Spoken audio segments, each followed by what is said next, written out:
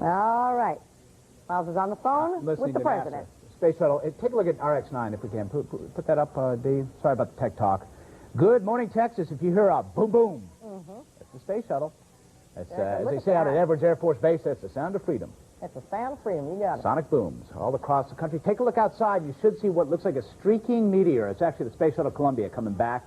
We're watching it landing about 15 minutes away. Good morning to you. I'm Miles O'Brien.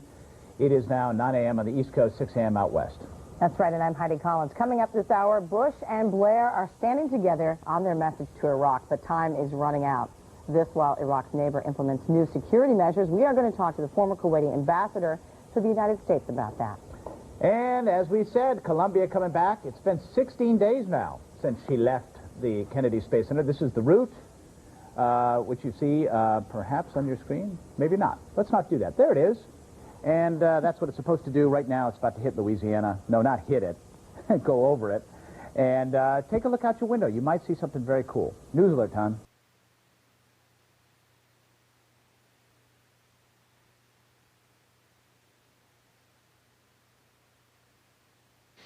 Columbia out of communications at present with Mission Control as it continues its course toward Florida.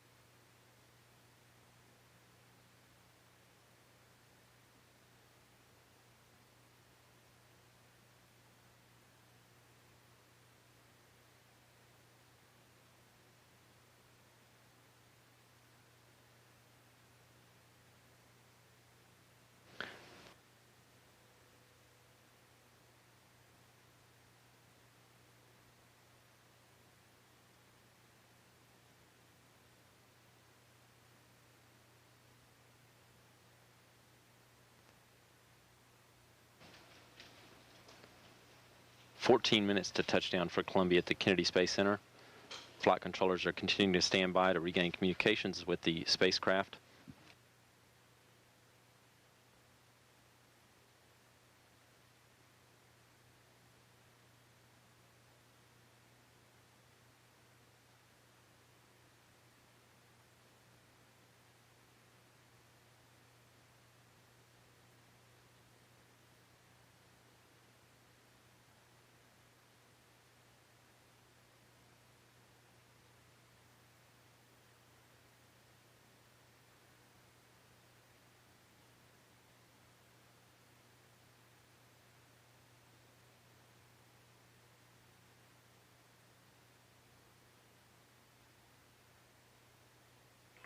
Columbia, Houston, comm check.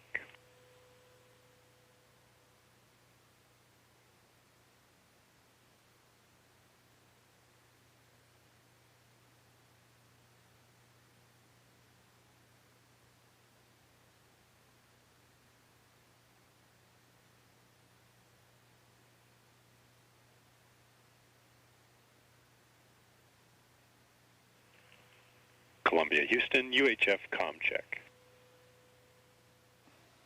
Capcom Charlie Hobaugh calling Columbia on UHF frequency as it approaches the Merritt Island tracking station range in Florida. 12.5 minutes to touchdown according to clocks in Mission Control.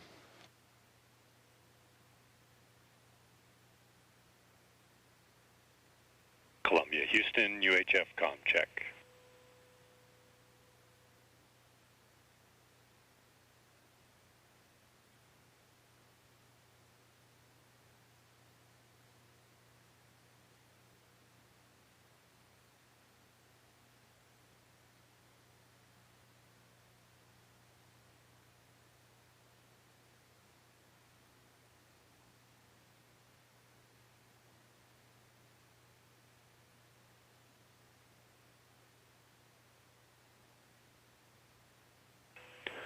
Columbia, Houston, UHF comm check.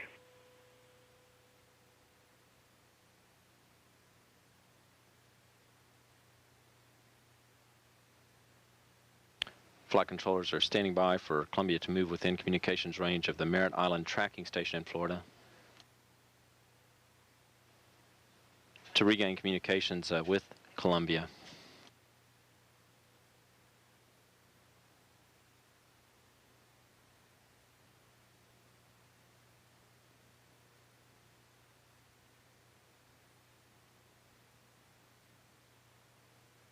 Also, flight controller standing by for tracking data of Columbia that also received through the Merritt Island tracking station. Houston, UHF com check.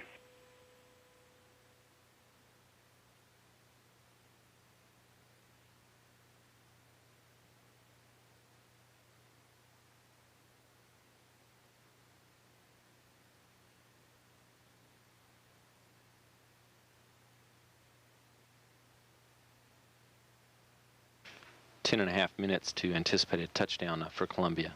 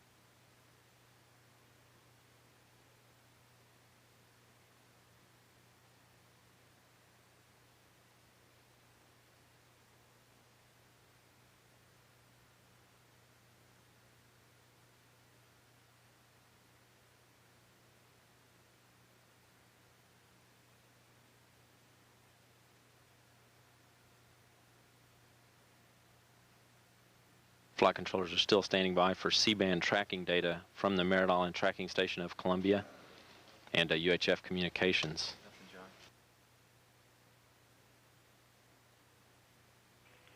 Columbia, Houston, UHF com check.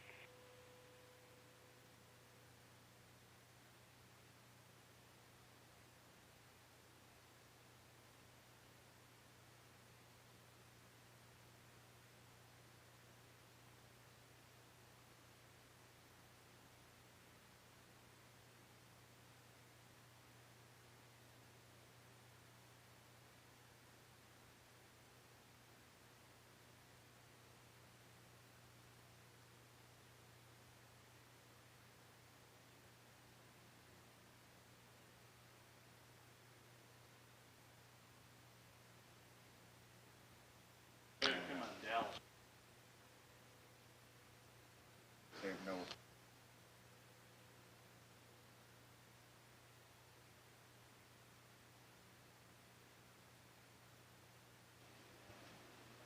8 minutes on the touchdown clock for Columbia. Flight controllers continuing to stand by to regain communications with the spacecraft.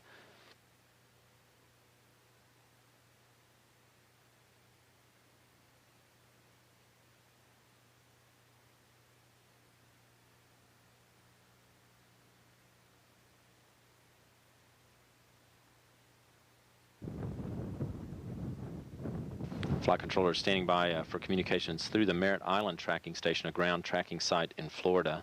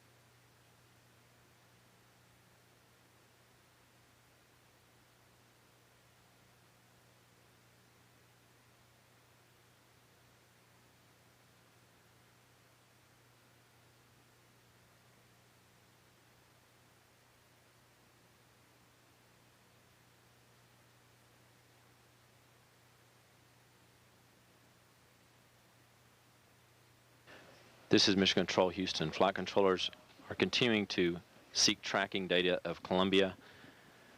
Touchdown clocks count down to 6 minutes to touchdown for the anticipated touchdown of Columbia at the Kennedy Space Center runway.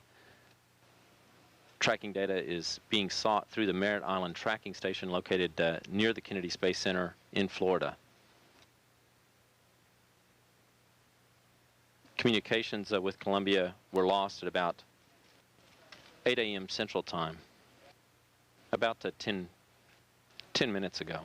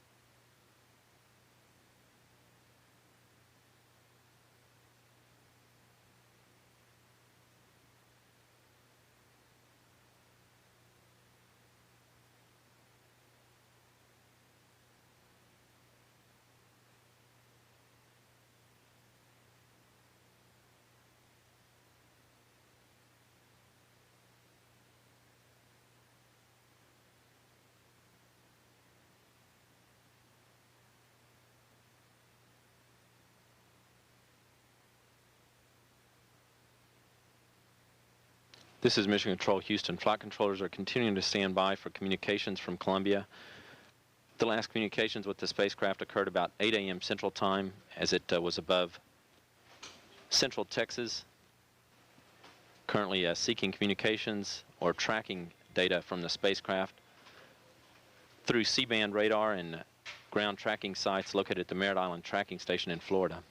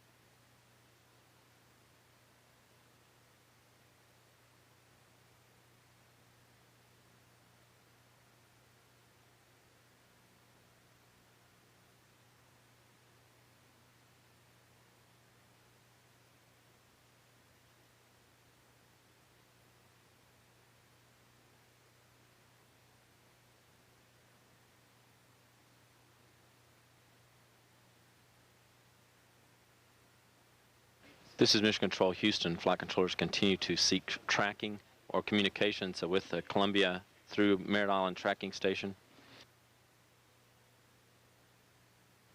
Last communications with Columbia was at 8 a.m. Central Time, approximately above Texas as it approached the Kennedy Space Center for its landing. Flight Director Leroy Cain is now instructing controllers to get out their contingency procedures and begin to follow those.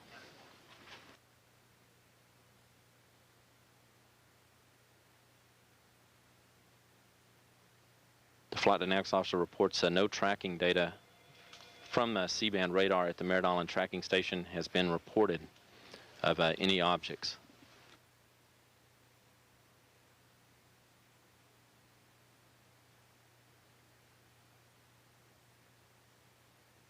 All right, got a little problem on the Space Shuttle Columbia. It has been out of communication now for the past 12 minutes. Let's take a look at a live picture of Mission Control in Houston.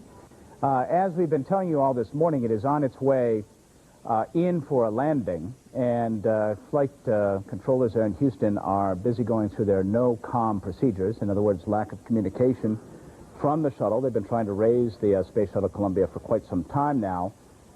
Of course, this harkens back to the early days of the space program. If you recall, there was always a radio blackout when the spacecraft came in and was surrounded by the plasma, the superheated air all around it, causing those long radio blackouts. And at this juncture, I cannot tell you honestly the significance of it, except to tell you that the Space Shuttle Columbia was due for a landing right about now. We are watching this very closely. We'll try to get somebody on the line from Houston here in just a moment. This is the end of a 16-day mission, as you are probably familiar with.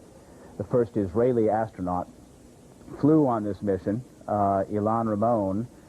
They conducted a 16-day science marathon up there, including a series of experiments to look at dust particles in the Middle East, how flowers smell in space, interesting experiments about how ants were behaving in space. You see some video which came down during that mission. That is obviously file tape.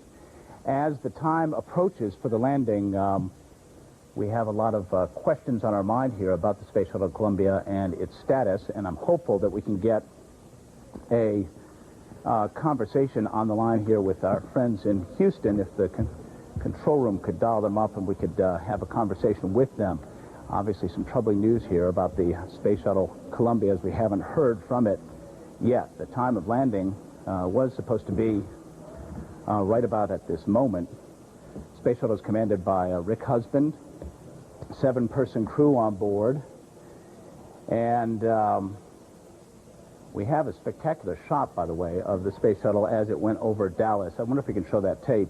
This is Mission Control. Hang on, let's listen in to James Hartsfield. Instructing our controllers to follow contingency procedures. The last communications with the Shuttle Columbia during its descent from orbit were at about 8 a.m. Central Time as it was descending through the atmosphere. Okay, that's James at an altitude Hartsfield. of about 207,000 feet, en route to the Kennedy Space Center, Florida, and a touchdown that was anticipated to occur about 2.5 minutes ago. Flight controllers received no further communications with the spacecraft after about 8 a.m. Central Time, and no further tracking data from the spacecraft was gained from C-band tracking radar at the Merritt Island tracking station in Florida. This was the 28th mission of the Space Shuttle Columbia, commanded by Rick Husband. And 7-person crew. Contingency procedures in effect in mission control require all operators to conserve all their data and log books and notes that have been taken, that being instructed by Flight Director Leroy Kane, for controllers to begin following those steps and secure all information. All right, this is very ominous type of talk coming from James Hartsfield, the public affairs officer there in Houston. Almost precisely the same language we heard subsequent to the Challenger explosion 17 years ago this past week. Preserving data, the instructions coming from the flight director there in Houston as they try to determine what has become of the Space Shuttle Columbia on what was up till this point. And we do have pictures, I'm told, of it passing over Dallas, Texas, what was a routine entry, the entry of a space shuttle into the Earth. Let's listen to James. Flight Director Leroy Kane has declared a contingency. Flight controllers here in Mission Control are securing all their information, notes, and data gathered from the spacecraft. The last communications with Columbia at 8 a.m. Central Time as it was descending toward Florida for its landing. At that time, about 207,000 feet above Central Texas, traveling approximately 12,500 miles per hour, 1,192 miles from its touchdown at Kennedy Space Center. Now, as you know, a brief loss of communication is part of the standard operating procedure. No communications were received with Columbia, and no tracking data received through the Merritt Island tracking station. Those efforts made, Flight Dynamics Officer reports no objects tracked through that tracking data. Okay, we are now at approximately 9:20 Eastern Time. Landing was scheduled for 9:16 Eastern Time, and there are some fairly hard and fast rules about space shuttles and landings. And that is, once you start a landing and it begins over the Indian Ocean with the so-called deorbit burn, you can pretty much set your watch to them. The orbiter is a very heavy, very intricate glider, doesn't come in under power, and once that deorbit burn begins, the landing time is preordained. Let's get our freelance stringer on the line from Florida, Phil Chen. Phil, what can you tell us? Well, Miles, we don't know here much more than what you know. About 9 a.m. Eastern, we lost communications with the shuttle. The crew's very well trained. If they lose communications with the ground, they can proceed on their own, go through all the procedures. However, when the shuttle was coming above the horizon, the Capcom in Houston, Charlie Hobog, kept on calling the shuttle on the UHF. There's a totally separate radio from other systems in the shuttle, and he could not get any contact. Even if that radio was out, it would have still been tracked by the ground-based radars, which it was not. And in addition, of course, we would have heard the sonic booms, which we did not. So obviously, something happened. Phil, can you tell us where that occurred? Where in the world that communication loss occurred? Roughly 9 a.m., the shuttle would have been traveling over Texas around the same time as you saw the video from Dallas earlier today. All right, stand by, Phil. Let's get Kyle Herring on the line. He's Public Affairs Officer from Houston, NASA. Kyle, what do we know? Well, Miles, at this point, we know we lost communication somewhere around 9 o'clock Eastern Time. That would have placed on the tracking. The shuttle would have been over the northeast portions of Texas, tracking toward, right on its ground track toward the Florida landing, of course. All right.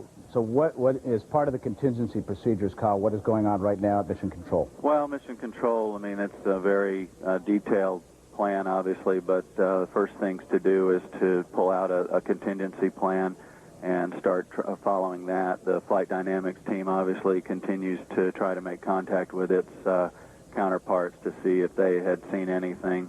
So obviously it's a very methodical approach and a very business-like approach, even in a contingency situation. Now, we're told that this communication loss occurred somewhere over Texas. Are you, as part of that contingency plan, are they calling local authorities for any sort of search and rescue? I do not know if that's part of the contingency plan, but it would not be, I would assume that something like that would be taking place, yes.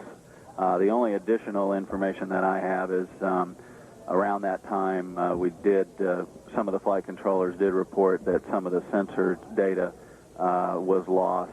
So on some of the hydraulic systems and on the shuttle, and that was the only additional information that we had prior to the loss of communication. The key thing here is the shuttle operates on hydraulics as it comes in, and the key thing to look at here are the auxiliary power units, as you well know, which power those hydraulics. Do we have any indication, Carl, that there was any sort of failure or problem with those auxiliary power units as they were fired up ready for the descent? No, we didn't have any indication of that.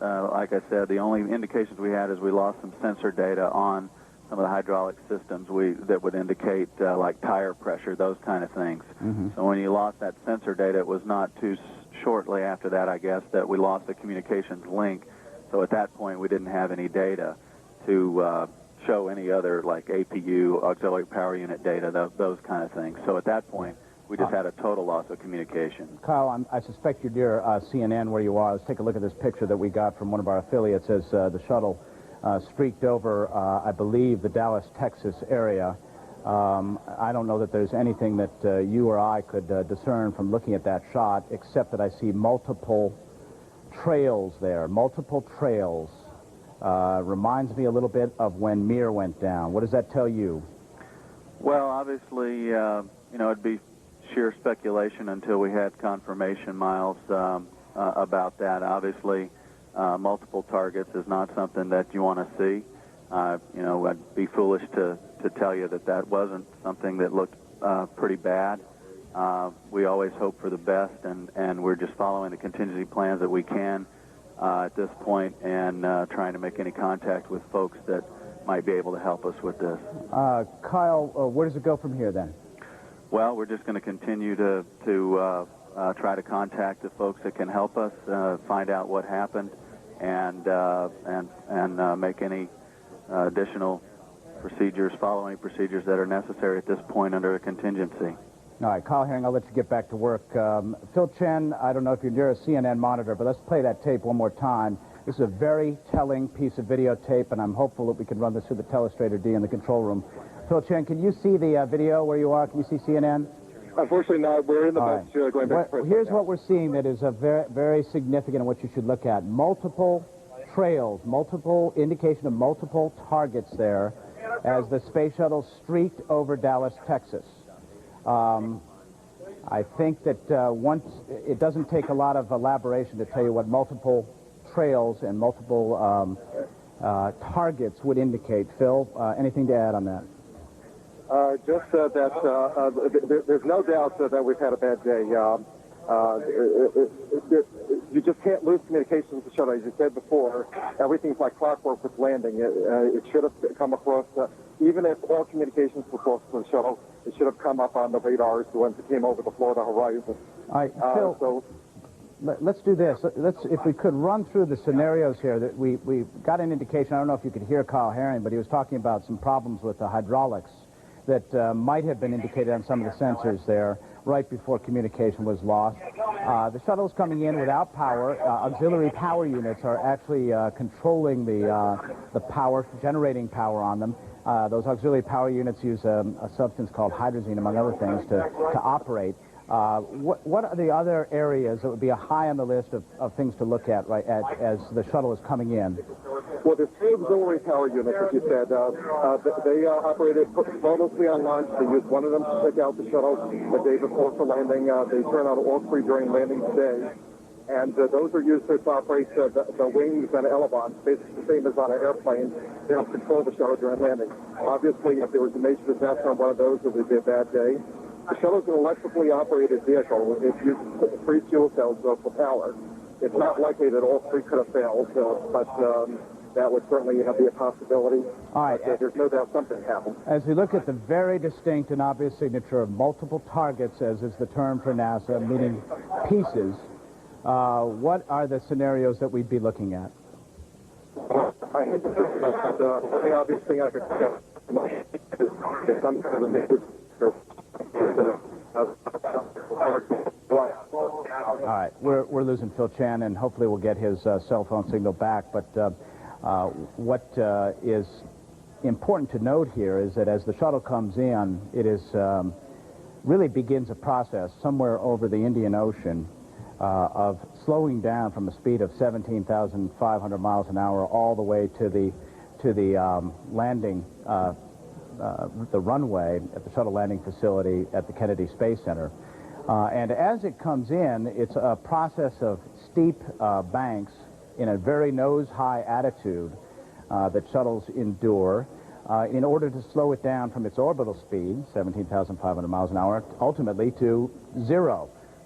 Fair amount of stress put on a vehicle in the course of that, as you might suspect, as it goes to that tremendous braking procedure. Now, we're talking about something that is moving at a speed Mach 25 times the speed of sound, 6 or 7 times faster than a rifle bullet.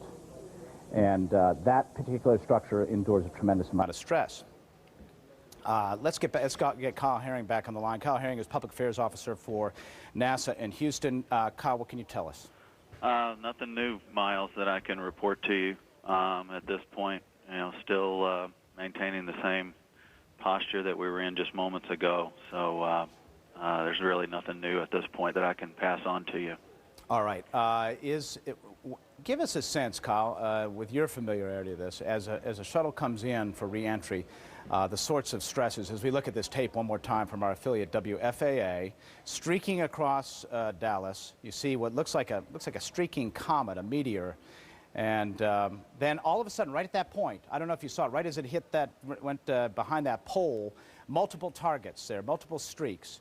Give us a sense of the kind of stress it would be enduring at that point, Kyle, going about 14,000 miles an hour or so. Well, just based on my experience with the shuttle reentry, you're usually somewhere around 250, 300,000 feet in altitude at that point. So you're back in the Earth's atmosphere. That reentry into the atmosphere really occurs about 400,000 feet, and that's typically out over the Pacific Ocean. Then the shuttle, basically, it's high-speed reentry. At that point, you're probably going somewhere around 6 times, 7 times the speed of sound, maybe. And there's a series of high-speed bank turns that are made by the computers to slow the vehicle down, basically put the underside of the orbiter into the direction of travel to slow it down. Kyle, watch this tape with me. WFAA gave this to us. And look, right at that point, significant difference right there. Don't you agree? Oh, definitely. I mean, it's definitely something that occurred that we obviously at this point don't know what that is that caused this. And then we're talking about stuff that we have here exclusively as we watch this. Very distinct. And do you recall seeing the mirror reentry, Kyle? It's very reminiscent of that. Yes, it's very similar to what would occur with a targeted reentry of something that was like a Progress vehicle that we send away from the station to burn up in the atmosphere. Mirrors reentry, Skylabs, and anything like that. Yes. All right, let's talk for a moment about the contingencies which the crew trains for ad nauseum in Houston, which is bailout. What would be a scenario if something was going wrong at this point? What are the options for the crew for getting out if they need to? Well, I'm afraid, Miles, that there is not really an option at this altitude. The bailout procedures that are in place for a shuttle, either during after a engine problem on launch or on reentry, are bailout procedures that would take place or be in effect below about 20 to 30,000 feet or so. So much lower than what you're seeing here. And you're saying we're talking 200,000 feet at least there, about 6 times the speed of sound. But what we're also talking about here, Kyle, when you look at all the forces and stresses on a space shuttle from launch all the way to landing, you know, we talk about max Q on liftoff, when the maximum dynamic pressure on the shuttle. When does it encounter the most stress? Launch, landing? Is this the period right here that we're seeing this tape? Well, launch is probably among the most stressful during that max Q period, because that's when there's the most aerodynamic pressure on the vehicle in that altitude range on the way uphill. Typically, there's not a max Q, if you will, on the way down. There are stresses on the order of about maybe 2 Gs or so when you're making the big, wide, sweeping turn approaching the runway. But at this point, there aren't any stresses in terms of G-forces that you're really feeling, because you're still pretty high up in the upper reaches of the atmosphere. So it's not very thick, if you will, at that altitude. All right, we should tell you, Kyle, that while you were talking, we're receiving some calls from viewers. Palestine, Texas is the date line. We're about 100 miles south of Dallas, I'm told, and there are reports there of a loud impact. Let's leave that at that for just a moment. Kyle, if you could stand by. Phil Chen, could you describe, you're right there at the shuttle landing facility, describe the scene for me, please? I guess we've lost Phil Chen. I should point out the crew. The commander, Rick Husband, the pilot, William Willie McCool, Mission Specialist 1, David Brown, Mission Specialist 2, Kalpana Chawla, Michael Anderson, Mission Specialist 3, Laurel B. Clark, Mission Specialist 4, and the payload specialist, the first Israeli ever to fly in space on this 16-day mission, Ilan Ramon, at the tail end of what was a relatively flawless mission, scientific mission, 16 days in orbit. What we're seeing here is very ominous indeed. These are pictures which tell the story. That is clearly the shuttle breaking up as it passes south of Texas, Dallas, Texas, near Palestine, as it was coming in. Communication was lost about 15 minutes prior to its anticipated landing at the Kennedy Space Center at 9:16 a.m. Eastern local time. Kyle Herring, search and rescue forces in motion yet? Can you confirm that? We've lost Kyle Herring. We can only presume that those same calls that we are getting here are being received with the authorities. And we're joined by a veteran space shuttle astronaut, a man who spent several months on the space station Mir, a man who has experience before and after the Challenger disaster with NASA and the shuttle. Norm Thagard, good to have you with us. Thanks, Miles. Good to talk with you. Norm, can you see these pictures? Are you watching CNN? Well, I could bring it up, but I'm in fact, upstairs where I don't have a TV. If we get a break, I can go to the TV. Well, Norm, as you well know, because you were with me that night, it's practically a carbon copy of the picture we saw from the South Pacific when the space shuttle Mir came down. Multiple targets, multiple trails behind those targets. Where does that leave the experts now, the engineers? What do they do? It almost certainly, I would think, Miles, means that the shuttle broke up. It is an electronically controlled vehicle, and if it, for some reason, loses control at those speeds, it's going to be a bad situation. Let's back up and talk about what could cause a space shuttle to break up at this juncture in its flight.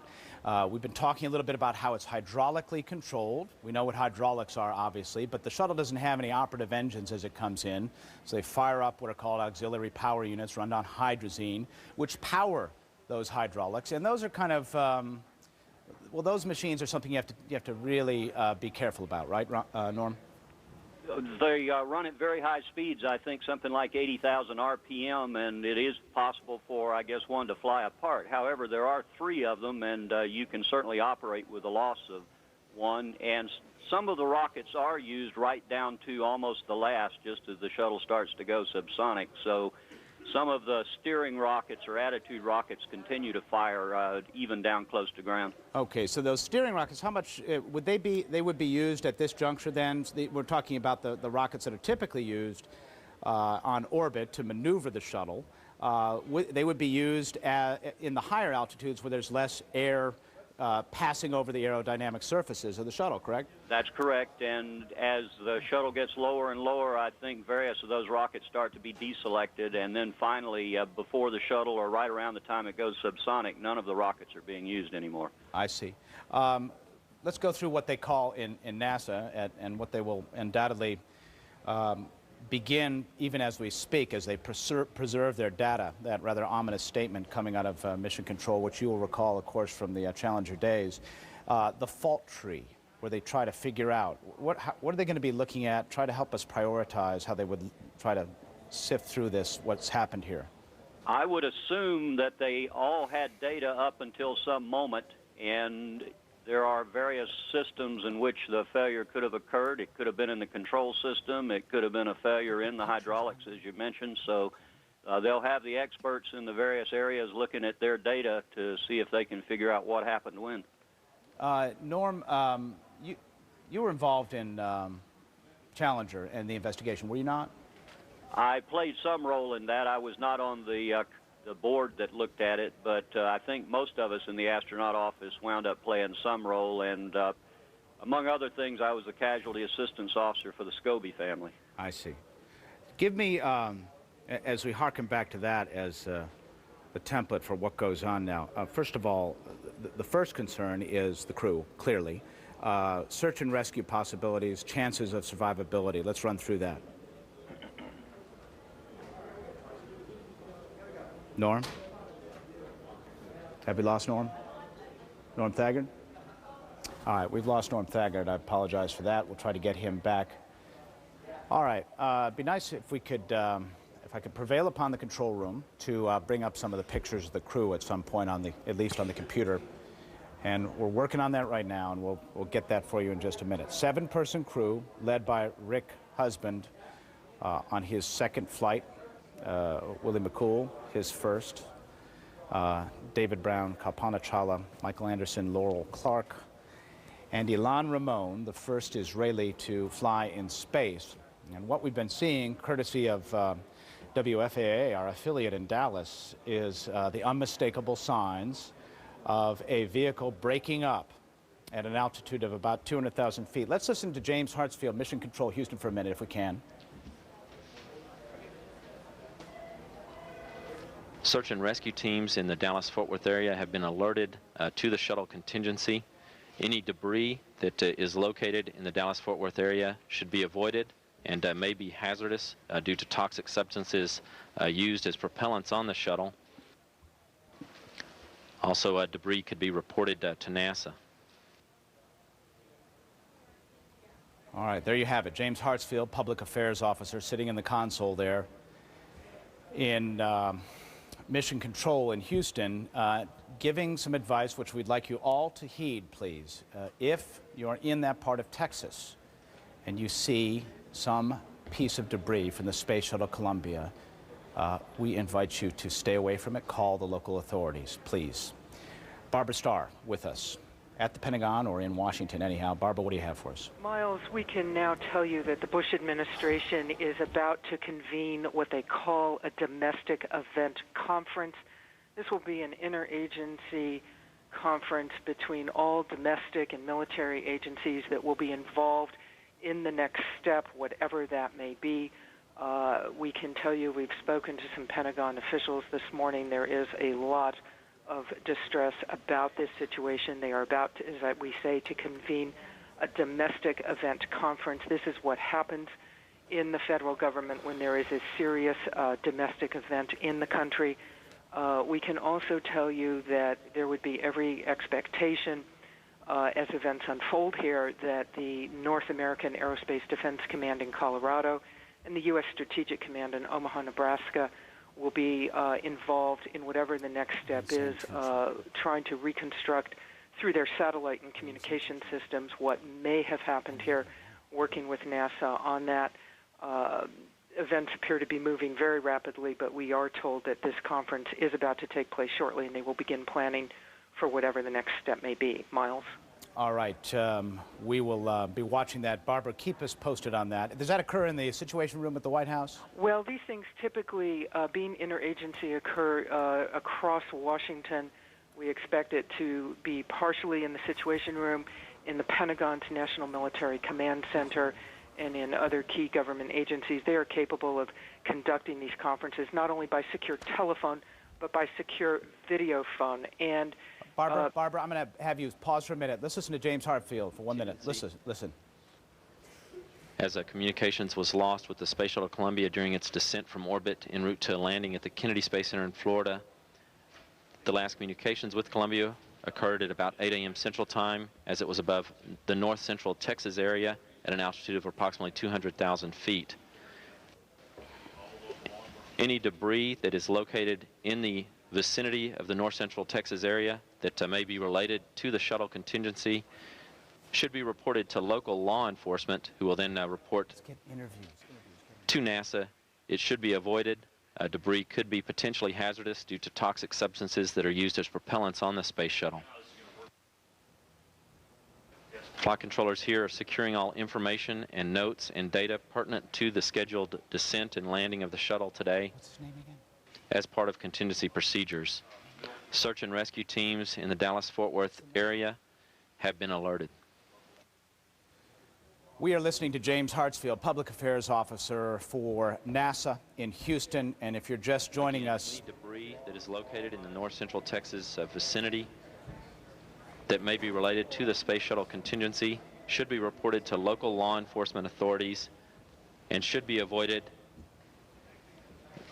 as it may be hazardous due to toxic substances that are used as propellants for the space shuttle. James Hartsfield in Houston, offering up a word of warning to those who might encounter debris from the Space Shuttle Columbia. And if you are just joining us, the picture you are seeing right now tells the story. 100 miles south of Dallas, Texas, at an altitude of 200,000 feet, the Space Shuttle Columbia, on its 28th mission, broke up in flight 6 times the speed of sound. Take a look at the crew just briefly, if you could. There's the commander, Rick Husband, Kaplana Chawla, pilot Willie McCool, Michael Anderson, Ilan Ramon of Israel, Laurel Clark, and finally, David Brown. 7 crew members on board the Space Shuttle Columbia. Let's go to a witness from Palestine, Texas. Bob Moulter, what did you hear? What did you see? Well, approximately 8:09 this morning, the entire house started to shake. And living in close proximity to a railroad track, we thought and with chemicals traveling, I thought might have been an explosion. So I walked outside and immediately saw this spiral, long spiral in the air, and it was headed in a southeast direction from where we're at.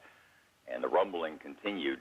It was very intense for approximately 2 minutes, and then just stopped. And about that point, the trail disappeared down towards the sunrise. Bob Moulter, I'm sorry, I've got a lot of things going on here, but you didn't see, you just heard things. Is that accurate to say? No, we saw the spirals in the sky. Spirals, okay. There were spirals like a high-flying jet, except it wasn't in a straight line. Right, and did you see multiple targets, if you will, pieces? Yes, it was like a wide band that was moving, and I would say that, and of course it was difficult by looking up, but I would say within the spiral it was a wide wave as it was moving. It was not in a straight line. Right. Now, did you have any sense of what was happening at that point? None whatsoever. Yeah. In fact, I called my wife at work and asked her, did you hear and feel that? And she said, yes. I said, did you see it in the sky? She said, no. And she said, turn on the TV. So I turned on the local station. There was nothing there. Mm-hmm. So I immediately switched over to CNN, and within 1 minute, of course, you came up with the breaking news, and I realized what it was. Now, what exactly did you hear, Mr. Moulter? It would be a sound that would be very similar to a tornado, if you've ever experienced that. It's a very loud, intense roar, and it stays at a certain pitch. There was no variance in it whatsoever.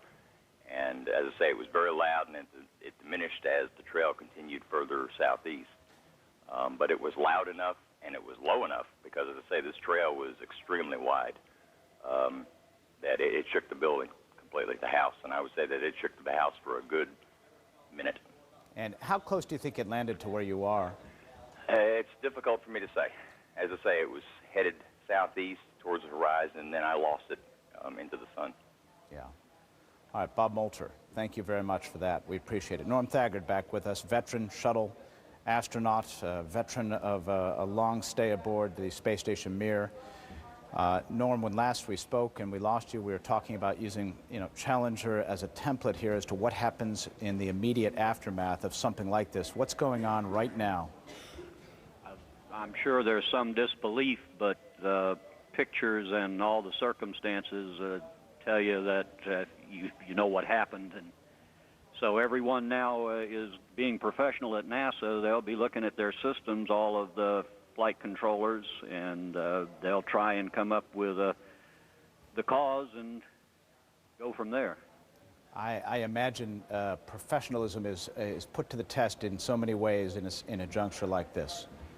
Yeah, well, I think all the folks at NASA are professional no matter what, but you feel numb. I know I did, and I know I do now. Yeah. It's easy to, for the layperson, to think about space shuttle missions as being routine.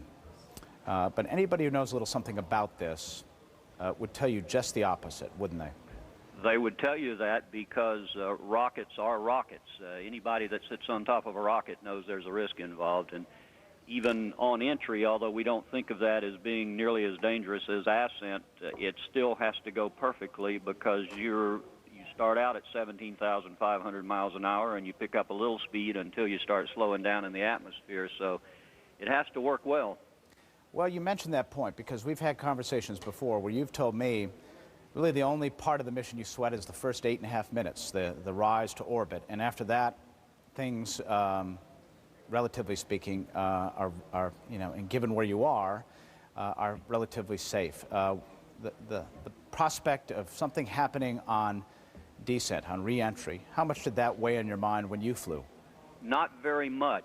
Certainly you are mindful that the shuttle's got to be in the right attitude and the systems have to be working, but there's so much redundancy, and since you are not in a situation where you have very powerful rockets that can malfunction in a second and kill you, that's not the situation with entry. Yeah. Norm, stay on the line, please, if you will. And by the way, are you near CNN? Are you seeing these pictures yet? Norm, are you still there? I'm here, Miles. I'm watching it on TV. Okay. What does that tell you when you see that? It's breaking up. Okay. Let's go to Jerry Lininger on the line.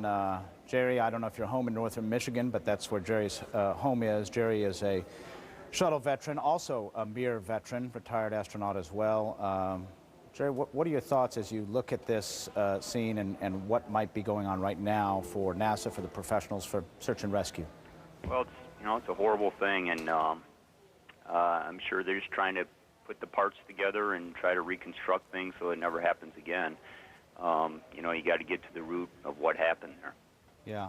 We were just talking to Norm about this concept that the most dangerous period of time is the first 8.5 minutes of the mission, the point where the rockets are firing and all the things are exploding behind you. How many scenarios do the crews and their simulations run through on re-entry? Yeah, just, I don't want to say infinite, but I mean you train and you train and you train. But I can tell you re-entry, the normal re-entry kind of sounds like a locomotive train coming up behind you. Very dynamic. You're inside a fireball. Plasma collapsing around you. It's like the worst turbulence you've ever been on in an airplane. So it is very dynamic, and if you lose your orientation in space and the tiles aren't pointing in the right direction, you get what you're seeing here today. Mm-hmm. Jerry, let's listen to James Hartsfield for a minute out of Mission Control. Pertinent to the descent of the Space Shuttle Columbia this morning from orbit. The last communications were received from the Space Shuttle Columbia at approximately 8 a.m. Central Time, as it was an altitude of about 200,000 feet above north central Texas, en route to a planned landing at the Kennedy Space Center in Florida at 8:16 a.m. Central Time. Search and rescue teams in the Dallas-Fort Worth area have been alerted to the Space Shuttle contingency. Any debris that may be located in the Dallas-Fort Worth vicinity should be avoided and may be hazardous due to the toxic nature of propellants used on board the shuttle, and should be reported to local law enforcement authorities. To repeat, any debris that is located in the Dallas-Fort Worth area should be avoided, as it may be hazardous due to toxic substances used as propellant on board the space shuttle, and should be reported to local law enforcement authorities. All right, with that... This is Mission Control, Houston. With that word of caveat from James Hartsfield, Mission Control, Houston. Jerry Lininger, what goes through... on the one hand, you're a technical person, you're an engineer, and I know that, well, you're a medical doctor as well, but you go through sort of the technicalities of this, but the other side of you is sort of, it takes your breath away, doesn't it? Jerry, you there? Yes, I'm with you. What are your thoughts? Well, it's just a horrible thing. Nothing worse. Yeah. I'm going to leave it at that for just a moment. Stay with us if you can. Ricky Lufkin is on the line with us. He's from about 100 miles south of Dallas, where we believe the debris of the Space Shuttle Columbia, oldest orbiter in NASA's fleet, the one that flew first in April of 1981 and flew its last mission, this time, the 28th mission, clearly from this videotape from WFAA, breaking up into several pieces over southern Texas. Do we have Mr. Lufkin? I'm sorry, Ricky Calbert. Ricky Calbert, are you there? Yes. What did you see? What did you hear, sir? Well, it was about 10 till 8 this morning, Central Time, our time, and my wife and I heard a rumble kind of building, and it eventually got to where our house was shaking. I got up and went to our back door to see if I could see anything. I didn't see anything. It lasted for maybe a minute and a half, and it slowly tapered off. So I that's when I went into the living room and turned the TV on to see if I could find anything, to see if maybe they were reporting anything on the local news. How'd you describe what you saw then? No, I didn't. Just all what you heard then? Yeah, just what I heard. Okay, and it was very distinct kind of rumble to it? Oh, yeah. If you live, I mean, it's just like somebody else was saying. I don't know if they were talking about the way this sounded or not, but if you live close to a railroad track, I mean, extremely close, like your back door, that's what it sounded like, and that's what it felt like. My entire house was shaking, and it's not a small house. Wow. Okay. So, all right. I tried to call in as soon as I could. It took about an hour for me to find a number, but. All right. Well, we appreciate your call and your insights for us. Let's get CNN's Gene Meserve with us. She covers Homeland Security for us. The sad truth is that in this day and age, and particularly with an Israeli on board, one of the things that is considered is the possibility of terrorism. Gene, that seems remote right now, but what exactly are your sources telling you? Well, I've had a conversation with an administration official who says based on the information we have right now, it is, quote, highly unlikely that this was related to terrorism.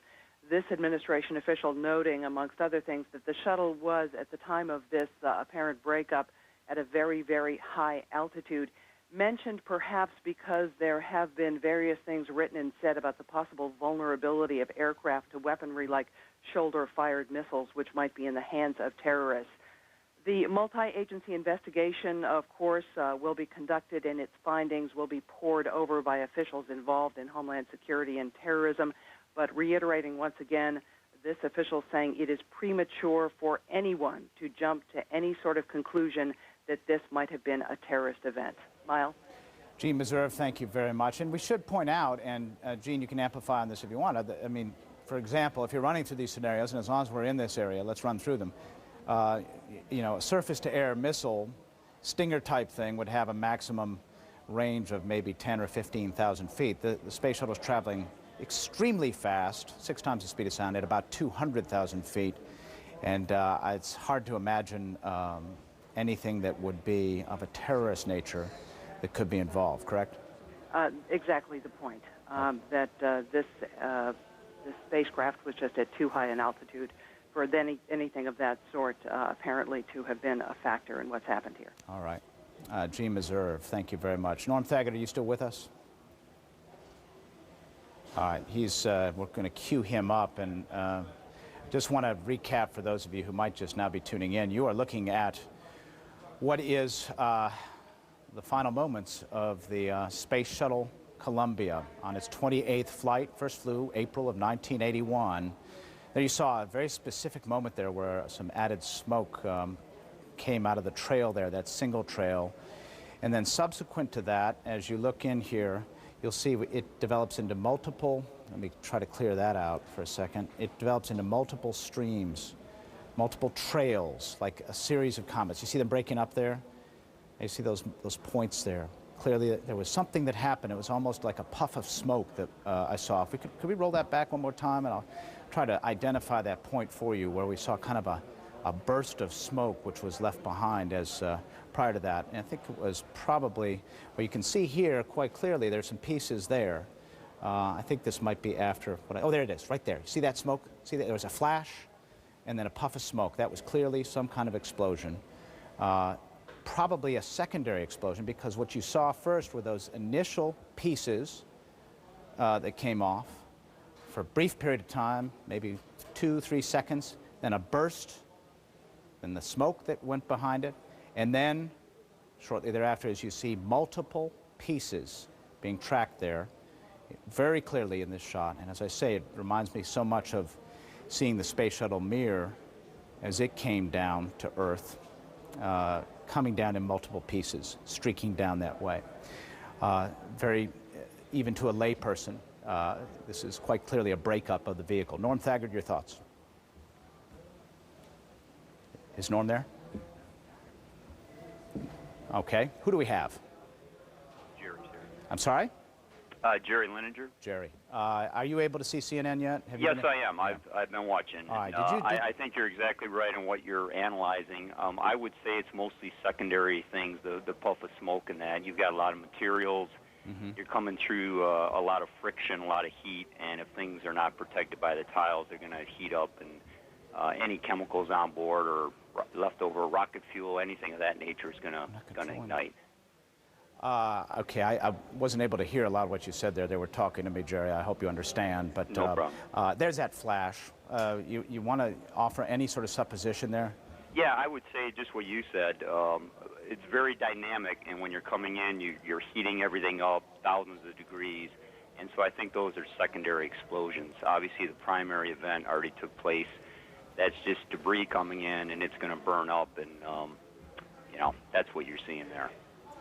All right, there's that shot, that unmistakable shot that we're telling you about here. We've gotten some still pictures in. We're going to try to get those on the air to you. One of our viewers sent them to us. But let's recap once again, if we could. The Space Shuttle Columbia was supposed to land at the Kennedy Space Center 9:16 a.m. Eastern Time, 45 minutes ago. That has not happened. What has happened is what you see here, right around the 9 o'clock Eastern hour, as it was streaking across southern Texas, well, not southern Texas, central Texas, 100 miles south of Dallas. It broke up at a speed of about 6 times the speed of sound, at an altitude of about 200,000 feet, broke up into numerous pieces. I count 1, 2, 3, 4, 5 significant streaks there. As you look down there, you can see those streaks. It's quite obvious what we're talking about there. And at this juncture, we've received several phone calls from people in the area of Palestine, Texas. They have seen and heard what has got to be a horrifying sight and sound. The sound of pieces of the Space Shuttle Columbia plummeting to Earth at speeds that would be akin to a bullet shot out of a rifle. The crew on board had spent 16 days in orbit. It was a scientific mission, which was perhaps most notable for the fact that it carried an Israeli astronaut, the first Israeli ever to fly in space. Ilan Ramon. And the mission appeared to go well. There was one thing that engineers were looking at launch. I'm going to try to get you some tape of it. There was a piece of debris which came off the shuttle. I'm going to bring in a model here. There was a piece of debris. This fuel tank here, this orange fuel tank, is covered with it's insulating foam. It's kind of a rigid insulating foam. And the reason it's got that foam, as I turn to this camera, I'm going to hold it up a little higher for you here. The reason it's got that foam is inside here is the coldest substance on Earth, liquid hydrogen. Ice forms at the top here, and that insulation is there to try to prevent as much of that as possible. The problem is, as the shuttle rises to orbit, that ice breaks off. It can strike pieces of the shuttle as it goes, causing some damage to what is the fragile outer skin of the shuttle. Space Shuttle Columbia is covered by more than 20,000 fragile ceramic tiles. Those tiles are critical because they are what carry the heat load as a space shuttle comes in. We're talking in excess of 2,000 degrees. And it is, after all, an aluminum airframe underneath all those tiles. There was a piece of debris which struck the shuttle as it came off. Was it a piece of foam? Was it a piece of ice? Engineers were looking at it. They determined, looking very closely at these high-speed, very close cameras that they have, that this was not a significant issue, was not anything that caused any sort of problem for the tiles. Or what is right along here is a substance called carbon-carbon. Let me see if I can tilt that for you. There you go. Right on the leading edge of the wing. These are some of the hottest places on the space shuttle. And this is made of what's called carbon-carbon. It's a substance which is able to withstand tremendous amounts of heat, is very hard, and given where it is and what it does, it has to maintain that airfoil, because the shuttle is, after all, a glider as it comes in for landing. It is a very, very important piece of the pie here, and if something fell on that and caused some damage, who knows what the implications of that might be. I'm not sure who we have left on the beeper line right now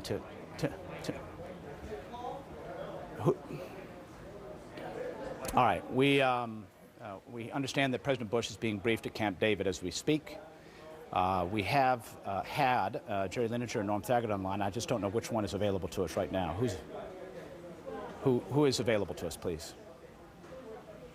I have nobody right now, I guess. We have some new pictures coming in. I don't know where they come from. All right, let's take a look at this launch that I was just telling you about with the piece of debris. If we could run that through the telestrator, that'd be very helpful. I see you have it circled there. All right, now take a look inside that red circle there. Got this very, very slow. Look at that piece right there. What was that? We don't know. The engineers looked very closely at that and looked at it. Maybe that, I'm actually not sure I'm seeing it just now. Dave Santucci might have to help me, our producer, and help me identify it. He took him a long time looking at it to get a sense of what we're talking about. But there was something that fell off. The question was, what did it do? I talked to some people at Kennedy Space Center. They said this is not something of grave concern to us because we don't think it caused any damage. And they have much better cameras than what you're seeing here that can really, really home in on this and give you a sense of what's going on. They told us that it was nothing to worry about. And the only reason they were investigating it is, and this was the words of the engineer I spoke with, was that we had nothing else to work on because everything else was running so flawlessly. Jerry Lininger. Back on the line with us. Jerry Lininger, shuttle veteran, veteran of Mir. Debris falling off that external tank. And I don't want to get too far down this road of speculation here, but that is something that is treated with great seriousness, isn't it? Huh? I guess we don't have Jerry. If you could help me out and tell me who we have on the line. All right. I will continue on with my soliloquy as we look at these pictures coming from WFAA of multiple targets streaking across central Texas. Palestine, Texas is the place. And it occurred about 15 minutes before the anticipated landing of the Space Shuttle Columbia. And that should give you a sense of the speed. 15 minutes prior to landing, it's over Texas. This is a fast-moving vehicle, and still at a very high altitude, some 200,000 feet. Commercial airliner, 35,000, 40,000 maximum, so 5 times higher than you would ever fly in a commercial airliner, and many, many times faster, 6 or 7 times faster. All right, Jerry Lininger is back with us. Jerry, I was talking a little bit about this piece of debris, which they were looking very closely at on ascent. That's a serious concern, isn't it? Yes, Miles. There's, you got a tremendous speeds and vibration, and obviously launch is something I think everyone knows how dynamic that is. But usually it's a large hunk of ice that can fall off, and you're worried about it hitting part of the orbiter itself, possibly one of the tiles or some of the insulation material. And then during re-entry, you've got some major heat buildup, and so you need those tiles. And these tiles, there have been several cases. You go back to some of the early shuttle missions before they had wrung out all the details on how to adhere these tiles. I remember it was STS-3 or 4, third or fourth shuttle mission. Multiple tiles fell off because basically what happened was moisture got in, it froze on orbit, popped those tiles off. And I do recall on one mission where they actually trained a spy satellite on the shuttle, Columbia, to see if those tiles were critical tiles. Some tiles are more important than other tiles, aren't they? They are over, components that you absolutely need, say control, actuators, things like that. So yes, some are more important than others, but you'd rather have the 100% there during re-entry. And again, if they looked at it hard, they probably had some very good filming during the launch to make sure that it wasn't a problem, and we would have heard about it probably in more detail, but of course they're going to be looking at everything. All right, and I don't want to spend too much time going down what is an area of speculation at any case at this point anyway, but I wanted to point that out to our viewers to give you some context to the kinds of things that will be discussed as this investigation begins. Jerry, I hope you're still watching CNN. I'm going to show you some still photos that one of our viewers sent us. Take a look at this first shot. This comes from Adam. I don't have Adam's last name, but Adam, I thank you for it. If we can put the SP-103 on the air, please, and I'll show you what comes from Texas. And if you look, can we put that through the telestrator as well so I can point out where things are? I'm trying to get that worked out as soon as we get that. But is what you can see, if you can see my pointer there, okay, right here in the upper center of your screen, that is the shuttle, Columbia, streaking across the sky. I've been exhorting viewers all morning to go out and take a peek. You'll notice one tail, okay? Now, This is clearly in the order of them taking. This is very distinct. And this, I am presuming, is the next photo. And what you see very, very clearly here is piece number 1, piece number 2. All right, that's picture number 2.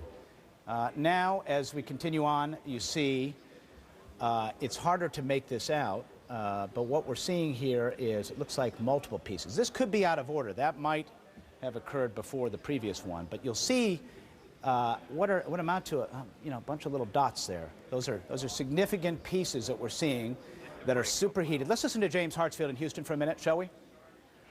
No communications or tracking data was received from Columbia since that time. Search and rescue forces have been alerted in the north central Texas vicinity and eastern Texas. Any persons in those areas reporting debris should avoid any debris that may be associated with the space shuttle's contingency, as it may be hazardous and toxic due to the toxic nature of propellants that are used on board the shuttle. Any such debris that is located should also be reported as quickly as possible to local law enforcement agencies. Again, a space shuttle contingency has been declared in mission control. Flight controllers here are securing all information and data pertinent to today's descent by the Space Shuttle Columbia. James Hartsfield. The last communications from which were received at approximately 8 a.m. Central Time. James This is Hartsfield, Mission Control, Houston. who is sitting in one of those consoles there in Mission Control. You can't see him right now, but what you're seeing is a group of people who are got to be a fair amount of shock, astonishment, and deep sadness in that room right now.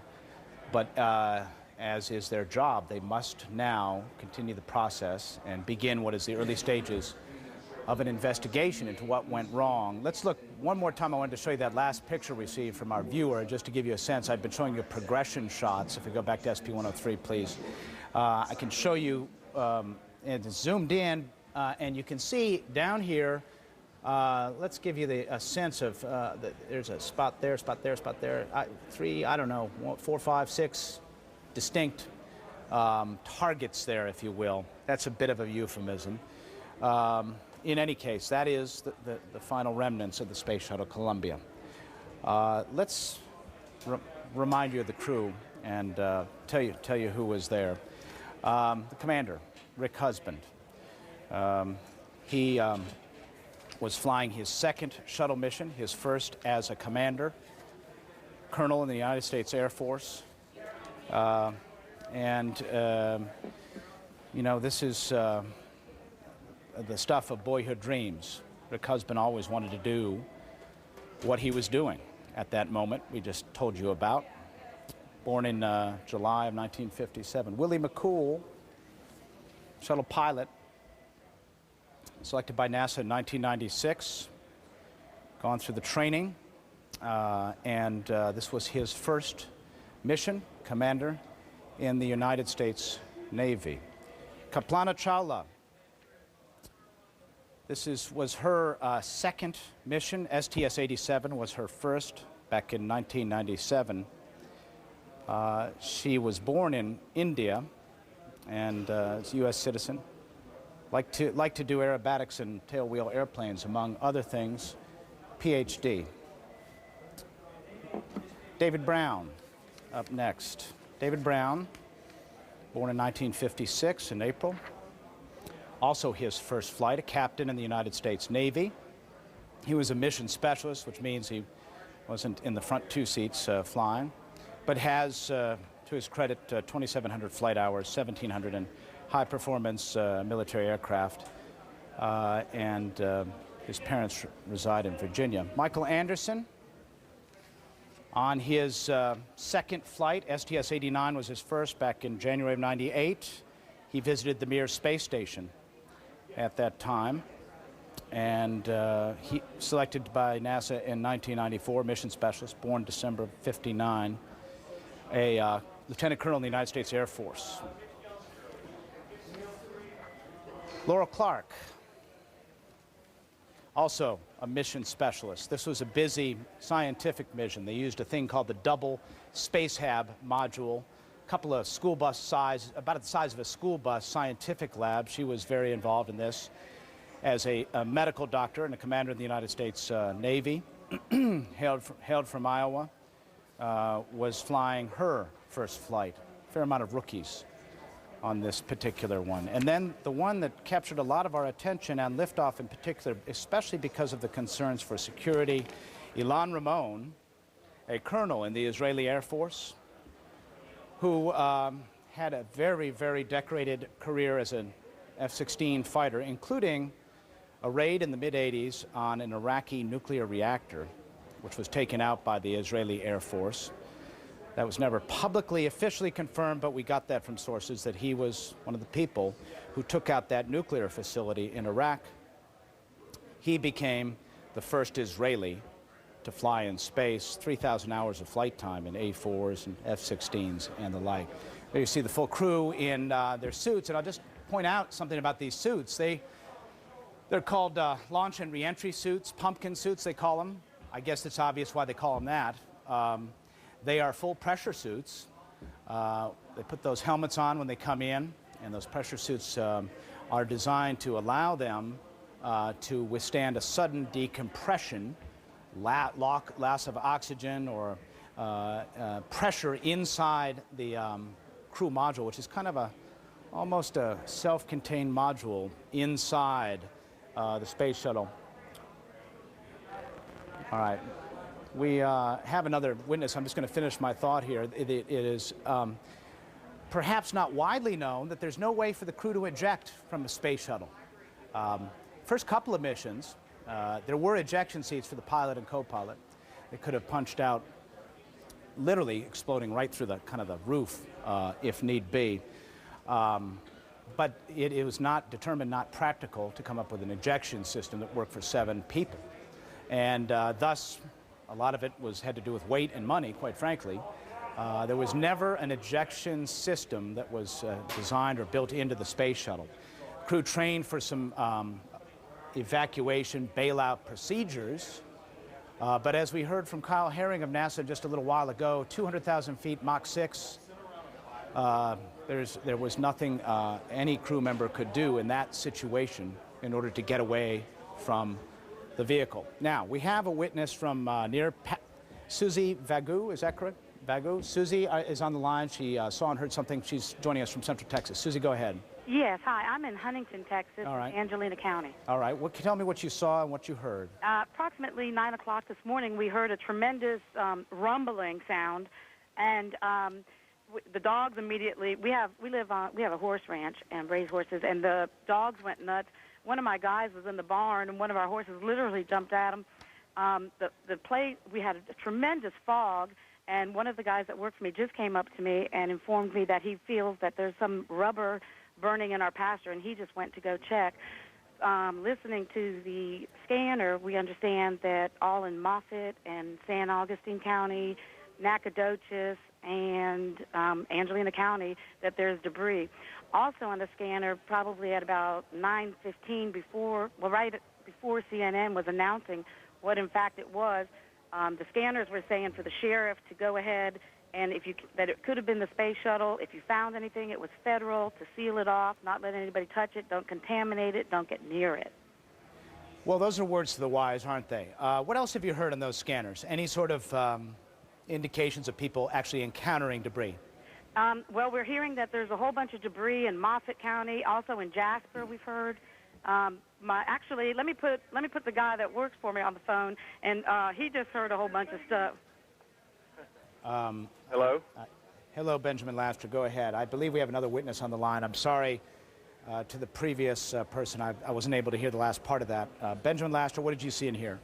Well, the barn and stuff. We was feeding the horses and stuff in the barn. And the barn started shaking all of a sudden and stuff like that. And I'm riding through the pasture, fixing to go back out there, and I smell some rubber, what smells like rubber burning.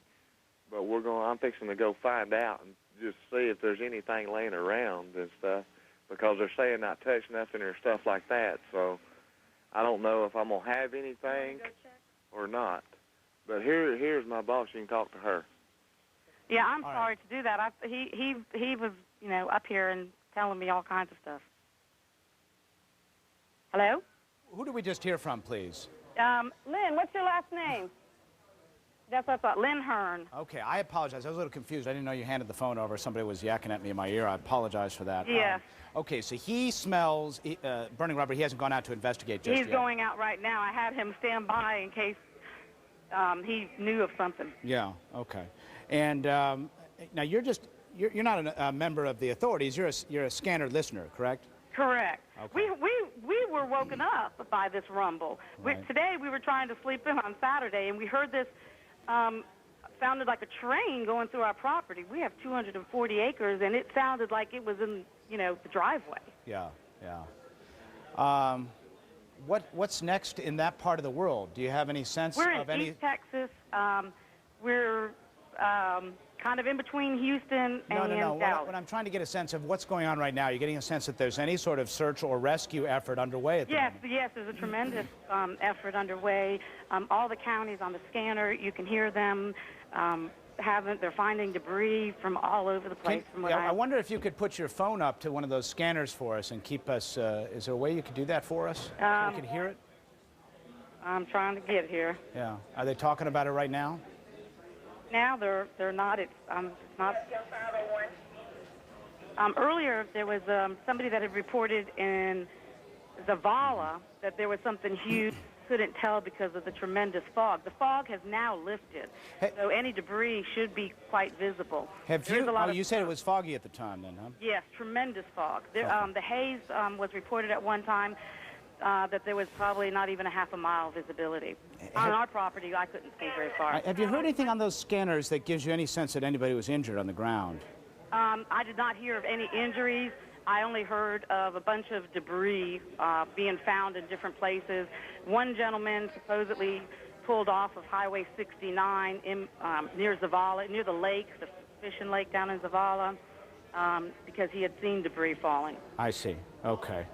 Well, would you do us a favor? Keep an open line to us, and if you would listen to those scanners for us, and if you hear anything, or if you can put a tape recorder on it so we can hear what's going on, we'd appreciate it. Okay. All right. Stay on the line. All right. Who else do we have with us? No response. I will assume that means nobody. So let's take a... I don't know who this is. Who is this, please? This is Benjamin Laster. Benjamin, Yes. good to have you with us. I'm sorry I'm not getting a lot of guidance out here as to who's on the line, so I apologize. Benjamin, you are from Central Texas as well? Yes, I'm in between 7 Points and Kemp, Texas. And my wife and I, my wife had said the shuttle would be coming over. And so my wife and I and my child went outside, along with my dad, and we seen the shuttle coming over. And as we seen it coming over, we seen a lot of light, and it looks like debris and stuff was coming off of the shuttle. But they said, "Look at this stuff coming off the shuttle." And I said, "That's probably the shields on the shuttle that keep it from when it enters, not to get too hot." Yeah. And so as we kept looking, we seen it out the back door, and we come to the front door, and we seen large masses of pieces coming off of the shuttle. And as it was coming by, we also noticed, because it seemed awful close, a plane pretty close to it, but we didn't see any kind of impact. All right, Benjamin, I'm sorry. Can I interrupt you because I'm having a hard time hearing you? They keep talking to me. Did you say there's a plane nearby? It was a plane nearby the shuttle as it was going. No, I'm not talking to the producer in the control room. Please be quiet in the control room for 1 minute. I want to talk to Benjamin. Benjamin, you said a plane was nearby? It seemed like a plane was nearby. It sure did. As it was going by, I said, "Ooh, that's awful close." That's what we said. You know, that plane being that close. What sort of plane, Benjamin? It looked like a commercial jet. I mean, it was. Oh, all right. So this could have just been a coincidence seeing it, or would you normally see a commercial jet in that area at where you saw it? I guess you would, but not that close to the shuttle. I mean, when you say how close to the shuttle, how close do you mean? Well, I mean, looking from where I was looking, it seemed like they were awful close, and I mean, it just seemed like they was awful close, like it could have been even a close call. But you know, we didn't notice anything from there. But then after we was at the on the front porch, the house kind of shook, and we noticed a sonic boom that kind of shook the house. At least we thought it was a sonic boom, but you know, I don't know. And then we've seen a big continuous puff of vapor or smoke stream come out, and then we noticed a big chunk go over, and that's what we saw. All right, Benjamin Lester joining us from that part of Central Texas. And we should caution our viewers, and this is no reflection on Mr. Lester or anybody else we're going to be hearing from, but frequently we get witness accounts at this juncture of any incident, plane crash, whatever it may be, that do not bear themselves out. The fact that an airplane was nearby, I should tell you that the space shuttle was at an altitude of 200,000 feet. So even if there was a commercial airliner or any sort of airplane in that area, it would have been significantly lower. So we'll just leave that at that. Thank you, Benjamin. Let's go to CNN's Suzanne Malveaux at the White House. And apparently the president has been at Camp David. They've set up a bit of a task force within the government to try to go through all this and get a sense of what happened. And he will be on his way to the White House right around the noon hour to, get a full his hands on the reins here in order to get a sense of what's going on and how to proceed as the investigation begins very early. Now, Gene Meserve told us, and it's very, I want to caution that we mention terrorism in this day and age always when things like this happen, because the sad fact is that is a part of our life right now. But the initial indication that we have from Gene Meserve, who covers Homeland Security for us, and from just plain common sense, is that a shuttle streaking along as it is right now, 6 times the speed of sound, 200,000 feet, is not in a place where it could become a target of terrorism. Let's go to Suzanne Malveaux at the White House now. Suzanne, tell us about what the president is doing right now. Well, the president is heading back to the White House. As you know, he was to spend the weekend at Camp David. He was notified of the situation earlier this morning. We are told that they are trying to get as much information as possible, but they realized how serious it was, and it was the best decision that the president come back here to the White House to monitor situations here. As you can imagine, it is a very serious tone here at the White House. We have seen administration officials, we've seen staffers rushing back here once they heard the news. Obviously, there's going to be a lot of activity here later in the day. We have not been told yet whether or not there's going to be any type of formal briefing, but as you can imagine, there are certainly signs of people who are very concerned here at the White House. They are taking it very seriously, and as I indicated before, the president is heading back here to the White House later this afternoon. Miles.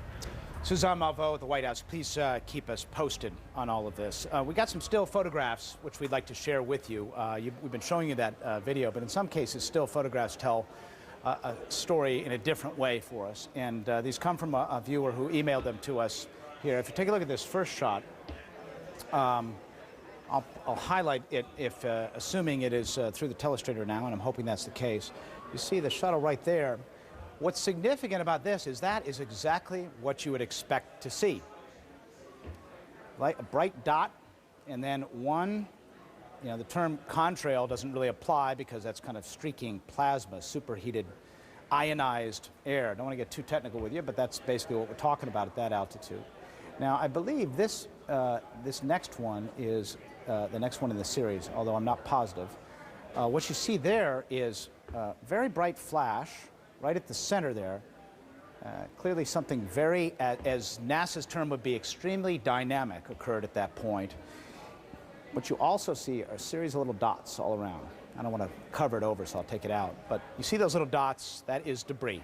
And clearly that is, there's no mistaking what that is. That is in-flight breakup, straight and forward. And finally, although I'm not sure this is the correct order, what you see are 2 very significant targets right there. 2 big pieces, separated, breakup, 200,000 feet, 6 times the speed of sound. The crew, 7 people.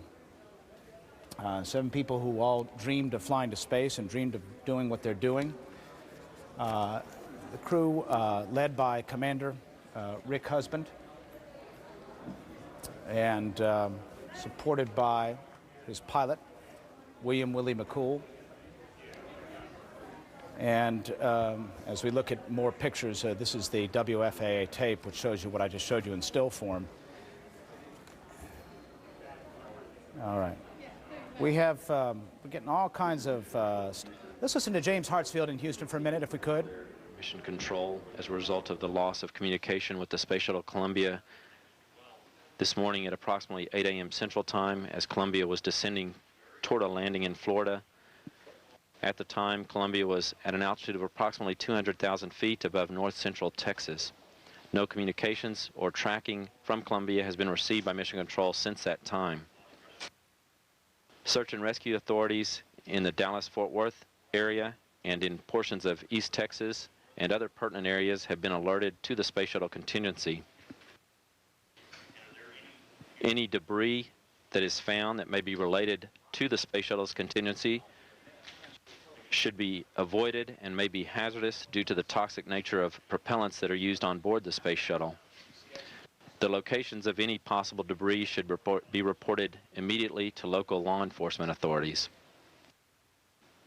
In Mission Control, flight controllers continue through contingency procedures designed to secure all information, data, and notes pertinent to today's descent of the Space Shuttle Columbia. This is Mission Control, Houston. Call any of those people. All right, that was James Hartsfield in Houston giving us an update. Public Affairs Officer for NASA sitting in the control room. You see screen left, screen right. You see tape of the final minutes of the Space Shuttle Columbia on its 28th flight coming down, the 113th shuttle mission.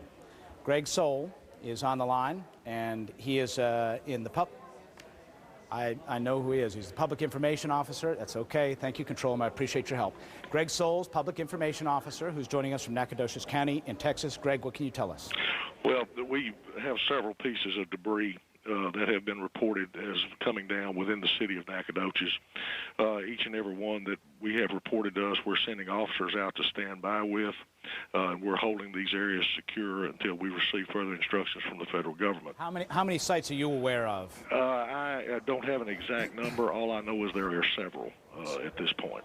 And do you have any sense of how, I mean, at 200,000 feet traveling that fast, I imagine the debris field could stretch for many, many miles. Do you have any sense of it? I have no idea where else. All I know is we have some within the city of Nacogdoches, and again, we're asking the public if they find it to call us and stay away from it. And do you have any reports, Mr. Soule, of any injuries on the ground? No, not from here at this time, no. Okay. Is this a fairly thinly settled area? Well, we're a university town of approximately 30,000 people. It's a small town, but then it's not a large town. And the areas that we're finding these, of course, are in town, but they're like we're finding some in the middle of the road and things like that. But we have not had any reports of any damage or any injuries as of yet. Okay. And did you see or hear anything personally? No, sir, did not. Okay. And have you heard first-person accounts from people there? No. Okay. And give us a sense of how much assistance you're receiving from outside right now. Well, at this point, we're just beginning to gear up. We're fixing to activate our emergency operations center with the city, and that's all that's forthcoming right now. Like I say, there's several of us doing 3 jobs until we get everyone in. Have you had any contact with federal authorities? I have not personally. I know we've been in contact with the FBI, yes. Okay, the FBI. All right. Greg Soule with the Nacogdoches County authorities there, Public Information Officer, on the line with us, giving a sense of what is happening on the ground there in Central Texas, which is, the shuttle was about 200,000 feet above Central Texas when it broke up. We can only imagine the debris field is going to be rather spread out and extensive, and we caution those of you who listen to us and can hear us now, by all means please do not touch anything you suspect to be debris from the space shuttle. It could be very hazardous. There's a toxic brew of chemicals inside these shuttles, nitrogen tetroxide, hydrazine, which can cause you all kinds of health problems, short-term and long-term. It can burn you, it can give you cancer. All of the thrusters on the space shuttle, you see these little black dots down here in the end, these are where the thrusters are powered in this combination of hydrogen and nitrogen tetroxide. And it is nasty stuff. And a space shuttle is just a witch's brew of those kinds of things. And you would be putting yourself in great peril if you were to pick up or handle any piece of the shuttle. It's federal property. You also might find yourself answering to authorities. So please let it be. Pick up the phone. Let's listen to James Hartsfield one more time in Houston, please. Through contingency plans designed to secure all information and data pertinent to today's descent by the Space Shuttle Columbia. Communications with the Space Shuttle Columbia were lost at approximately 8 a.m. Central Time this morning at an altitude of about 200,000 feet above north central Texas, as Columbia was en route to a landing planned at 8:16 a.m. Central Time at the Kennedy Space Center in Florida. At the time communication was lost, Columbia was traveling approximately 12,500 miles per hour. Search and rescue teams in the Dallas-Fort Worth vicinity and in portions of East Texas and other pertinent areas have been alerted to the Space Shuttle contingency. All right, we're listening to James Hartsfield. Debris that may be related to the Space Shuttle contingency that is located should be avoided and may be hazardous due to the toxic nature of propellants. All right, he's restating what I just told you. Shuttle. Let's bring him down if we could. James Hartsfield is a public affairs officer for NASA. He's sitting in a console there at Mission Control, giving us the latest on what we know. The shuttle was traveling at 12,500 miles an hour. It's hard to even imagine that kind of speed. We're talking about something that exceeds the speed of a bullet when you're seeing what you're seeing now at an altitude of 200,000 feet. Tremendous pressure and forces on the craft at that moment. Now, granted, the air is thin there, and the idea is to ease the shuttle in, slow down as you come in, and ease that, gradually apply the brakes, if you will, but a tremendous amount of pressure. Now, the Space Shuttle fleet was designed to fly 100 missions each. Each airframe was certified to fly 100 missions. And to date, the entire fleet has flown 113 missions. This was Columbia's 28th flight. And thus, it is well below what would have been its useful capacity, at least as an airframe. The target in all of this, the landing site, if you want to just take a look at it, we could just give you a sense of where they head to. 15 minutes from where it broke up, the Space Shuttle deorbit burn begins over the Indian Ocean, and the brakes just keep coming as they come down for the world's most harrowing glider ride is really a good way to describe it. As we zoom in on the Kennedy Space Center, and what you see here is those are the launch pads. That's where Columbia left from 16 days ago. That's the big vehicle assembly building. That's where we view the launches, right in that spot right there. There's about, just to give you a scale, there's 3 miles in between those two sites. That's as close as anybody gets to a space shuttle launch, except for the crash team. And the crash team sits about a mile away right there. We're zooming in here, you see the vehicle assembly building, and down the runway. This is runway 33, which is where the space shuttle was headed. It's a northwest to southeast runway, 15,000 feet in length. Not too terribly much longer than what you'd find at a big international airport, but much wider, 300 feet wide. Space Shuttle Columbia never made it to its intended destination today.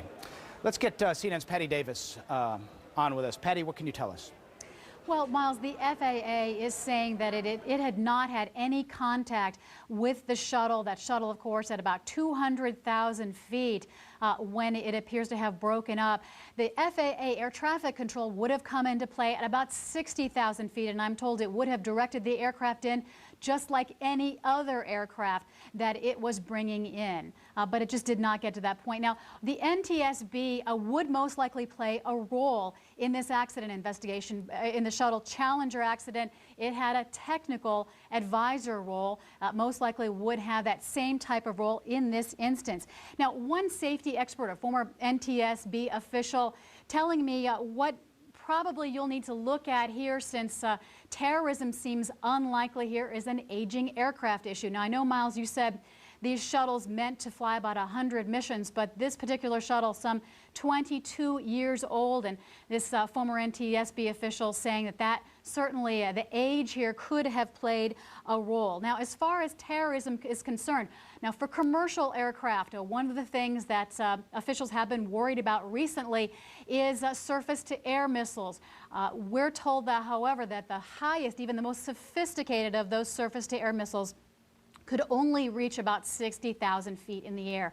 So not particularly a factor, not likely to be a factor in this case. One safety expert saying perhaps that the only way terrorism could have played a role here, something had been placed on board perhaps. Miles? All right, let's listen in James Hartsfield one more time. Let's see if he has any news for us. James Hartsfield, Public Affairs Officer in Houston. Let's listen. At approximately 8 a.m. Central Time, as it flew at an altitude of 200,000 feet and a speed of approximately 12,500 miles per hour toward a planned landing at the Kennedy Space Center in Florida. Touchdown for Columbia was scheduled for 8:16 a.m. Central Time in Florida. All right. He appears to Search and rescue teams in the recapping Dallas-Fort what we Worth know. So we'll bring James down. And we have with us on the line, as we let's show that videotape if we can again. It's stunning videotape captured by our affiliate WFAA out of Dallas. Specifically, the man with the camera hoisted on his shoulder was John Prague. John, are you with us? Yes. John, I don't know how much experience you have with space and shuttles, but did you have the sense as you watched this that something was amiss? Well, I'd seen the shuttle once before on reentry. I was in West Texas, and I heard it, sonic boom, and I saw it pass over with the one contrail. So, yes, when I saw all these contrails with reflective material in the early morning sky, it did seem unusual, but I have limited experience seeing the shuttle on reentry. So, yeah. Appear, and even our anchor made mention of it. We did a live shot at a little after 8 o'clock when it came over Dallas-Fort Worth. And we're talking about 8 o'clock Central Time here, just to clarify for our viewers out there who are in various time zones. John, what did you hear as you were shooting that? Do you recall? I didn't hear anything. You were pretty far away, of course. Yes. We were listening to NASA. They were giving us updates on where the shuttle was, and so we could get an idea when it would come over Dallas-Fort Worth. We heard that it was coming over Northern California, then Arizona, and then El Paso. And at that point, I started watching for it, of course. And suddenly it appeared, and so I turned my camera on and started to roll video, and we shot it live as it came over Dallas-Fort Worth. And at what point then did you have some realization that something went wrong? When I came back into the station, they were saying it was overdue, and that's when we started to re-roll the tape, and then information started coming out of NASA. But it wasn't until I actually got back in the newsroom that people were saying, well, it's overdue. John Prague, videographer, WFAA, our affiliate in Texas. John Prague, we thank you for your efforts in giving us this insight in the immediate aftermath of the demise of the Space Shuttle Columbia, breaking up into several pieces there. Let's recap for those who are just joining us. As John mentioned, the Space Shuttle Columbia was at the tail end of a 16-day science mission, 7-person crew. They were headed back home, and somewhere over central Texas, 100 miles south of Dallas or thereabouts, this is what happened here. If you take a look here, you'll see what starts out normally quickly becomes multiple trails there, multiple trails. That's something that is very telling, and no mistaking that is an in-flight breakup. The question as to why is another matter entirely, which we couldn't get into without getting very deep into the world of speculation. But that shot tells you what happened. Why it happened will be the subject of discussion for months and perhaps years to come. But here we go. Let's take a look at the shot now. I want to call your attention. Watch that fireball. That's normal. One streak, very hot, coming from orbit, 2,000 plus degrees, dissipating heat. Boom! Look at that piece come off, and then shortly thereafter, flash. See that flash right in there? And then a piece of smoke came off, a puff of smoke. Something happened there. So something happened first, then second. And then, as it went along, further breakup, sort of a 3-step process. A small piece, a flash, and then very shortly thereafter, multiple pieces of the Space Shuttle Columbia. At that point, traveling 12,500 miles an hour. Just to give you a sense of it, they travel around the planet at about 17,500 miles an hour. So having lost 5,000 miles an hour of speed already, still traveling the speed of a bullet. Let's take a look at the crew and tell you who was on board for this 16-day science mission. The commander, Rick Husband. If we can get some pictures up of them, that would be appreciated. Do we have the pictures? There we go. There's the crew. If you put that in Telestrator, I'll tell people who's who. Commander is Rick Husband, and I don't have it in the Telestrator, so I can just tell you. Oh, yeah, there's Rick Husband, and he is a colonel in the United States Air Force. And he was born July 12th, 1957, from Amarillo, Texas. Truly the pride of Amarillo, Texas. On his second mission, his first mission, he flew as a shuttle pilot, STS-96, aboard Discovery in May of 1999. They went to the International Space Station. Unusual, quite frankly, for these days for pilots to rise to the level of commander on their second flight, but Rick Husband was an unusually good guy and a sharp guy at that. Also on board, and this is Ilan Ramon, colonel in the Israeli Air Force. This was the first Israeli ever to fly in space, the son of a Holocaust survivor who spoke to us, and we're trying to get some of these interviews together that we shot with them beforehand. We're hopeful that we'll have them for you shortly so you can hear from them in their own words, but spoke to us at length about what this meant to his country and how his country, having endured the Holocaust, could not have fathomed an Israeli traveling in space, looking down upon the Middle East and the rest of the world. Also on this flight, Michael Anderson, lieutenant, colonel in the United States Air Force, Plattsburgh, New York, his home. He was flying on his second mission. He flew in January of '98 on STS-89. Space Shuttle Endeavour flew to Mir. Although he is a person who sort of sat in the back of the shuttle and did mission specialist duties, has a lot of experience with flight in KC-135s and certainly with T-38s. Also on this particular mission, Laurel Clark, medical doctor, as you can see plainly there.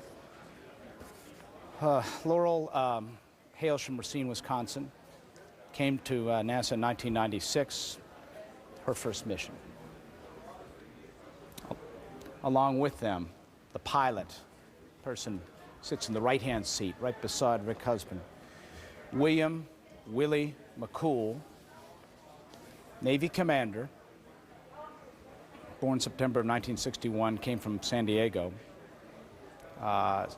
Reported to NASA in '96. This was his first flight.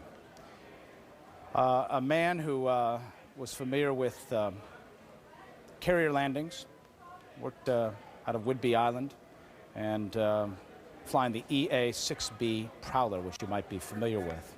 Also on the Space Shuttle Columbia. David Brown, captain in the United States Navy, out of Arlington, Virginia. Pilot himself, although he wasn't sitting in the front seats of the controls of the shuttle. He's a mission specialist, 2,700 hours in high-performance military aircraft. His first flight as well. Kalpana Chawla, born in Kamarl, India, is an astronaut with some experience in 1996, STS-87, U.S. microgravity payload scientific mission. She operated the robotic arm on that particular mission.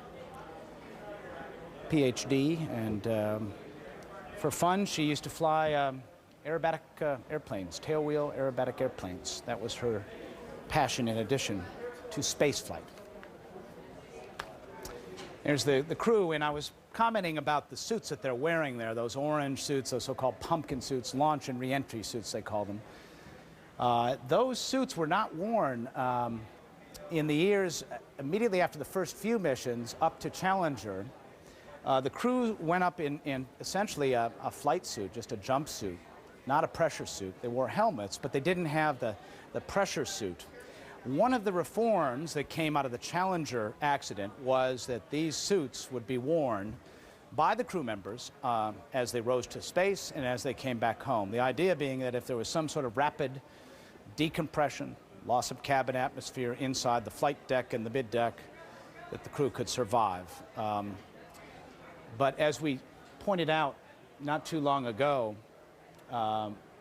as we pointed out not too long ago, this is not a situation where the crew would even have the option of bailing out. That altitude, that speed, it's not a goal. Let's listen to James Hartsfield one more time. Houston. Continue through space shuttle contingency procedures designed to secure all information, notes, and data pertinent to today's descent by the Space Shuttle Columbia. Communications were lost with the Space Shuttle Columbia at approximately 8 a.m. Central Time as Columbia was above north central Texas at an altitude of 200,000 feet, traveling approximately 12,500 miles per hour. Search and rescue forces in the Dallas-Fort Worth area and in other portions along Columbia's planned route have been alerted to the Space Shuttle program contingency. Any debris that may be All right, we're going to bring James Hartsfield down because it's a bit repetitive. If you've been watching, you know what he's going to say, which is don't touch any debris that you might see if you happen to be in that part of the world. Stay away from it. It could hurt you, could potentially kill you, and it's against the law to touch it, so don't do it. Let's go now to Jerusalem and Kelly Wallace. Kelly, Ilan Ramon, in many ways the pride of Israel. Miles, exactly, the pride of Israel, and so as you might imagine, tremendous sadness, shock, and emotion throughout the country right now. A colleague of mine was talking to a top representative at Israel's space agency, and his quote is, "We are in shock." We know that Prime Minister Ariel Sharon, we are told, was watching events unfold on television like most of us were. His spokesman saying the Prime Minister watching those events. No formal official reaction, though, coming from the Israeli government until there is a formal announcement from NASA and from the American government. But we can tell you that when Colonel Ilan Ramon took off on the space shuttle, there was tremendous excitement in Israel. It was front page news on the Israeli newspapers, on the Israeli television stations. Really a lot of joy. As you know, Miles, a lot of sadness in this country. There has been tremendous violence over the past few months, lots of concern about that. There were the elections just a few days ago, not a lot of excitement about that, but this was looked at as tremendous joy and pride. Colonel Ramon, we know, is married, has 4 children. His father, in fact, we understand, was watching some of the events on television at an Israeli television station a short time ago. We believe he has since left and headed to his home. Colonel Ramon has tremendous experience, more than 3,000 flight hours. Also, he took part in a mission back in 1981, a mission destroying the nuclear reactor in Iraq. He also took part in the 1973 Yom Kippur War. So tremendous pride in Colonel Ramon, and right now people are just still, Miles, holding out hope that this will turn out, but right now tremendous sadness throughout Israel. It's hard to imagine the depth of sadness as we just sort of absorb all of this, Kelly, and it's difficult to even assess it here, but there, I think, in a very profound way, a lot of hopes and dreams were flying with Ilan Ramon. Exactly. The representative from the space agency, again, talking to my colleague a short time ago, saying really everything is lost. All the work, all the experimentation, a lot of dreams, as you said. And again, the symbol really, this being the first Israeli astronaut in space, and also coming in the context of a very difficult time. This has been more than 2 years of violence in this country, the start of the second Palestinian Intifada against Israel. The economy is dismal right now. Lots of concern about the violence, the state of the situation, the future. And again, Miles, just looking at the media attention, looking at television and newspaper coverage of this, it was really looked at by many as one piece of really good news in a sea of a lot of bad news over the past few months, Miles. It's stunningly tragic. Please, Kelly, stay close. Let us know what you hear from the government, what you hear on the streets. course, we're all harkened back to the last time this happened. 17 years ago this past week, we marked the anniversary of the Space Shuttle Challenger and its explosion a little more than a minute after liftoff from the Kennedy Space Center. 7-member crew died there. We marked that anniversary this past week. Tom Mintier, CNN correspondent, was live on the air at that moment, has covered numerous shuttle missions over the years. Tom, what are your thoughts? Well, my thoughts go to the families of the 7 astronauts aboard Columbia, the family, the friends, the loved ones, immediately first. As you're well aware, the most 2 dangerous times are ascent and descent. And I asked them if we had the animation of not only the ascent but the descent, when at maximum pressure and maximum velocity, the shuttle turns red hot underneath as it re-enters the atmosphere. And what you're seeing now in these pictures, the heat is just absolutely tremendous. And as you pointed out, the multiple targets, by seeing different pieces, it is something we, of course, have seen before, but not in the same dynamics that we saw this morning. But very, very difficult to watch, not once, but a second time for me. Yeah, take us back to that day and what that was like and what happened in the immediate aftermath.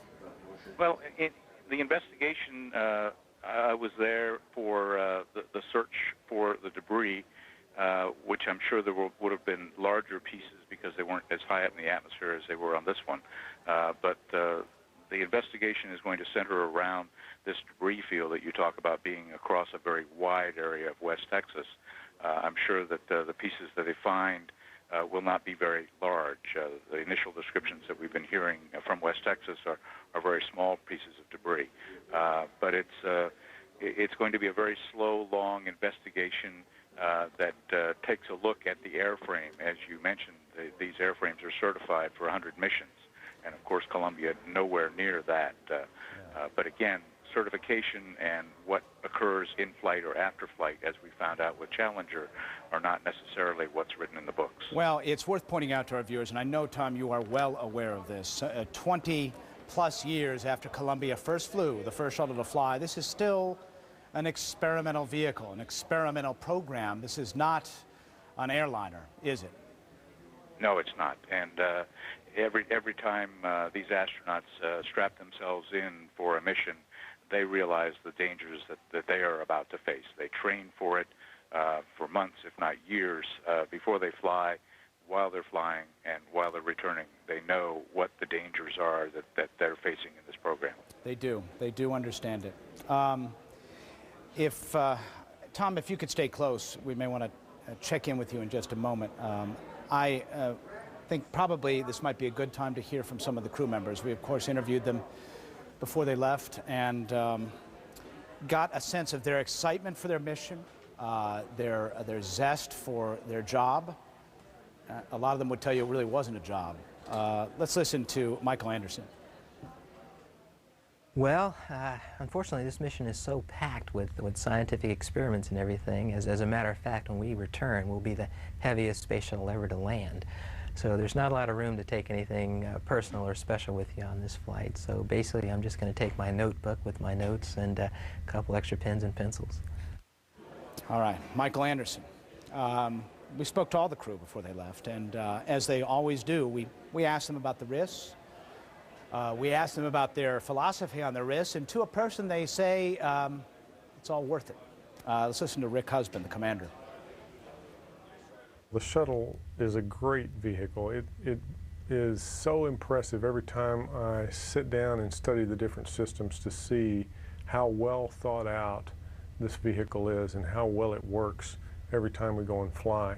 The fleet actually is probably only reached about a quarter of its design life. So on our particular flight, this will be the 28th flight of Columbia, and each of the airframes was designed for 100 flights. So there's still a lot of life left in the shuttle fleet, and it is, I would say, a tribute to the people who work on the shuttle in the inspections that they do, in being able to find some very minor flaws like what we're talking about here, because they do a fantastic job in doing the inspections and finding these things. And it's just like if you were, it's just kind of like normal upkeep and maintenance like you would have on your car, except that this is a much larger system. And so it is a very impressive, and certainly by myself very much appreciated, that the people are so diligent and do such a great job in keeping track of all those things. Kind of hard to hear all those words right at this moment, but those words are all still well true. What was not added is that this is stuff that is still on the edge of the envelope, that term that test pilots use, pushing the envelope, the edge of our capabilities as human beings, is manifested in what you see right here in this space shuttle, even 20-plus years after it first flew. But I should point out something that was mentioned a while ago, and I didn't get a chance to mention it, that the concept that a space shuttle is old is a bit of a fallacy. They are certified, as we said, for 100 flights. Columbia was on our 28th mission. Every fourth or fifth mission, they go through an overhaul, which is really almost right down to the spars and aluminum, where they truly make the shuttle new. In the case of Columbia, it had, for example, a brand new glass cockpit installed as part of its last overhaul. So it is, to call it old is a bit of a myth. These are the most pampered aircraft or spacecraft, whatever you want to call it, in the world. And they're treated as such. When they say 100 missions on that airframe, that's conservative even on its own. So at 28 missions, Columbia was, in fact, sure, the old gray lady, having first flown in April. We're looking at, you obviously can see here, this is Challenger, it's the only model I have handy, but the old gray lady in the sense chronologically, but at 28 missions, Discovery still has a few others, has actually flown more missions. So it's not accurate to draw an assumption here about that necessarily. Now let's listen to one more member of the crew.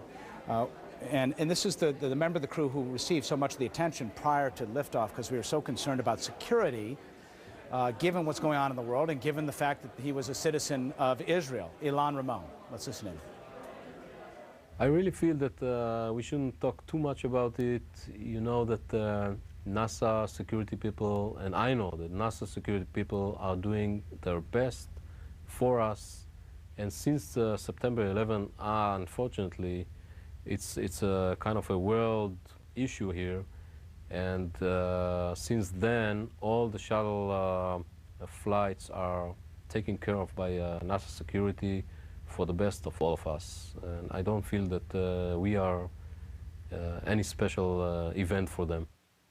Well, the truth of the matter was, it was a special event. It was treated as such because of exactly who Ilan Ramon is. Let's listen to James Hartsfield one more time. Houston, a public affairs officer with NASA, is giving another update. Search and rescue teams in Dallas-Fort Worth and in portions of East Texas and other appropriate areas along Columbia's planned route have been alerted and are in contact with local law enforcement authorities in those areas. Any debris that is located in an area that may be related to the Space Shuttle's contingency should be avoided and may be hazardous as a result of toxic propellants used aboard the shuttle. The location of any possible debris should immediately be reported to local authorities who are in contact with NASA search teams. All right, once again, that is a bit of a repeat, but for those of you who've been listening, we're sorry for the repetition. We just don't know when he's going to add additional information, and so we're going to listen in and keep you posted as events unfold here. Let's bring everybody up to the date. We're approaching the top of the hour. It's 11 o'clock now, and the shuttle is approaching. We're approaching the point when about 2 hours ago, almost exactly, the Space Shuttle Columbia should have been pretty much on final approach to the Kennedy Space Center in Florida at the conclusion of a 16-day science mission. Instead, communication was lost. Telemetry, which is the radio signals with all the data, all the stuff that fills those computer screens in mission control, was lost. And the shuttle did not turn up at its appointed time, 9:16 a.m. Eastern Time at the Kennedy Space Center. Space shuttles, when they begin their descent, their landing is, you can set your watch to it. And so when that happened, immediately alarm bells went up. Should tell you that NASA has lowered flags near the countdown clock at Kennedy Space Center to half staff. NASA has lowered flags to half staff at the countdown clock. 7-person crew, and what you're seeing are pictures captured. Actually, you're seeing a live picture right now of Mission Control in Houston, but the picture that we've been showing you all morning long is the final moments of the Space Shuttle Columbia as it broke up mid-flight, 200,000 feet, traveling 12,500 miles an hour. Our affiliate WFAA capturing this dramatic videotape, which gives us a sense of what caused, well, we don't know the cause, but we do know it was a breakup. The cause, all right, let's listen. We had been trying to get our affiliates to capture the shuttle as it came across the continental United States this morning. KOAT out of Albuquerque, New Mexico. A little darker there, of course, when it came across, but I think you can see that dot there. Try to help you out and just tell you it's right in that spot right there in case you're having problems.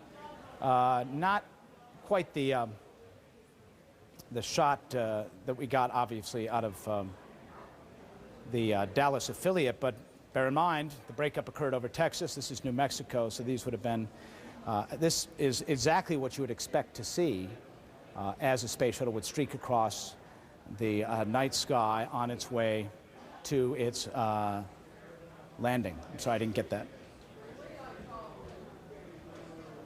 All right, as we look at that shot, and we will tell you that the president was at Camp David when it happened. He's on his way back, should be there about noontime, and that's where Suzanne Malveaux is. Suzanne, what do you have for us? Well, earlier today I spoke with White House spokesman Scott McClellan, who said, yes, the president was notified of the situation by his chief of staff, Andy Card. They made the decision that it would be better to monitor the situation here from the White House. As you mentioned, the president is on his way back to the White House. He'll be here shortly after noon. Also spoke with a senior administration official who said that there was no indication that the shuttle had any type of threat that was against it, or that was in any type of range of anti-aircraft, anti-missile range, and that there was no indication that this was any type of terrorist situation. Of course, they're still getting lots of information, but initial indications from senior administration officials saying that it does not point in that direction. I should also tell you as well that sources tell us that the president, when he comes back, is expected to make a statement, some sort of briefing, that he is also expected to call Israeli Prime Minister Ariel Sharon, as you had mentioned before, one of those on the shuttle, an Israeli citizen, that the president is all likelihood to call him later this afternoon, and that we will hear from Mr. Bush when he returns. Miles. CNN Suzanne Malveaux. We'll, obviously, the minute the president gets back and makes a statement, we'll be getting back to you, so stay close, please. Let's go to Elizabeth Cohen. Elizabeth Cohen in the newsroom here has had an opportunity to speak with members of one of the crew members' family, and we're just going to leave it at that right now. Elizabeth, what can you tell us? Miles, I was speaking on the phone just a few moments ago with a brother of one of the astronauts. I'm not going to name the astronaut just to protect the privacy of this family, but he said that in the past 2 hours since the contact was lost, the families have been speaking with each other. The families of the different astronauts have been speaking with each other. They met each other at the launch. There were various activities for the family members. I am sure that they did not expect to get back in contact with one another quite in this way. This gentleman was saying that he expects to be summoned to a memorial service, perhaps in Houston, sponsored, given by NASA. He expects to get that phone call soon. And again, the families turning to each other for support in this difficult time. Miles? Did they indicate there is a fairly rigorous protocol, if you will, that NASA employs, where they have people assigned to each family member to assist them through all this? Did you get any sense that that was occurring, and were they getting the support they need? The man who I was speaking to is a brother of one of the astronauts. He said he had had no contact from NASA. Now, perhaps the astronaut's spouse had had contact, or parents, or somebody else. Perhaps this person hadn't, but others had. He did indicate, though, that he expected, and that the families expected, that they would be summoned back in. Elizabeth Cohen, thank you very much. Let us know if you find anything else out as we continue our coverage here. Thank you. Let's take a look at a live picture which tells probably as much as this shot we've been showing you. Kennedy Space Center, that's in front of a place they call the Turn Basin, right beside the countdown clock. In the distance, Launch Pad 39A, where the Space Shuttle Columbia launched 16 days ago. It was a beautiful afternoon launch, the flag at half-staff, in memory of the 7-person crew of Columbia. And that launch pad, hard to say when that launch pad might be used again. Very premature to even discuss anything along those lines, but there you see it. There you see the flag, and that in many ways sums up what we are talking about here.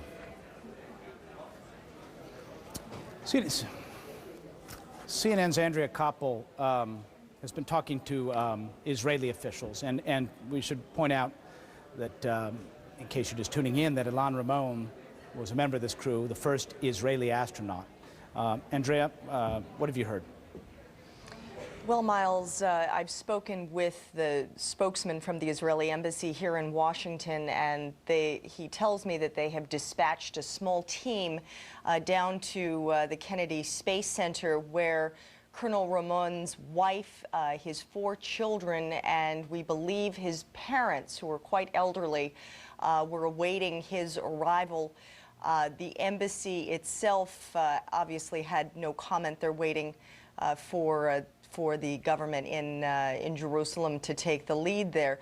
But having said that, you know, just looking at this picture, Colonel Ramon was so much more than just a professional and, as you pointed out, the first Israeli to go into space, but he really was somewhat of a, you know, a national hero, the quintessential hero, if you will, for Israel.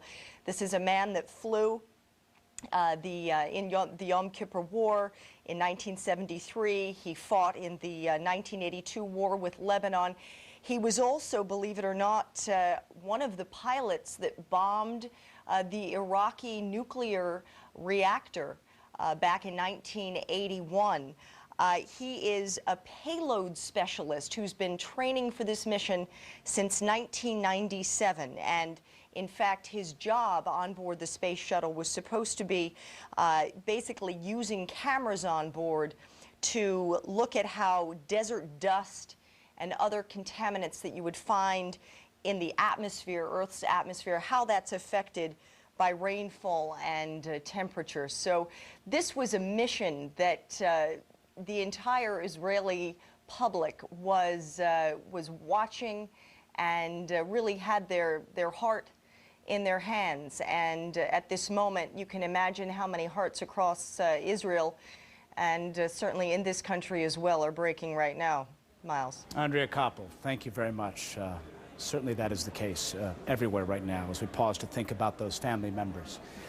Let's take a look at a picture. We've been getting some email images in from our viewers, and this is the first picture we've seen from Nacogdoches County, Texas. And I've been calling it Central Texas. I'm told by some people it's more accurate to call it East Texas, but it's safe to say that there's a big, wide swath of area that has been seen, what you're about to see as I scroll down here, which is a piece of debris on the ground there. If we put it through the telestrator, I can highlight it for you. Hang on, I over-scrolled there. Hopefully get it up to the point where we've got it in a place where you can see it. There you see it right there on the pavement. It looks like it's right near an apartment building. What I want to reiterate is what NASA has been saying all morning long, which is don't touch it. Don't go near it. Call the authorities. Let them know it's there. Try to keep people from touching it if you can. It's apt to contain all kinds of hazardous things. Hydrazine is just on the top of my list right off the bat, which is a very nasty substance which is used to fire the rockets on orbit and also powers the auxiliary power units. Nitrogen tetroxide, which can burn you. That's an oxidizer which mixes, creates those thruster firings on orbit. Don't go near it. It can hurt you. It's also, I should point out, against the law. We've been listening in to members of the crew. I'm hopeful that we have some more of those interviews ready to go. We talked to the crew. Okay, apparently we do not have them quite ready. We're going to try to. All right, we have a reporter from where? All right, we've got somebody at the Kennedy Space Center to check in with us. Grayson Carl. Grayson, I don't know, you're with Central Florida 13. That's right, Miles. Grayson, tell us what's been going on there. With Central Florida News 13, I cover the Kennedy Space Center in this area. It's a very, very surreal feeling out here. You know, we've done this several times before. You stand up, you get ready for the landing. We all look down south, and we look, and nothing came. And we're used to hearing a pair of sonic booms that come in a few minutes before the landing as the shuttle drops back through the sound barrier. We didn't hear that, and it kind of raised everyone's eyebrows. And then everyone started looking, and the countdown clock that counts down to the landing time started counting back up, which is what it does when after it passes the landing time, and it started hitting 6 and even 7 minutes, and none of us knew quite how to handle it. The family and the visitors and the guests that were all there, I'm not sure if the astronauts' families were out there, they typically are, but all the guests, all the VIPs were ushered into NASA buses and escorted away from the shuttle landing strip. We were escorted away shortly after that. We've headed back to the press site here, which is by the Vehicle Assembly Building in the center of the Kennedy Space Center, and really, they're not telling us much more than what you guys, I'm sure, have been finding out there in Atlanta and all over. They are scheduling some sort of press conference here for apparently 11:30. We're going to try and find out more from them at that time. But really, this whole community is just devastated. This whole area is tied to the Kennedy Space Center. We call this area the Space Coast. We grew up here. There's not a person here who doesn't know somebody who works at the Kennedy Space Center. I'm sure a lot of folks all over can identify with, you know, an Air Force base or something else nearby where it's like that. And that's what it's like here with the Kennedy Space Center. And it's just, the silence here is eerie. You know, I look at the other reporters I work with every day. We don't know what to say to each other. It's a very bizarre feeling. There's been talk about what caused this failure, and I guess the latest we've gotten is from Johnson Space Center. They said something about losing a piece of insulation off the external tank into the heat shield. And Miles, as you know, that can the heat shield is a very unpredictable part of the shuttle, but we really don't know if that's what's caused it. We're waiting till 11:30 to try and find out that information. But the community here is really, I mean, just devastated. Not only were there experiments on board Columbia, there was also some part of the ground-based experiments that were actually being done out of Florida Tech, Florida Institute of Technology in Melbourne, which is just 30 miles down the road. They were doing some of the ground-based things with the European Space Agency, doing the same experiments they were doing up in space down here on Earth at almost the same time. So there are connections to this mission all through this area, the Central Florida area. People commute to the Kennedy Space Center, which is over on the coast. They commute from as far away as Orlando or even further away, and so there are people in neighborhoods all across Central Florida that, you know, the fella down the street or their friend's mom works out here at the Kennedy Space Center, and they just don't know how to handle it. It's very eerily quiet out here. Press officers have been driving back and forth in cars trying to gather information for us now, but Miles, really, we're just kind of in a state of absolute disbelief. We know what's supposed to happen, and we knew things were wrong, and just our worst fears have been confirmed. Grayson, you know, I think many of us got the sense, even those of us who are close to the space program, that the landing was just not as big a concern. And, you know, what we have to recall here is the tremendous heat which a shuttle encounters. And I wonder if in the control room they can get that shot of the launch queued up, because we can talk about what Grayson made just a tangential reference to, which was on ascent during the launch. There was a piece of debris, which was noted by engineers, which fell off the external tank. Now, if we could roll that tape, it's very difficult to make out here, and I'm not sure that I've identified the precise moment, but if you let it roll, and this was something that was well known to engineers, because the first thing they do after a launch is pour over some camera views that you can hardly imagine, close-ups, high-speed photography, which gives them a sense of all kinds of things. And they can find out a lot of things about what happened on ascent and perhaps plan accordingly for re-entry. Now, the concern is that as you look at the shuttle's external tank there, it is covered with foam. The reason it's covered with foam is it contains liquid hydrogen. It's like minus 300 degrees Fahrenheit or something along those lines. The coldest substance on the planet. Ice foam has been noted to fall off, and at those speeds, the ice or foam which could fall off the external tank, which is this kind of brownish color, at those speeds could damage some of these tiles. The shuttle is covered in these ceramic tiles, which are very fragile, about 20,000 of them on the Columbia alone, along with blankets and carbon and all kinds of things to protect what is an aluminum frame as it comes in for re-entry. Aluminum would be soup if it wasn't protected by the thermal system. But it's a very fragile system, and it remains the most labor-intensive aspect of keeping the shuttles aloft and keeping them flying. Now, Grayson, the conversations I had with engineers there was, we've looked at this debris falling off, we focused on where it landed, and we don't think it's a big deal. Did you hear the same things? That's the same thing I've heard. You know, these flight engineers do this for a living. They do it every day. They find problems, and they have to make that analysis on whether it's safe and what the conditions are, whether they need to make repairs, what can happen. But the... All right, we just lost our signal, unfortunately, from Grayson. And with that, we're going to turn back to Jerry Lininger. Jerry, are you at home? Jerry? Yes, I am. Okay, Jerry in northern Michigan at home, who veteran of the shuttle, veteran of Mir. Jerry, it's been a little while since we talked. I'm curious if anything else has come to mind for you on what might have happened here, what sorts, and I don't want to get way ahead of this, but I mean, let's give the areas of interest that would be some of the prime suspects in this. I think you've been covering them well, Miles. I think, you know, it's very dynamic, obviously, a lot of friction, a lot of pressure buildup when you're streaking through the atmosphere. Friction's what slows you down. You're inside a big fireball, plasma collapsing around you. So its airframe is the first thing I would worry about. You know, metal fatigue, things of that nature. I think what you mentioned, you know, if there's a defect in the insulation, a tile at a critical point, you know, if it hits for example, a control mechanism, and you lose control of the vehicle, the top of the vehicle, for example, cannot withstand the type of heat that you take during re-entry. So, you know, all the things you're pointing toward are things that you have to be concerned about. Yeah.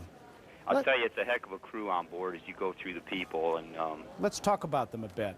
Well, just, you know, skilled, dedicated, courageous people. Yeah. And I guess the other thing, the people on the ground, you know, besides not touching it for their own safety, I'm sure everybody wants to, in Texas and around the world, wants to make sure we figure out what caused it so it never happens again. So. Yeah. What, Jerry, you've been inside the space program and know exactly what happens and how NASA prepares for these to aid and assist the families. What is happening right now to help these families out? There's usually a family escort, and that's many times an astronaut that goes along with the family, especially during the launch time. And at landing, it sort of depends on the family's request and how comfortable they feel. If it's maybe the guy's third or fourth flight, the family feels comfortable in knowing what to do. But on first flights, a lot of times they'll provide an escort to be with the family. If they're going to be there at landing, I'm sure there's people there to kind of tell them what happens during landing and to ease their concerns. And now, of course, they're there to try to comfort them.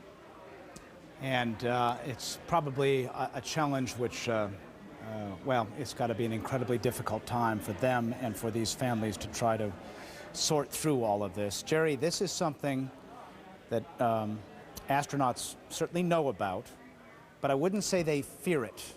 I don't think they fear it. You know, we have confidence. You heard Rick Husband, the commander, talking before he left. He's got confidence in the vehicle. Confidence in all the great people that make that vehicle go to space. And, you know, it's obviously a tragedy of great, you know, depth here. And, you know, there's a lot of people feeling very badly. I'm sure everybody in the world feels badly. What does this do to the program, Jerry? You know, the interesting thing, you flashed up there's a cosmonaut and 2 astronauts on board space station. So you've got a space station up there orbiting that depends upon the shuttle. You have other means. You can use a Soyuz capsule, the Russian capsule, to get there. But, you know, I think exploration and discovery and going out there and pushing the envelope, and that's what the astronauts do every day of their lives up there in space. Jerry, you mentioned an important point. We have a crew up there, Don Pettit, Ken Bowersox, Russian cosmonaut, whose name is escaping me this moment. I apologize for that. Budarin, I believe. And it is, they, at this point, are sort of not stranded. They have a Soyuz capsule there, which they can take to leave any time. And I guess we should point that out to our viewers. Are you there, Jerry? Okay. All right, let's move on, and we'll think about that point a little bit later. United Space Alliance is the prime contractor for the space shuttle. It's a synthesis of a couple of big aerospace companies, Boeing and Lockheed Martin. USA is the prime contractor, which does the work in getting a space shuttle to orbit and bringing it back and turning it around. A lot of people don't realize that most of the employees at NASA work for contractors, and the NASA civilian force is actually a small part of it. The real work is done in many respects by the United Space Alliance. With us on the line now is Jeff Carr, spokesperson for USA. Jeff, are you in Florida? No, Miles, I'm in Houston near Mission Control. What can you tell us from your perspective? What have you seen? What have you heard? And do you have any sense of where things are headed right now? Well, Miles, as frustrating as it may be to your viewers, we really don't know what happened. You've done a great job so far, I think, of laying out the sequence of events, and I was listening to your interview with Gary Linenger, and I thought he brought some very level perspective to it. But right now, we're working closely with NASA to go back and review all of the data, look for anything that might be a telltale sign of what occurred. Unfortunately, our first indication that anything was wrong with what looked like a picture-perfect reentry this morning came with that loss of communications. And until we do determine what happened, our primary concern is with, of course, the safety and well-being of the crew. And until we know what happened, that's going to continue to be our primary concern. Jeff, once again, bear with me here because I don't want to get too far down the road of speculation, but I do want to address this issue because it's out there. This is the piece of debris which fell off on Ascent while it was rising to orbit. What can you tell us about what we know about that? As I've been telling our viewers, the sense I got from talking to people at NASA is that they discounted they basically said it wasn't a big deal. Well, I would take exception with their discounting it, Miles. I think what happened is a lot of very smart people took using good technology, took a good look at the imagery that was available and analyzed that image and basically determined that it was not conclusive. Jeff, let me interrupt you while you say that. Let's get that image up if we could, that Ascent image, the launch image where we see, I believe if you look closely, you can see some debris falling off. Go ahead, Jeff. What was the determination as they looked at it very closely there? Well, basically, Miles, it was a non-determination. There wasn't any indication, any immediate indication that there was any damage of note. And I think it's really, at this point, much, much too early to begin speculating that there's any linkage between that event and what has occurred this morning. We don't know what the cause is, and it just wouldn't be productive to speculate at this point. No, and I don't want to do that, and I don't want you to have a sense that that's where I'm headed with this. It's just that this is something that people are aware of, and I wanted to at least get a sense from you as to where it stood and what the feeling was. I mean, the shuttle, in the course of its 113 mission history, has lost tiles before. That's true, but at this point, we don't even know that there were tiles lost or to what extent they were lost, Miles, and this is one of many, many stones that's going to be overturned. We're going to be looking at every scrap of information and evidence that could help us understand what happened today. That activity is going to be ongoing for days, weeks, maybe months. I don't know. But right now, our primary concern is to determine as best we can what happened and to determine the safety and well-being of the crew. Now, Miles, before we go too much farther, I really want to say that those of us at United Space Alliance, our hearts go out to the families of the crew members. Their families are our families. We're a very close-knit community, and we want them to know that they're in our thoughts and prayers. Yeah, and that's worth thinking for a moment about. Tell me this, Jeff. Can you walk me through re-entry and give me just a sense of what the vehicle encounters from the moment it does that deorbit burn all the way down to landing at the Kennedy Space Center?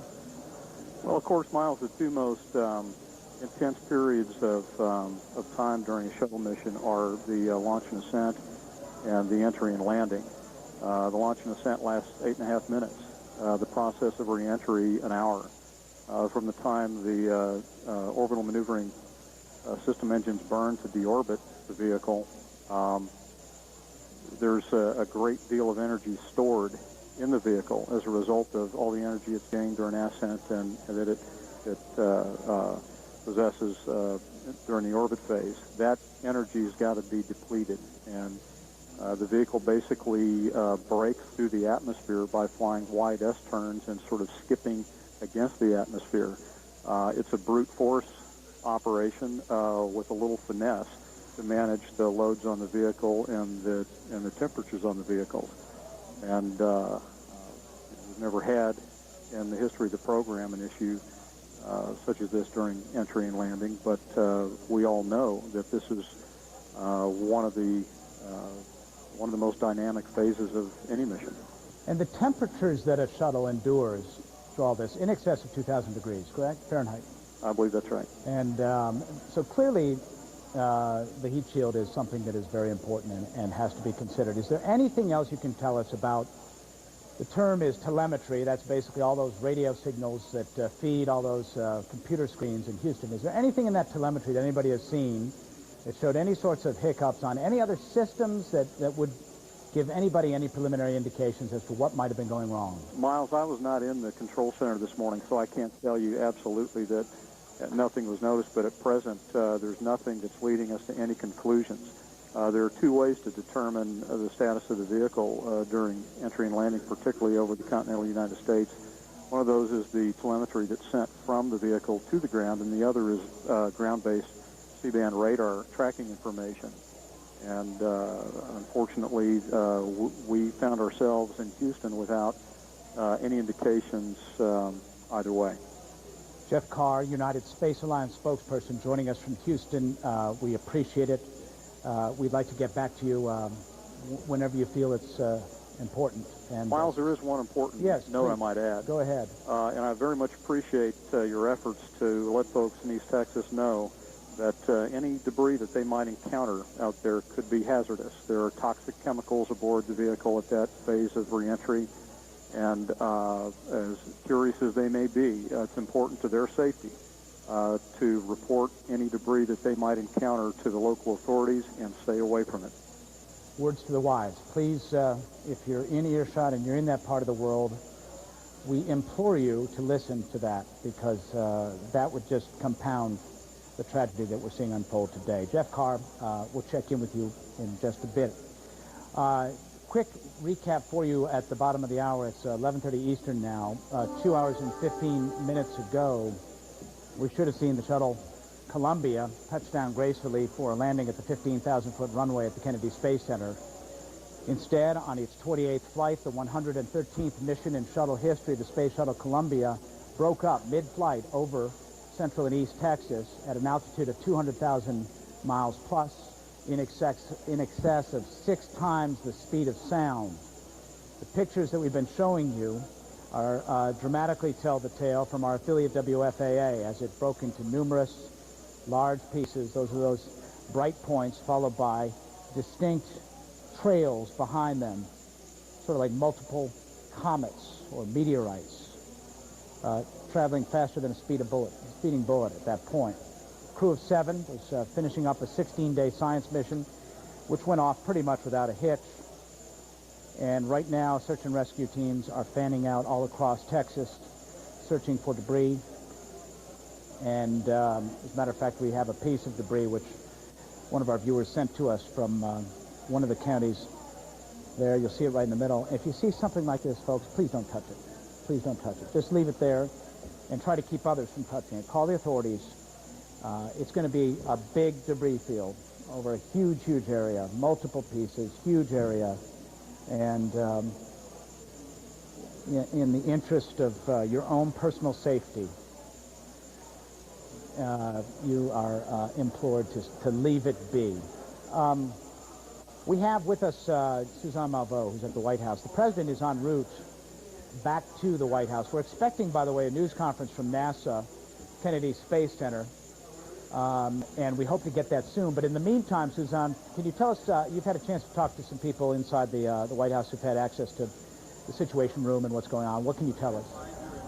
Well, I can tell you a senior administration official assures us, and he says, I'm quoting here, there is no reason to believe, no indication that this is terrorism. that they are fully investigating the matter, but a senior administration official reassuring the American people, saying there is no indication that this is terrorism. We did speak with Scott McClelland. He is a White House spokesman. He gave us a TikTok the details of how this unfolded before the president, that he was notified by Chief of Staff Andy Card immediately after NASA lost contact with the shuttle. Also, Dr. Condi Rice was notified, as well as Vice President Dick Cheney, Secretary of State Colin Powell, Secretary of Defense Rumsfeld, as well as the Chairman of the Joint Chiefs of Staff Myers. We are told that the president did speak with NASA's Director O'Keefe at 10:30 this morning, that they will continue to remain in contact, but they have had an initial conversation about what is taking place. The decision was made that it would be best that the president return here to the White House to continue to monitor situations. They say that they are still gathering information at this time.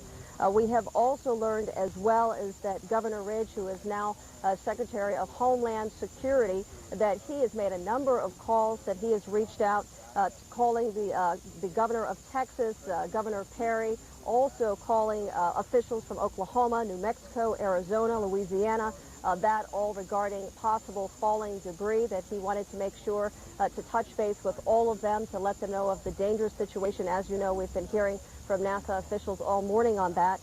We have also been told that the White House has been in contact with Israeli officials, not the president, not on that level, but certainly U.S. officials in contact with Israeli officials regarding that the one person who was on the shuttle, an Israeli citizen. All of this unfolding, the president, of course, taking this very seriously, very concerned about it. We are expecting him to arrive back at the White House shortly, where, yes, he will be conferring with his Chief of Staff, Andy Card, Dr. Rice, among others, to monitor this situation, and they're very concerned, and they say that, yes, this is unfolding, but everybody is fully aware of all of the information as it comes in. And again, a senior administration official emphasizing this morning, and I'm quoting here, there is no reason to believe that there is any indication that this is terrorism. Miles. Suzanne Malveaux, that's worth underscoring. We got to remember the altitude and speed at which the shuttle was traveling at the time of the breakup. 200,000 feet, 6 times the speed of sound. It's pretty hard to conjure up a terrorist or any sort of way of reaching it if terrorism is your thought. But we do have to address that issue in this day and age, so we do. Let's take a quick look at the map. And this is, I've been calling it Central Texas. It's really East Central Texas. As you take a look at the map, this is the area, Palestine, Nacogdoches, St. Augustine. These are the areas where we've been hearing about debris. Now, as the shuttle came in across this way, traveling fast, traveling high, that debris field is apt to be just staggeringly huge. So, and it's also likely that there's an awful lot of small pieces. So we're going to underscore that point one more time. If you see something, don't touch it. Ed Lavandera is right near a piece of debris. He's in Corsicana, Texas, which isn't too far from Dallas. Ed, what are you seeing? Well, Miles, we are driving along Interstate 45 headed southbound out of Dallas toward the Palestine and Nacogdoches area. And we have come across the first location where we've seen what appears to be some sort of piece of debris that has been smoldering for some time now in a wide open field, brown dirt all over the place. And we see a group of people. We're about the people in this debris is about 300, 400 yards away from the interstate, so it's hard to really make out what exactly is going on over there. But clearly, people walking through this field, and this isn't a field that you would walk through by any means. Protecting that area, a lot of interest, onlookers from the interstate stopping to see what was going on. And Miles, you mentioned just how huge this area is. We've been listening to radio reports throughout the morning as we've been driving. And there are reports coming in from all over East Texas, from Marshall, which is very close to along Interstate 20 near the Louisiana border, all the way down south to Nacogdoches. We're talking several hundred miles in a huge swath of land through East Texas that these reports have been coming in through. So this is the first little piece of debris that we've been able to see. And as we continue to drive toward Palestine, we've had indications that there are more reports and more debris that has been found from Palestine into the Nacogdoches area as well. Miles? Ed, can you describe the piece for me? Are you close enough to have a sense of that? No, it's so hard to see. You can tell that it was a dark piece of debris, and unfortunately, that's why I was describing the dirt. It's very dark dirt soil in this area. So all you could see was something kind of sitting on top of the soil there, some piece of debris, and it's hard to describe what it might have been. But it was distinguished because you could see the smoke coming from the debris as well. And you could also see a group of about 6 or 7 people in the distance, almost guarding the area. Ed Lavandera, who is on the road in the midst of that debris field. We conducted some extensive interviews with the 7-person crew of Columbia before they left, and hopeful that we can share some of that throughout the course of this. And I believe we have some more of that ready. I don't know who we have ready in the queue and ready to go. Maybe you can give me a sense of that in the control room. All right, Willie McCool. Willie McCool was the pilot, first-time flyer, United States Navy, and a commander in the Navy, used to carrier landings and flying the EA-6B. Here's what he had to say before he left. For me, it doesn't really affect me. I was so focused on the mission and the training, and gosh, I got a Navy background. I've been flying off carriers and doing night landings and dealt with pitching decks in bad weather, so you just kind of get immuneness in a sense to the environment around you, and you deal with it. And it's pretty much my attitude with regard to the 9/11 events, and I guess I have more concern maybe for my family. I just want to do everything I can to put them at ease, and I know that NASA has done a wonderful job in coping with the necessity for new security measures, and I think they've done a good job in doing that, and have given comfort to me and my crewmates, and in particular our families along those lines. Tremendous concerns about security before this mission launched because of one occupant in particular. I mean, every shuttle mission since 9/11 has had added security, just like everything else we've encountered in our lives since 9/11. But in this mission in particular, one occupant put the security measures really over the top, unprecedented in the history of NASA's shuttle missions, 113 of them since it began in April of '81. The reason, one occupant, citizen of Israel, the first Israel ever to fly in space, Colonel Ilan Ramon. And really, I don't think people here in the United States are as aware that he was a true hero of the state of Israel. Let's go to Heidi Collins, who has more on that. Thanks, Miles. I'm going to try to help you out a little bit here. We want to tell you about Ilan Ramon. As Miles was just saying, he was the first Israeli astronaut, 48 years old, and just as tragically as for the rest of the astronauts who had family, he was a family man, a father, a husband, and 4 children. And they've actually, the Israeli embassy has now sent a small team to Florida to be with Ramon's wife and her children, and also his parents are there as well. As you can imagine, the feelings that they must have, along with the other families standing by at Kennedy Space Center awaiting the arrival and the landing of the shuttle Columbia.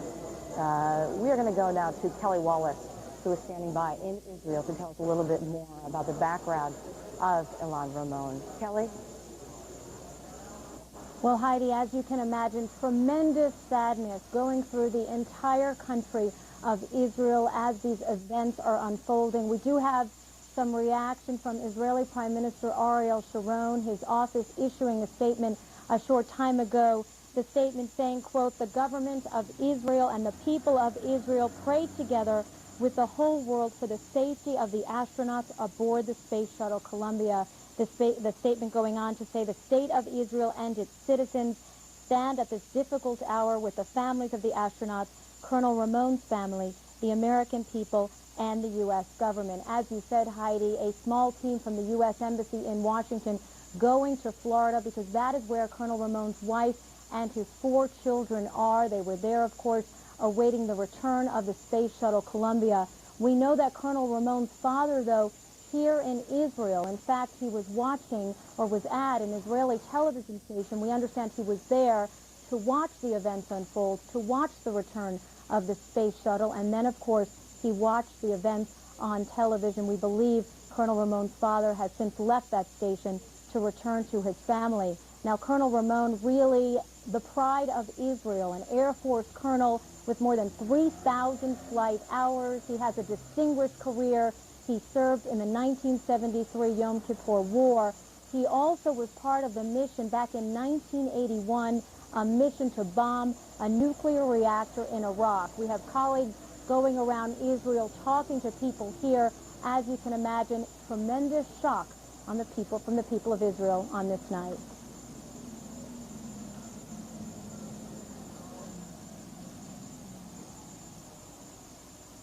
We're a very depressed country at the moment with the impending war in Iraq, the Intifada, the political problems that we have.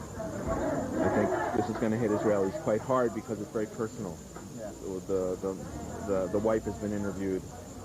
We know that the kids are known in their classes, and in schools it's very personal. It's a very personal loss for everybody. I'm very upset.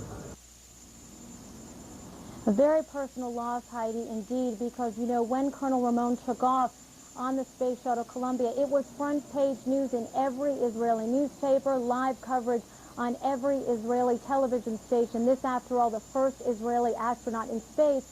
But also put this in context. This is a country experiencing a great deal of violence. More than 2 years now of the second Intifada against Israel. More than 80 suicide bombings, tremendous violence. The economy really in a devastating situation right now. But lots of bad news. A lot of people looked at Colonel Ramon and his mission as some good news, really, in a sea of very difficult times. Back to you, Heidi. That's right, Kelly, and obviously Colonel Ramon, lots and lots of experience to finally get to this day, which is seen amongst the flying world as quite an honor to become an astronaut. It takes very, very hard work and a lot of hours. He was an F-16 pilot, more than 1,000 hours in that plane that we are familiar with, of course, in this country. He also took place in the 1981 bombing of a nuclear reactor in Iraq. So once again, payload specialist on this mission, 48 years old, father of 4, and obviously a devoted husband. I want to go ahead and go now to another reporter that we have standing by at the Kennedy Space Center, Grayson Kalm of Central Florida News, standing by to tell us more about the situation there. Grayson? Hi, we were expecting a press conference with the media representatives here at the Kennedy Space Center. We've actually been moved from the shuttle landing facility to the central part of the Kennedy Space Center at the media site. We were expecting a press conference at 11:30. That has come and gone. We are told now that NASA Administrator Sean O'Keefe is on his way here. As soon as the head of NASA gets here, they say that's when they will hold a press conference and give us any more information than they have been giving us. Even though we are right here with all of the press people who are coordinating all this, we know a little more than you guys have heard there in Atlanta and everywhere else.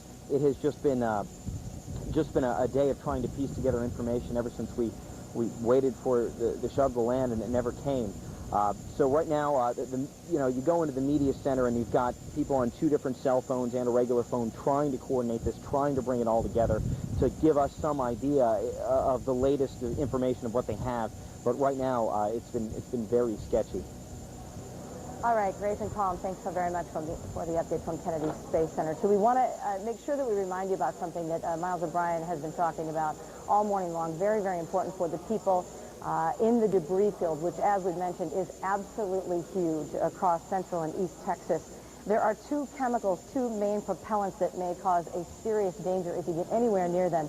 Let me just tell you what they are: nitrogen tetroxide and monomethylhydrazine.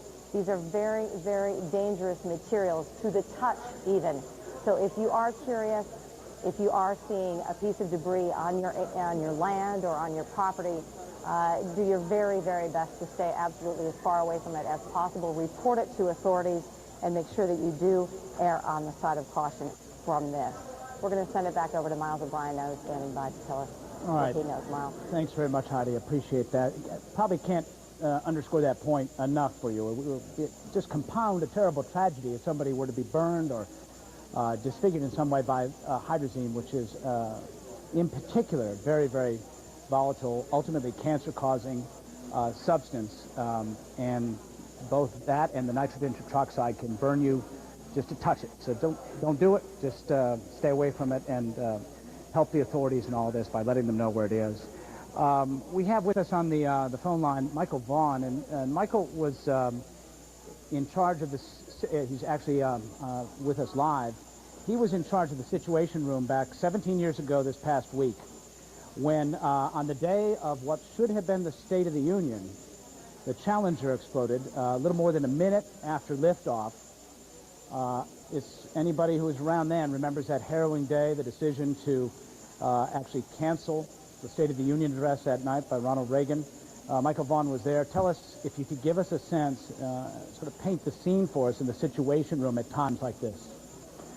Well, it comes as a shock to the duty officers, just as it is a shock to people at home. When I was there sitting at my desk watching the Challenger lift off and saw it explode, it was an extraordinary shock. And the first thing I did was ran upstairs and tell people about it, and that's probably what they did today as they heard about it. In 1986, CNN wasn't quite so nimble as it is now. We actually had to make phone calls to find out what was going on. And we called the Johnson Spacecraft Center and the Kennedy Spacecraft Center. And the emphasis at that time was... I've got to interrupt you just briefly, Michael, because we're not making clear what we're seeing right at the screen. That is file tape from 17 years ago. That's Challenger. That has nothing to do with today's events. Okay, go ahead. Today's event, quite similar to then. The first thing the Situation Room does, and its primary duty is the President's Alert Center, is to find out what happened and tell people about it. With us, it was quite easy because they were upstairs. With them, they had to make telephone calls to presidents at Camp David. But since it's a domestic issue, they call both the White House staff as well as their boss, the National Security Advisor, and let them know that something has happened. After that, the emphasis is what happened and are there any survivors.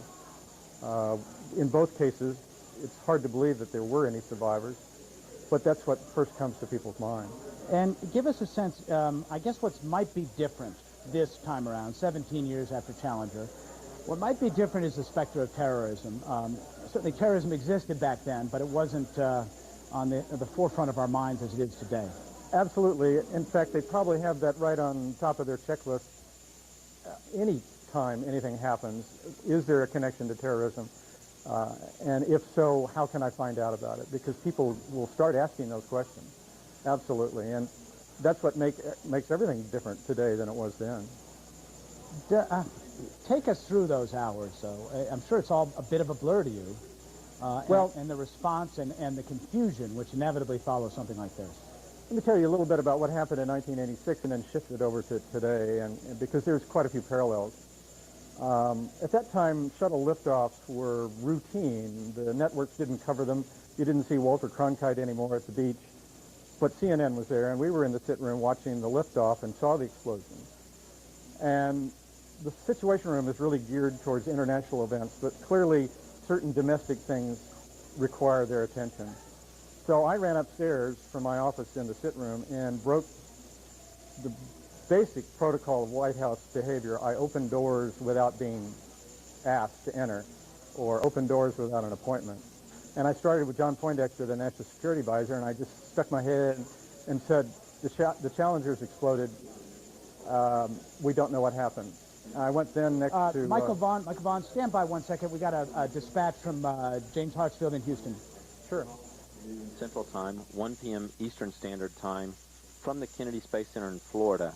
That statement will be broadcast on NASA television live, again beginning at noon Central Time, 1 p.m. Eastern Time. A media statement by NASA Administrator Sean O'Keefe. A space shuttle contingency has been declared in Mission Control. Flight controllers continue to secure information and data and all notes pertinent to Columbia's descent from orbit this morning. Communications with Columbia were lost at approximately 8 a.m. Central Time as Columbia flew above north central Texas at an altitude of approximately 200,000 feet and a speed of 12,500 miles per hour. Mission Control had no further communications or tracking with Columbia following that time. Search and rescue teams in the Dallas-Fort Worth area and in portions of East Texas and along Columbia's planned route toward the Kennedy Space Center have been alerted to the space shuttle contingency and are actively at work. The location of any possible debris should be immediately reported to local authorities who will be in contact with NASA and Air Force search and rescue personnel. Any debris that is located may be hazardous and should be avoided due to the toxic propellants used on board the space shuttle. Again, a press statement and availability by NASA Administrator Sean O'Keefe. All right, we've been listening to James Hartsfield, Public Affairs Officer in Houston. He's sitting in one of those consoles there. I don't know. Notice during that shot there were a lot of boxes, look like moving boxes. One of the things that is part of the protocol here is to gather your notes, gather all your documents, all your data. All of that is sealed up, put in boxes, and ultimately will be the focus of a commission that will look into exactly what's going on here. But you see the various positions. They're picking up notebooks and documents. Preserving data is the key here. Capturing what's on the screens, printing out notes in order to capture exactly what happened in those final minutes of the Space Shuttle Columbia. 1 p.m. Eastern, Sean O'Keefe, the administrator of NASA, a little more than a year into his job, will address the nation from the Kennedy Space Center. We, of course, will bring that to you live.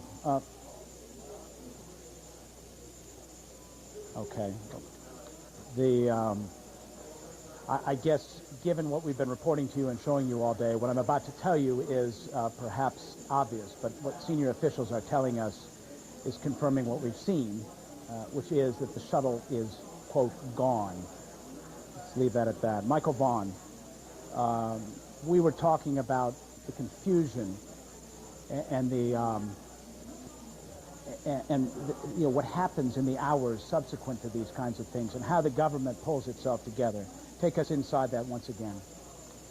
As I was mentioning to you, I simply ran upstairs when the Challenger exploded and threw open the doors and told people, went from Poindexter to Vice President Bush to Don Regan, the Chief of Staff, and then we all ended up in the Oval Office, watching CNN run those pictures of the Challenger explosion over and over again, just as you've done today with this shuttle.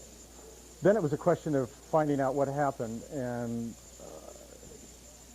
it's a matter of getting on the telephone and finding out from NASA what they thought had happened. Did they know anything about survivors? What caused it? All that sort of thing. And there was just an incessant stream of questions from upstairs about all of this, and what we tried to do was gather that information as fast as we could. The same thing happened today. The duty officers probably saw it first on the news, heard about it from NASA, and immediately notified people right up the chain, and immediately started making telephone calls to find out what had happened. In the case with any crisis, a bolt from the blue, the government's the first action you have to take is get everybody up to speed on what happened, so everyone has the same level of information. What happened, where did it occur, that sort of thing, and then go from there. With respect to NASA, it's just a question of getting on the phone. With other kinds of crises, you have to call upon many, many sources of information to get that information. Michael, if you could tell us then, just recounting, when it became, I think we probably, as you put it, CNN's a bit more nimble now. I think we have a clear indication earlier on. It was many, many hours, as I recall, after the Challenger explosion before we really had a sense of what happened. It was. Time is more compressed now. What I did was I invited the administrator of NASA to come over to my office and use it as his command center, because the rest of the government didn't have those facilities as they do now. And he came over and we helped him draft some statements and make telephone calls. And we got Johnson and Kennedy Spacecraft Centers on a speaker box on the telephone, and they relayed real-time information to us as they acquired it. And then we would pass it upstairs. Michael Vaughn, formerly in the Situation Room, and who happened to be there on January 28th, 1986, the day the Space Shuttle Challenger exploded some 70 seconds after leaving the launch pad there, killing all 7 crew members in that case. 17 years ago this past week. Let's get Cliff Johnson on the line. Cliff Johnson is an assistant to the governor of Texas, Rick Perry. Cliff, what can you tell us about the effort to preserve the debris field and perhaps more importantly, keep people away from any debris? Well, we're watching the debris field. Evidently, it went from Navarro County, Corsicana, through Anderson County, Palestine, over to Cherokee County, through Nacogdoches County, over to San Augustine County. We have about 25 pieces of debris field. The biggest that I've been reported is anywhere from 3 to 4 foot square. We've had a few calls in on some small fires, nothing that couldn't be controlled. We have some folks reporting the smell of some kind of propellant. And so we're telling everybody to be very, very careful. We're securing all those sites. And we have the local fire department, local DPS, state troopers, the sheriff's office, the police department. Everybody is securing these sites, and we're building a list of those sites in the Palestine, the county seat of Anderson County, and the Anderson County Sheriff's Office as we speak. How big a debris field, Cliff, have you been able to sort of pinpoint? Well, from what we can tell, it runs all the way from the northwest to the southeast through, starting in primarily at I-45 at Corsicana and Navarre County, all the way through Anderson County, all the way over to the Louisiana border. We're getting reports that maybe Nacogdoches County and San Augustine County took the brunt of it. And I'm sorry, I'm not familiar enough with Texas geography to get a sense of how many miles it is. From I-45 to the border is what? Well, I would suggest, as a crow flies, probably anywhere from 120 to 150 miles. We're 60 miles from Nacogdoches, from Palestine, and we're about 60 miles to Corsicana going back to the west. So you're looking at somewhere in the neighborhood of 120 to 150 miles from Corsicana probably to the Louisiana border. Okay, huge area. And do we have any reports of injuries on the ground, either from impact or from people who pick something up that is toxic? None. We have no reports of injuries whatsoever. All right. Cliff Johnson, let's hope it stays just that way. Cliff Johnson is an assistant to the governor, Rick Perry, in the great state of Texas, where they have a huge, huge debris field. We're talking about an area that spans 120 miles. Let's bring people up to date at the noon hour Eastern time. We should have been, at this point, showing you about a 20 or 30-second clip of the Space Shuttle Columbia landing about 9:15 a.m. Eastern time. That's when it should have touched down gently at the Kennedy Space Center, the 3-mile-long runway there. Instead, we've been showing you this, which is the final moments of the Space Shuttle Columbia. The old gray lady of the shuttle fleet, as some call it, perhaps not indicative of its condition, however, as it broke up over north-central Texas, altitude of 200,000 feet at some 12,500 miles an hour, faster than a speeding bullet, quite literally. Mission Control lost contact with the orbiter about 15 or 16 minutes prior to its anticipated landing. Now, the landing scenario begins literally over the Indian Ocean with a deorbit burn. It's an incredible glider ride, braking glider ride, all the way halfway around the planet to the Kennedy Space Center. Tremendous stresses induced on the orbiter as it bleeds off speed and trades speed for heat, quite frankly.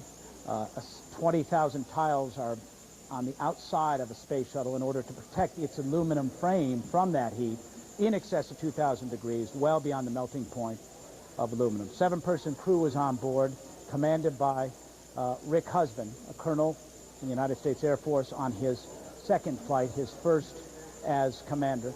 There's the remainder of the crew. If you put in the telestrator, I'll help people see who's who. And there's Rick Husband there. His pilot was on his first flight, and he was a commander of the United States Navy, William Willie McCool. Ilan Ramon, the first Israeli ever to fly in space. And I'm listening to NASA for just a moment. He's repeating that we're going to get a news conference at 1 p.m. Eastern Time. Michael Anderson, mission specialist who was on his second flight. He flew to the space station Mir in 1998. Kepalana Chawla, who was born in India and is a naturalized American and for fun flew gliders and flew also before in 1997, operating the robot arm of the shuttle for a experimental scientific mission. Laurel Clark, who was on her first flight, selected by NASA in 1996, PhD, hailing from Racine, Wisconsin. And finally, David Brown, who was selected by NASA in the same astronaut class, also on his first flight, captain of the United States Navy. They conducted a successful 16-day science mission and did everything they set out to do, by all accounts. And everything, they had a few problems, but every mission has a few problems. Humidifier kind of acted up. Some of the experiments gave them fits, but essentially had a very successful 16-day science run, covering all manner of life sciences and physical properties and protein crystal growth and everything from that to looking at how dust storms impact global warming was a part of this mission. Let's go back to the White House. Suzanne Malveaux is there. The president is due to arrive any minute now. Might be there now. Suzanne, what do you have for us? We are expecting the president to arrive momentarily at the Southwest Gate by motorcade. As you know, the president returning from his weekend planned at Camp David. He heard the news, we are told, shortly after NASA had lost contact with the shuttle. He was immediately notified by his chief of staff, Andy Card.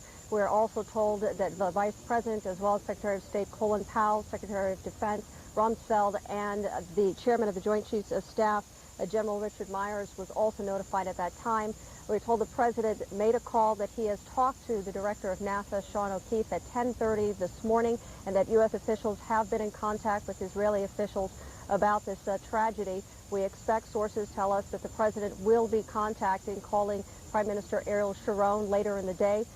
Right now, what is happening is that the aides are behind closed doors. They're debating on just how the president will address the country. We have been told that he will not formally address the nation until after NASA formally gives its presentation, and then the president will speak, we are told.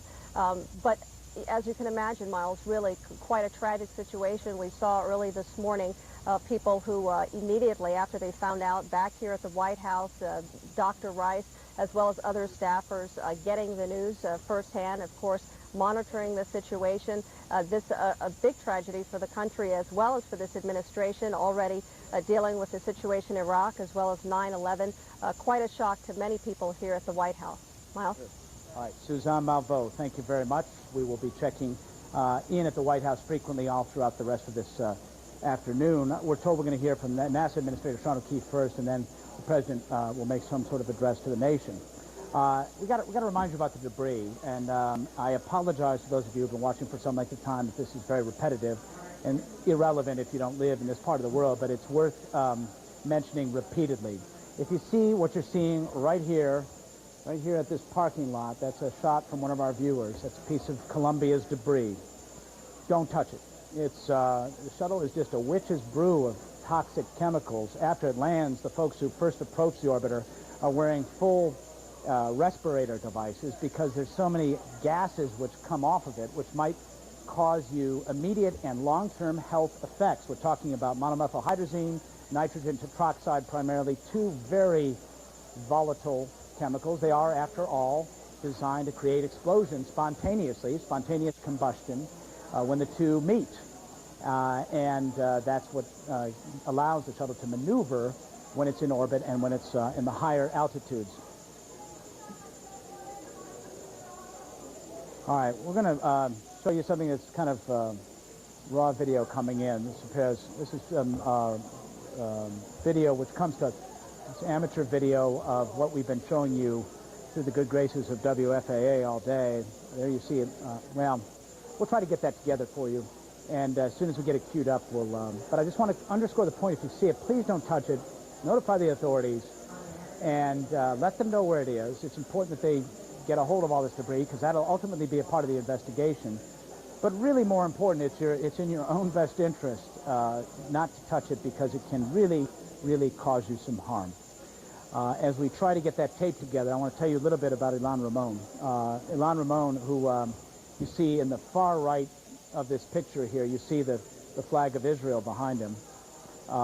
First Israeli to fly in space, an absolute hero of the Jewish state, and decorated fighter pilot who actually helped take out Saddam Hussein's nuclear facility in the mid-'80s in Iraq, among other things.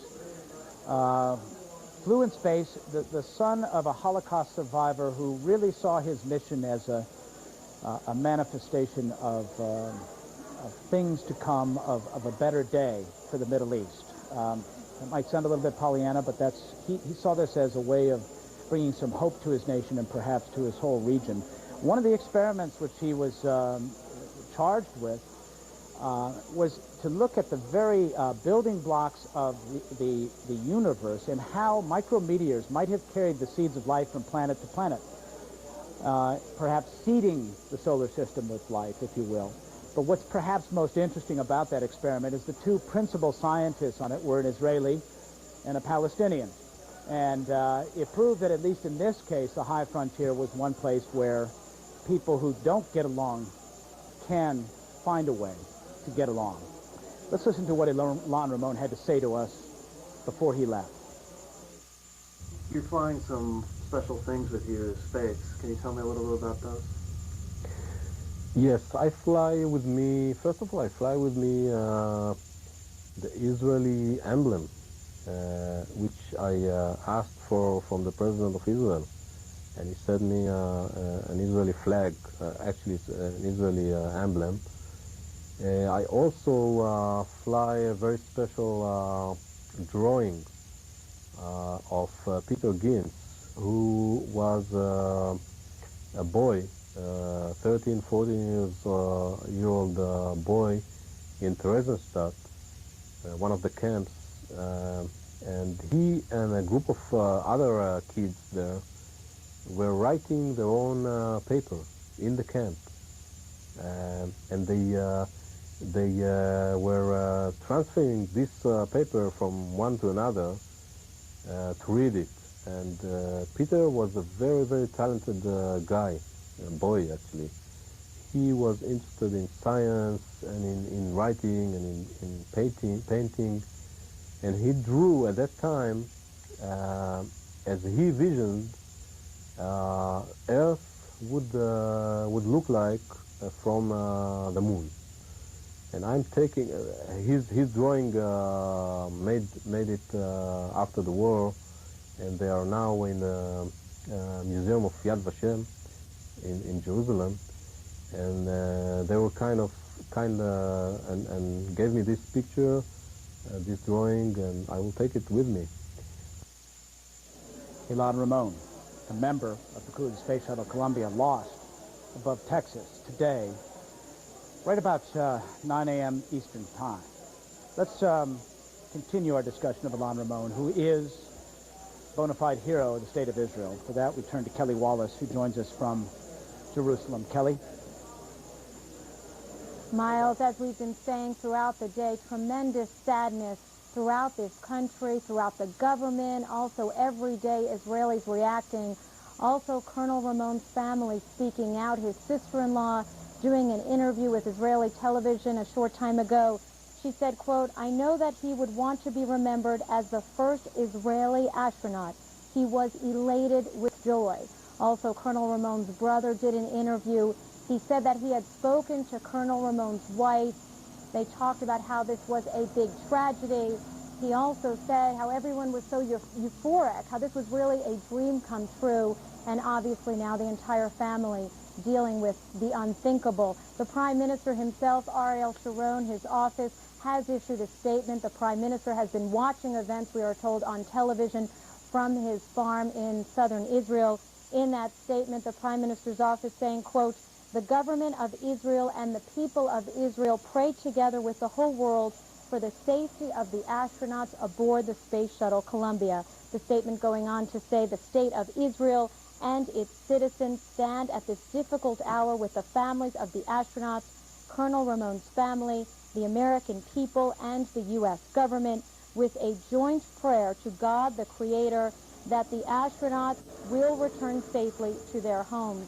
Now, we do know that the U.S. Embassy in Washington, or rather the Israeli Embassy in Washington, has dispatched a team to Florida to be with Colonel Ramon's wife and his 4 children who were there to watch the return of the space shuttle. We also know that the Israeli ambassador to the United States, Danny Ayalon, spoke earlier in the day with the director of NASA, Sean O'Keefe, and a spokesman in Washington for the Israeli embassy, saying this is a tragedy both for the Israeli people and the American people. Throughout the day, our colleagues have been talking to people on the streets of Israel. You can imagine tremendous sadness.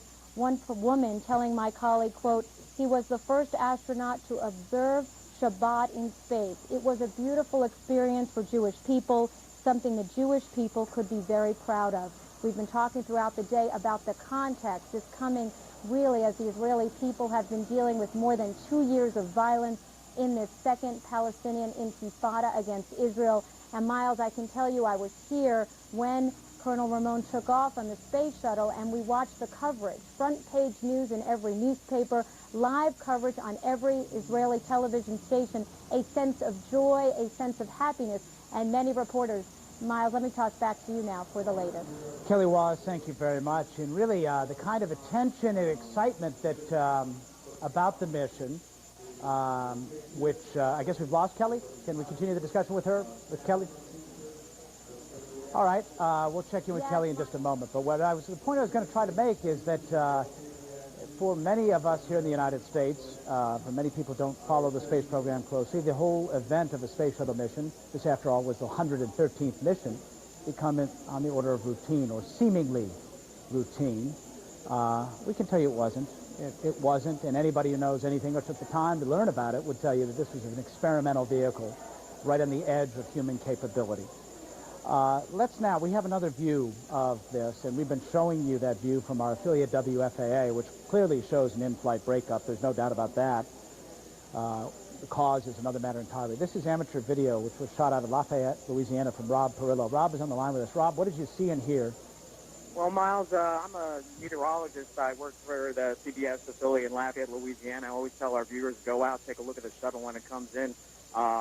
When it doesn't fly space station missions, and normally we can see the shuttle coming across southern Louisiana, and there what you see is a little bit of a different angle of the video that you saw out of WFAA a little bit earlier this morning. I went out to view the shuttle and took off a telescopic lens and went straight out of the video recorder, and you can see again, looks like some of the debris there taking a little bit of a right-hand turn, some of it continuing on.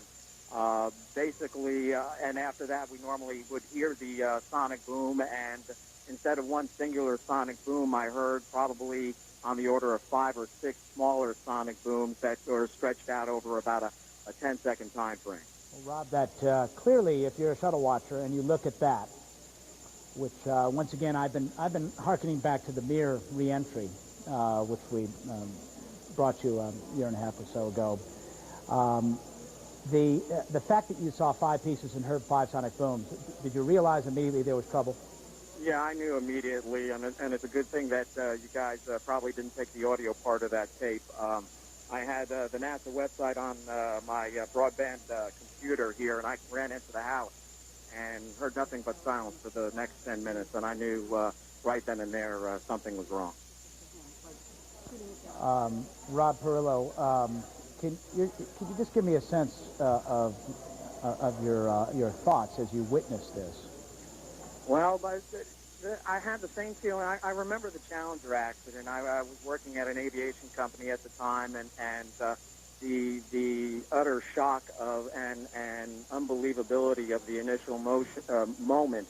I had gotten my wife up and then my daughter, my 9-year-old, to go outside and take a look at this, and the astonishment that you feel right offhand is indescribable, and you know immediately that when you see multiple pieces of debris flying that it's not a good situation. We knew what we were looking at as the system was coming in. It looked good. We normally see it when it's between Dallas and San Antonio. That's where I picked it up.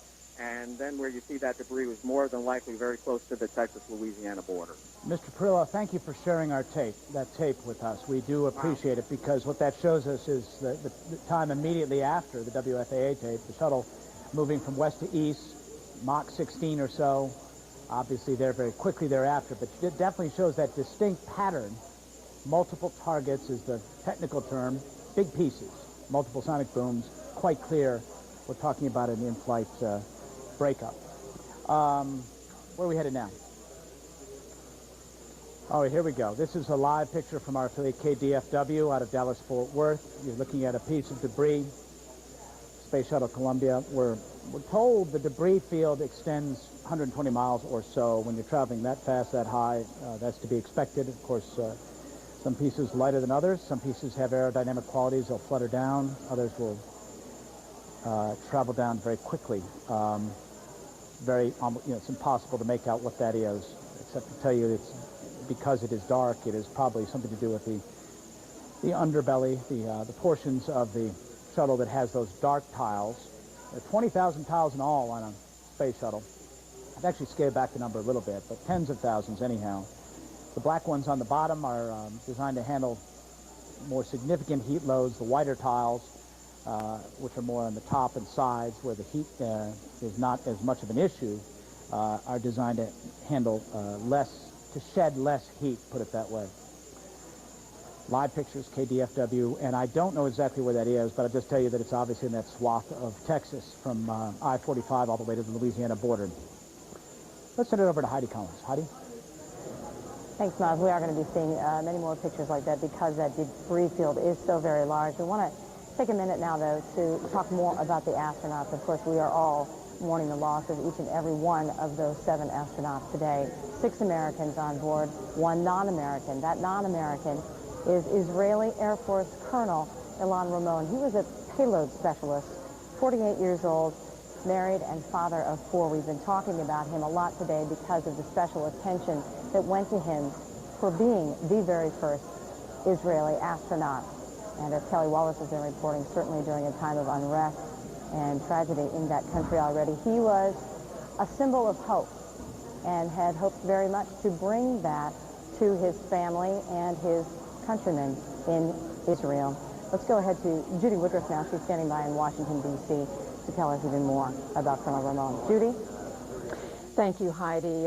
We are in Washington, as you said, and with me now is the Israeli ambassador to the United States, Daniel Ayalon. Mr. Ambassador, how did you find out about this morning? Well, first of all, I heard it from the news, and then Sean O'Keefe, Mr. Sean O'Keefe, the administrator of NASA, was kind enough to call and give me an update. And this is a big tragedy for the United States, for Israel, and mainly for the families.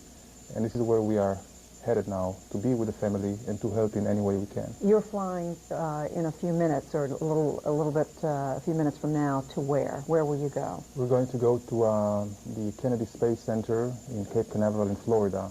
This is where the family is being flown to. They were waiting for the landing in Houston. They were in Houston waiting. They were in Houston waiting. So right now they're being flown by NASA.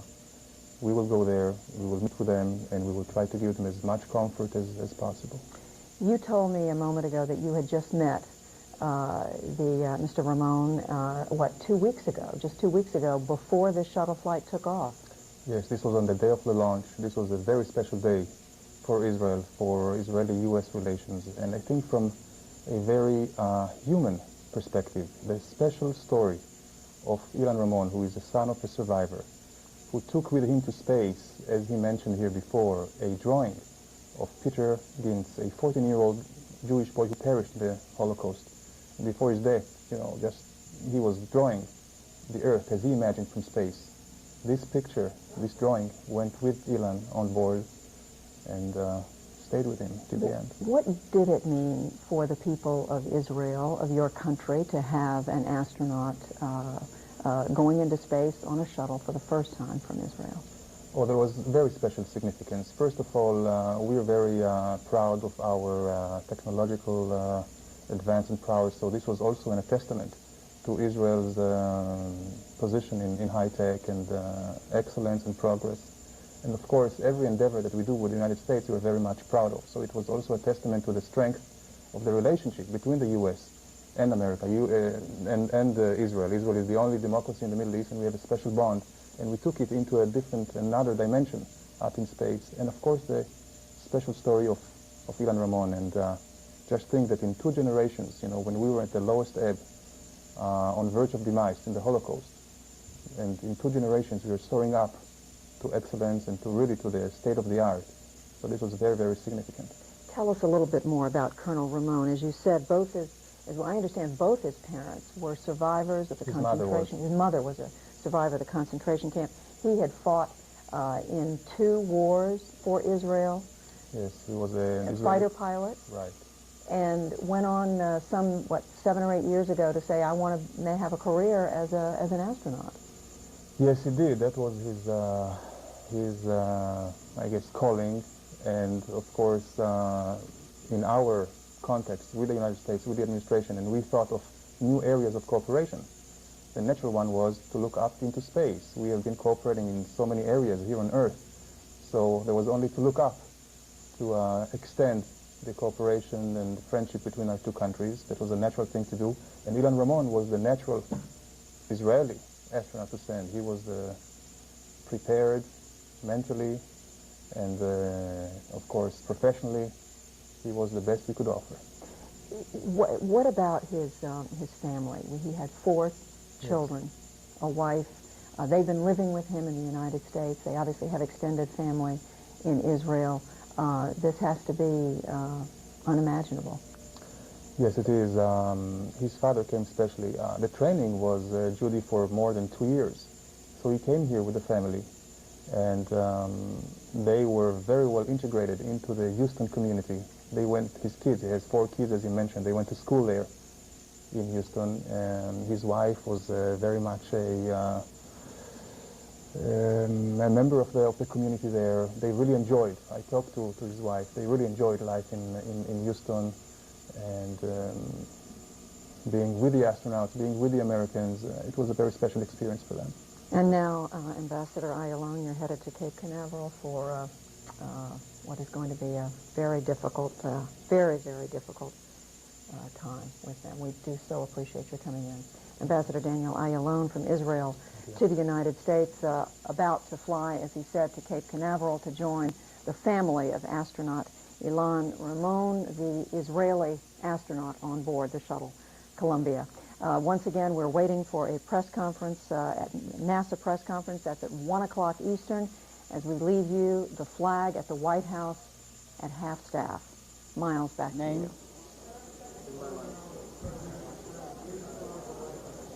The name.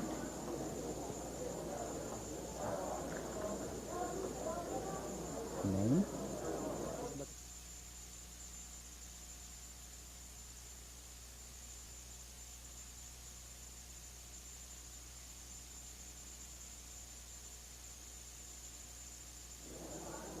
I think that picture tells us a lot right there, looking at the White House flag at half-staff as the nation begins a period of mourning and assessment and discussion in the wake of a terrible tragedy as good people lose their lives doing what they love and pushing the boundaries of space exploration. Let's bring in the Israeli ambassador to the United Nations, Dan Gilman.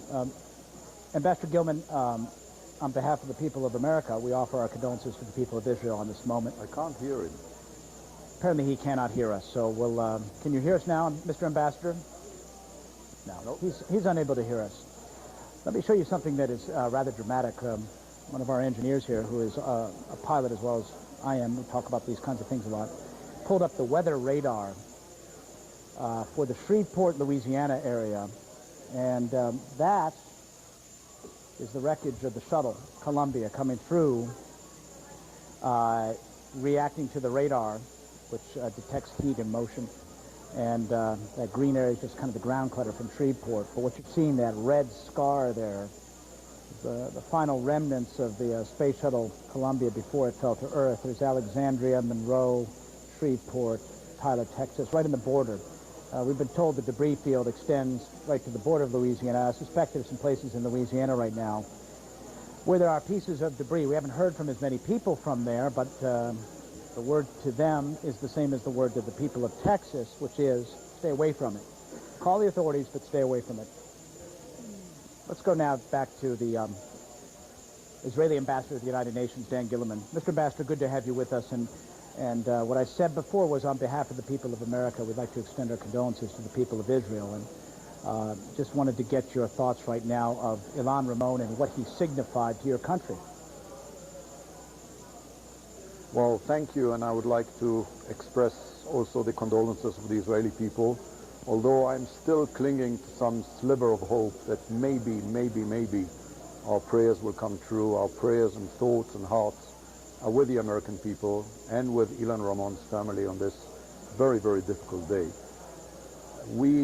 This is a very special day for us. This was meant to be a very special day for us because this cooperation really demonstrated the true bond between Israel and the United States. Two brave and free countries, two great democracies sharing together in this quest to explore and to excel. And Ilan Ramon to us was not just a pilot or an astronaut, he was a symbol. He was a symbol of excellence and freedom at a time when Israel is undergoing one of the most difficult periods in his life. And I can tell you that he became a national hero just by going into space with his American colleagues. I spoke to the Prime Minister last night, and he was really anxiously awaiting Ilan Ramon's return. I spoke to many friends in Israel today, and the devastation and the horror and the grief are just unimaginable, because it was a ray of hope, and it was a ray of something good happening in the midst of 2 very, very difficult years in which Israel is facing terrorism and some of the most ugly and vicious and brutal manifestations of human behavior ever before witnessed. And the fact that Ilan Ramon, the son of Holocaust survivors, actually went up there with his American colleagues, forging this bond, and really saying to everybody that at the end of the day, good prevails over evil, and that we shall all prevail over the evil surrounding us, brought us a lot of hope and a lot of elation.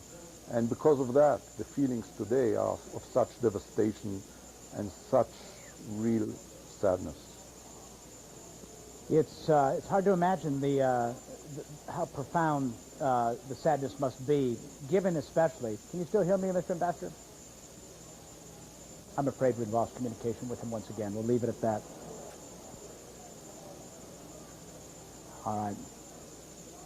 We've been hearing all morning from a lot of people across a wide swath of central, northern, eastern part of Texas who have seen things and have actually found some wreckage, which we invite you to stay away from. Linda Steen or Steed? Linda Steed is on the line with us now. Linda, what did you see and hear this morning? Well, we got up to watch the shuttle come over, and about 2 minutes after 8, we saw it on the western horizon. And when it got nearer, we could see flecks or pieces of something coming off of it, because we thought it was just the afterburners or something. But when it got directly overhead, you could see more things coming off the back of it, but we still didn't realize what was happening. And then we heard the racket, the sound, after it passed by us. Just reverberated and reverberated for several minutes, like an earthquake or something. But that's basically it. I guess we saw it as it was breaking up, though we didn't realize it at the time. Linda, describe that racket a little better for us, if you could. What did it sound like? Well, it started out like a heavy thunder and a rolling thunder sound. And then the dogs started barking and chickens started crowing and everything. Just a real weird sound. And then got shook the earth. That was kind of it. Kind of like a really heavy thunder. Did you see anything out your window then, or did you just hear it?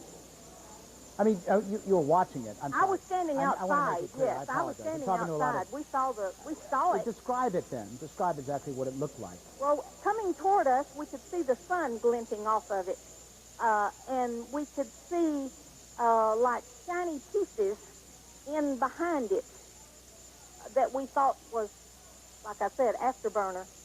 But all the time it came directly overhead, we could still see these pieces from behind. But there was a main part of it that seemed to be intact as it came overhead. Yeah.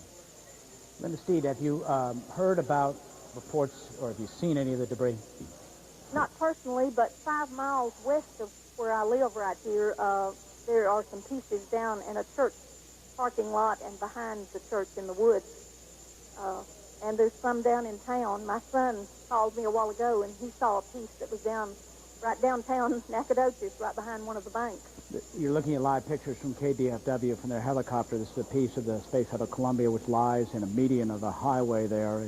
That would be Highway 7 out near the airport, kind of west of town. I see. So that's not far from where you are, Linda? It's not too terribly far from where I am. No, I'm west of town, and it's west of town, just further south than I am. Hard to pick up what that is, but...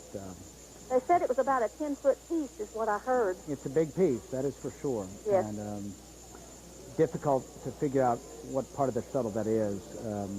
In any case...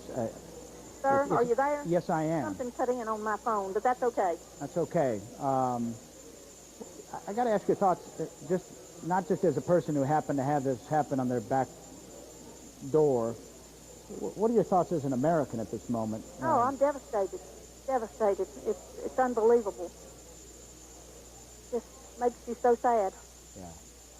Linda Steed, joining us from Nacogdoches County, Texas, where significant pieces of debris in Space Shuttle Columbia have fallen as it disintegrated at an altitude of 200,000 feet, some 12,500 miles an hour, much faster than a speeding bullet. And I'll call your attention, well, they've got a wider shot now, but there was a triangle of crime scene tape there, that yellow tape that you see.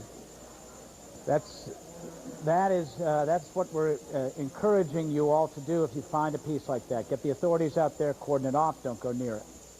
It could be very problematic and could cause you some harm because of all of the witch's brew of rocket fuel which is on board any space shuttle. CNN's Alec Fraser is a veteran of the U.S. Navy, Navy captain, has a lot of experience in defense matters, intelligence matters, through his tour of duty. He joins us now with some insights on a couple of aspects of this which we have to at least touch the base on, and that is terrorism. Alec? I think there are a couple of things that people ought to know, because anytime an incident like this happens, there's a concern that there was a terrorist threat and that somebody actually shot it down by a missile. There are two reasons that this could not happen by a missile intercept. Number one is the altitude. Most missiles cannot fly above 100,000 feet, mainly because there's not enough air for the tail fins to be able to guide the missile. And number two is the shuttle was running at a Mach 6 rate, and Mach 3 is as fast as most intercepts can be done. Alec, we probably should do our mathematics. 12,500 miles an hour, I believe, equates to faster than even Mach 6, but the point is moot because it's way too fast. Right of your screen, by the way, I want to point out is the President's motorcade on its way from Camp David. And I believe they're driving in because of the bad weather there in Washington. I'm not positive of that, but that would probably explain why there's not a helicopter. Alec, continue in your point there. Well, for those two reasons, this type of intercept could never happen. And there are reports that people saw commercial aircraft in the area of the space shuttle, but you've got to remember there's an altitude difference there of 170,000 feet, and any type of intercept or any type of problem of a mid-air collision is just simply not possible. Yeah. So we sort of have to touch the base. We have to bring it up just to knock it down, if nothing else, in this day and age, don't we? That's right. And anything that's going that fast and that high is impossible to be considered as a terrorist missile attack. And remember those concerns that we've had of airplanes, commercial airliners being shot down by shoulder-fired infrared heat-seeking missiles. Those only go to 2 or 3 miles high, and we're talking about 200,000 feet here, so those are not a threat. So you'd be working with a radar-guided missile, a very complex, highly technical system that could intercept something that high or that fast. And again, 100,000 feet or Mach 3 is about as much as anybody can do. Okay, faster than anything out there. And we should underscore that point, but as we say, given the environment in which we live, we've got to at least express that to make people realize that it isn't possible and is not a likely scenario. And that might be something that is going through people's minds, right, Alec? Right, and it's just not possible. All right. We would like to underscore a couple of points for you. First of all, we are expecting about 23 minutes from now a briefing from the NASA Administrator, Sean O'Keefe, who, a little more than a year into his job, has quite a job ahead of him.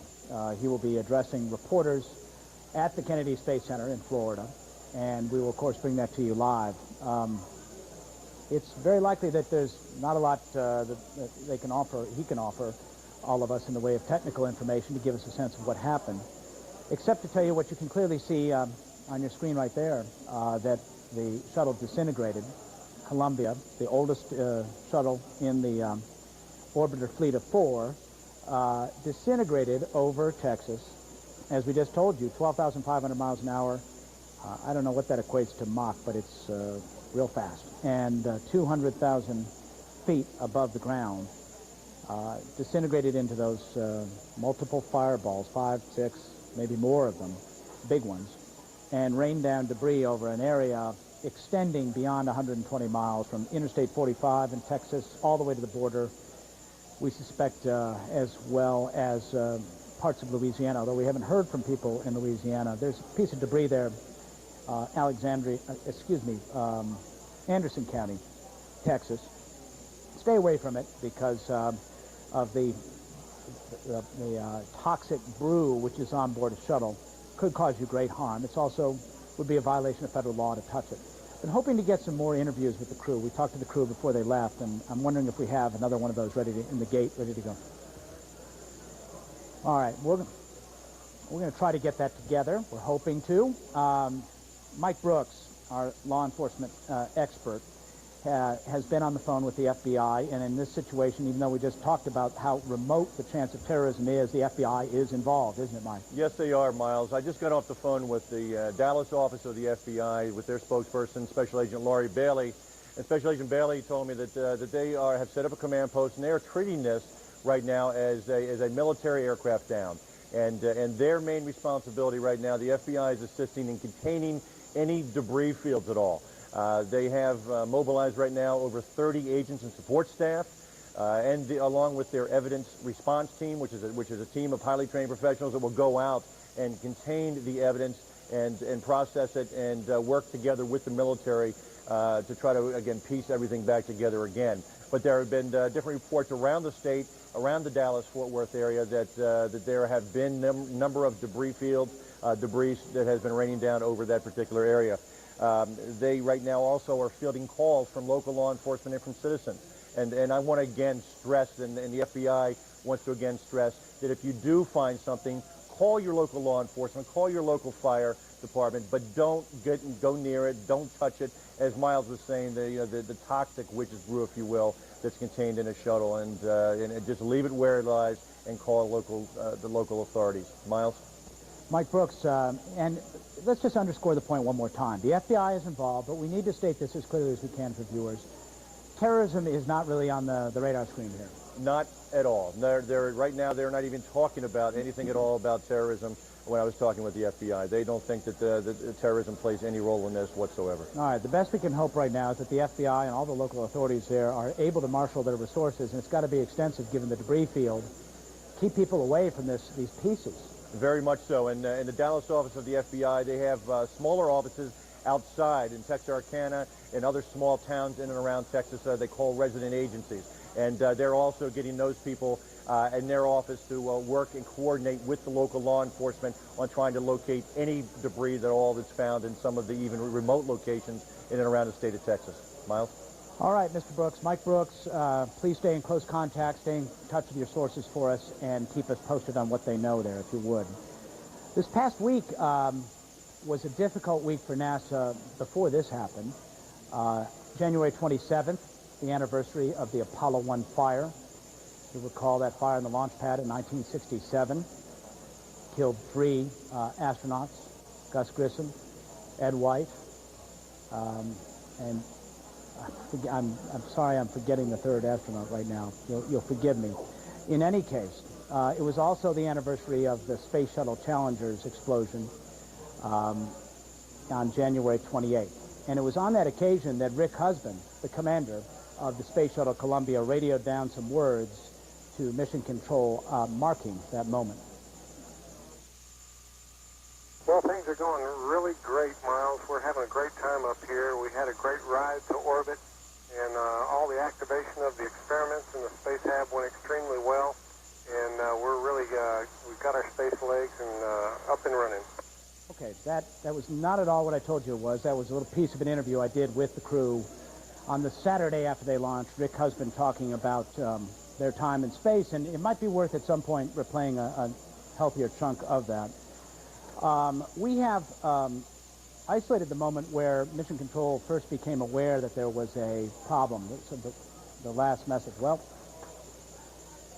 all right. We're going to try to get all this stuff together, and we will go to Judy Woodruff in Washington. Judy? Thanks, Miles. Let me just say very quickly at the outset here how glad we are as your colleague that you're on the job this morning with your extensive experience and background in this area on this terribly tragic day. With me, Miles, in the studio here in Washington is Patty Davis, who covers aviation, has been talking to people at the Federal Aviation Administration, National Transportation Safety Board. Patty, what are they saying at this point? Judy, the FAA says that it has been in contact with NASA on this shuttle accident. The FAA and the NTSB say that investigators are on standby, ready to go to the crash site if there is. It can be a crash site. It looks like it's a very widely spread out site if they're requested to go. by NASA. Now, the National Transportation Safety Board, which is the agency that investigates air crashes, played a broad role, a spokesperson said, in the shuttle Challenger explosion. In the 1980s, the NTSB reconstructed parts of the shuttle for NASA and did a lot of the metallurgical work, looking at the composition of the metal debris from that accident. Now, aviation safety experts say what will be of critical importance in this accident, all the telemetry from the shuttle transmitted to mission control. The debris field expected, as I said, to be very, very wide, since it broke up at some 200,000 feet in the air. The FAA says that it did not have any contact with the shuttle at all. It was still very high in the air. Air traffic control would have made contact with the shuttle when it reached about 60,000 feet. A spokeswoman telling me that at that point, air traffic control would have brought it into the airfield just like any other aircraft, moving aircraft, out of the way. No reports from American pilots, Southwest or Northwest pilots, that they saw any of this unfold or anything unusual. Normally they would report such activity to their bases and also to the Federal Aviation Administration, but certainly an unfolding situation, and we may hear more. And Patty, I just want to, while you're here, clarify. I know Miles has been talking about this all morning. There have been witnesses who saw what appeared to be commercial jetliners in the area. Just to be very clear, commercial aircraft all over the world fly at a much lower altitude than where the shuttle was. Right, we're talking a commercial aircraft being like 35,000 feet in the air. The shuttle at 200,000 feet. There's no way they could have come in contact with each other. The FAA is saying what their value at the very last stage as it's landing. Entry point.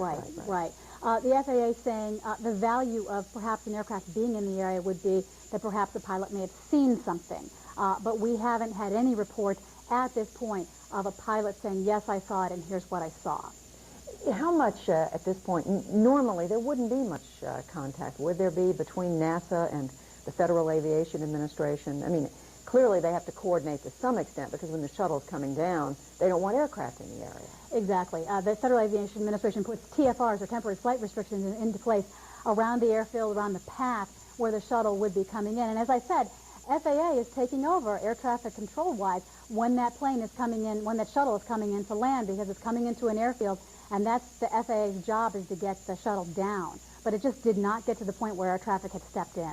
So just to summarize again, Patty, what is it that officials, both at the FAA and, I guess in particular now, the National Transportation Safety Board, will be doing? What is their job right now? Well, they're waiting to get a request from NASA. They don't know. They all have crash investigators. They all have experts in crashes. They would be providing a support role, it looks like at this point, since this is not a commercial space vehicle. This is a U.S. government one. So NASA would most likely take the lead role in this.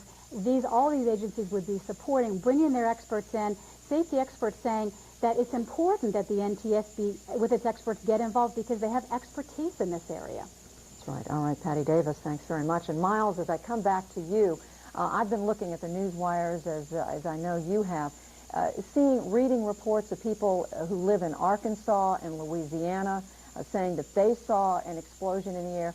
If you can help everyone understand a little bit better about the trajectory and where people in the United States might have first seen this happen and where it might have happened. It might not have been over Texas. Hard to say, Judy, except that we do know the point at which they lost communication. Obviously, Mission Control in Houston is in constant communication with that space shuttle from the moment of launch really all the way down to landing. It's not like the old days where you had those blackout periods in the Gemini and Apollo missions when they didn't hear from them for some time, and then they come back through after the chutes open and everybody would breathe a sigh of relief. It's constant communication, so they can pinpoint the exact moment, and we're told it was right about 9 a.m. Eastern time, and we can pinpoint that location as being there right over kind of north central Texas, right around Dallas. As a matter of fact, that WFAA affiliate tape that we've been showing you, you actually see what starts out as the appearance of a normal space shuttle, the comet-like streak, as you see it there, one fireball with one tail, and you almost witness the whole thing happening. You see the kind of the tail sort of acts in a strange way, and then boom, all of a sudden you see those small pieces right behind there.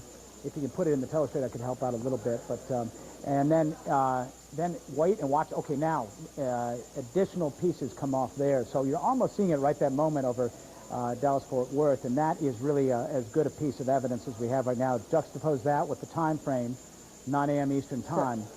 So Miles, Yeah. I just want to say what the Associated Press anyway is reporting is the police near Shreveport, Louisiana,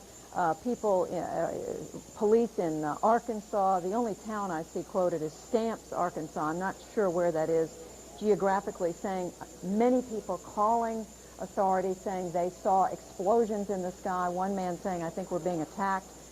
It's pretty clear there's some connection here. Yes, clearly. I mean, traveling west to east, that all fits with what we're seeing. And at that altitude, on a clear morning, a big, wide swath of the ground would have the opportunity to see this, even if debris didn't actually rain down in that particular area. You'd be able to see it for many, many miles at that altitude. I recall after the Challenger incident, I was in Tampa, Florida. Now, the Challenger blew up right about the same altitude, 150, 200,000 feet. We could see the cloud, the remnants of the Challenger, from Tampa, 150 miles away.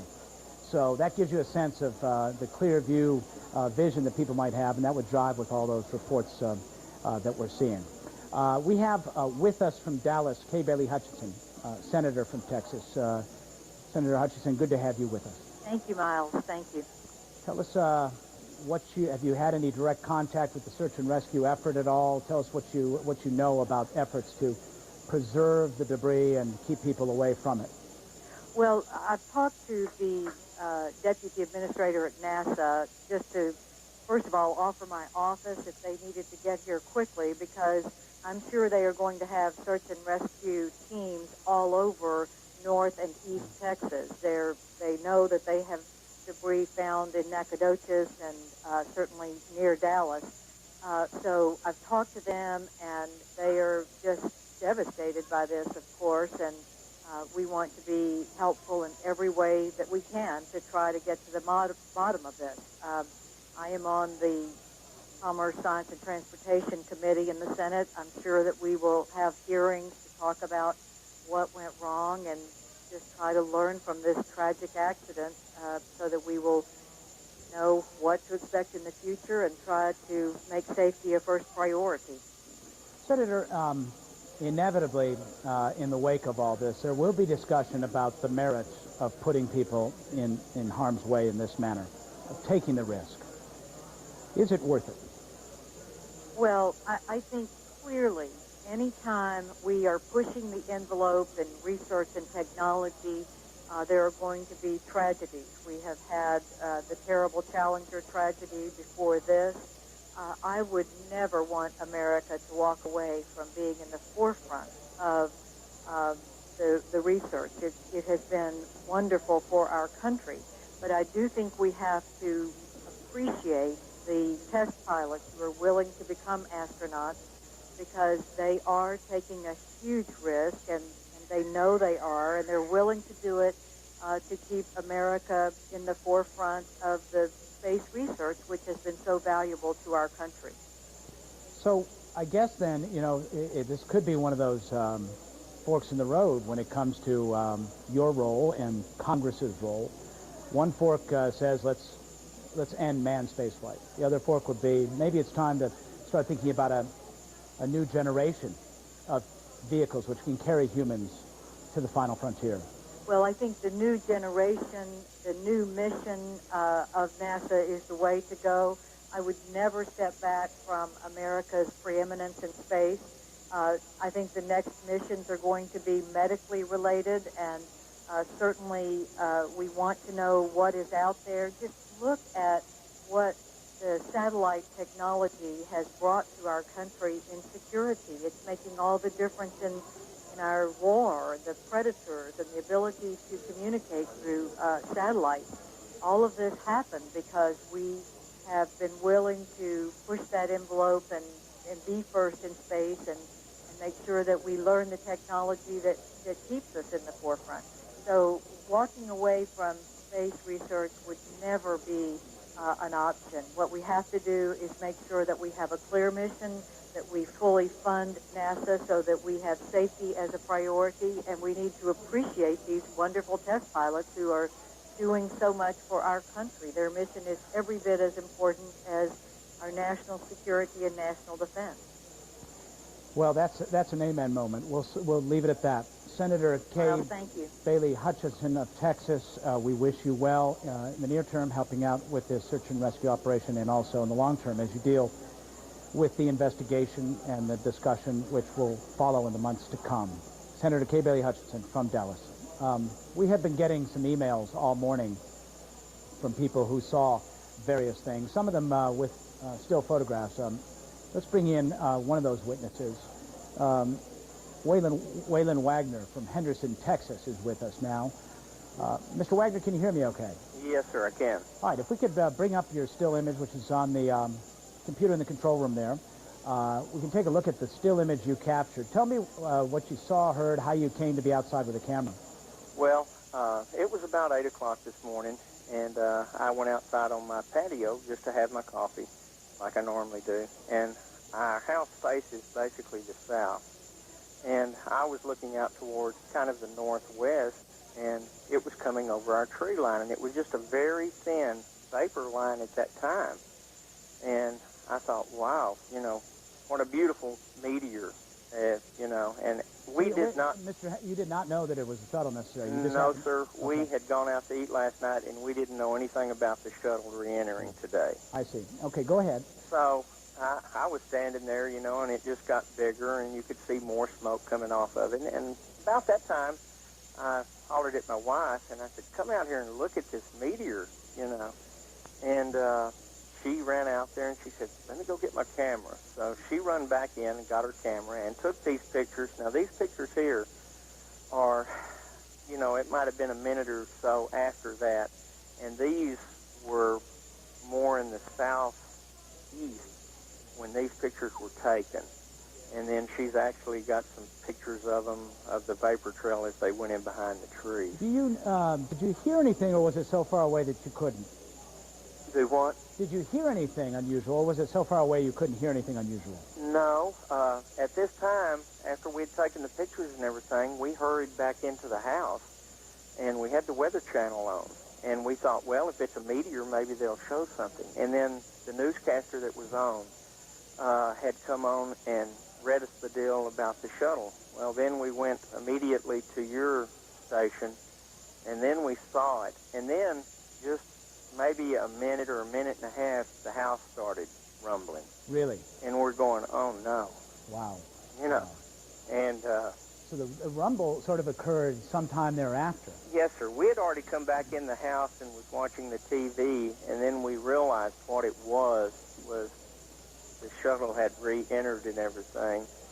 And we stepped outside again and just listened to it. It was kind of like a big thundering noise, like a thundercloud would cause in the distance, and it just kept on and on and on.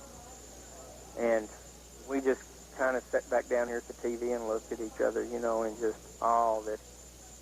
So it might have just taken that much time for the sound to reach you, in other words. Well, yeah, it was probably at least a minute, you know, minute to a minute and a half, and then we started hearing the sound of it. All right, we're going to leave it at that. Waylon Wagner, Henderson, Texas, thank you for sending that image, which shows, to my way of counting, 1, 2, 3, 4, at least 5 distinct big pieces of the Space Shuttle Columbia at that moment in time over Henderson, Texas.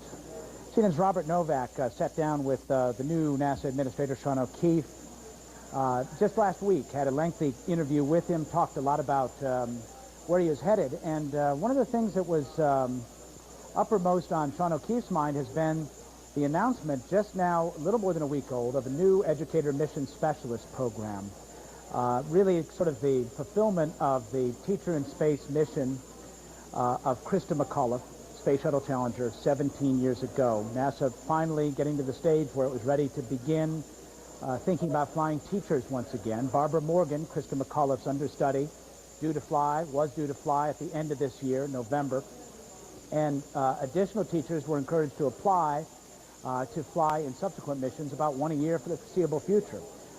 It was a time when at least last week when Bob Novak sat down with Sean O'Keefe, there was a lot of talk about bringing civilians into space. What else did he have to say, Bob?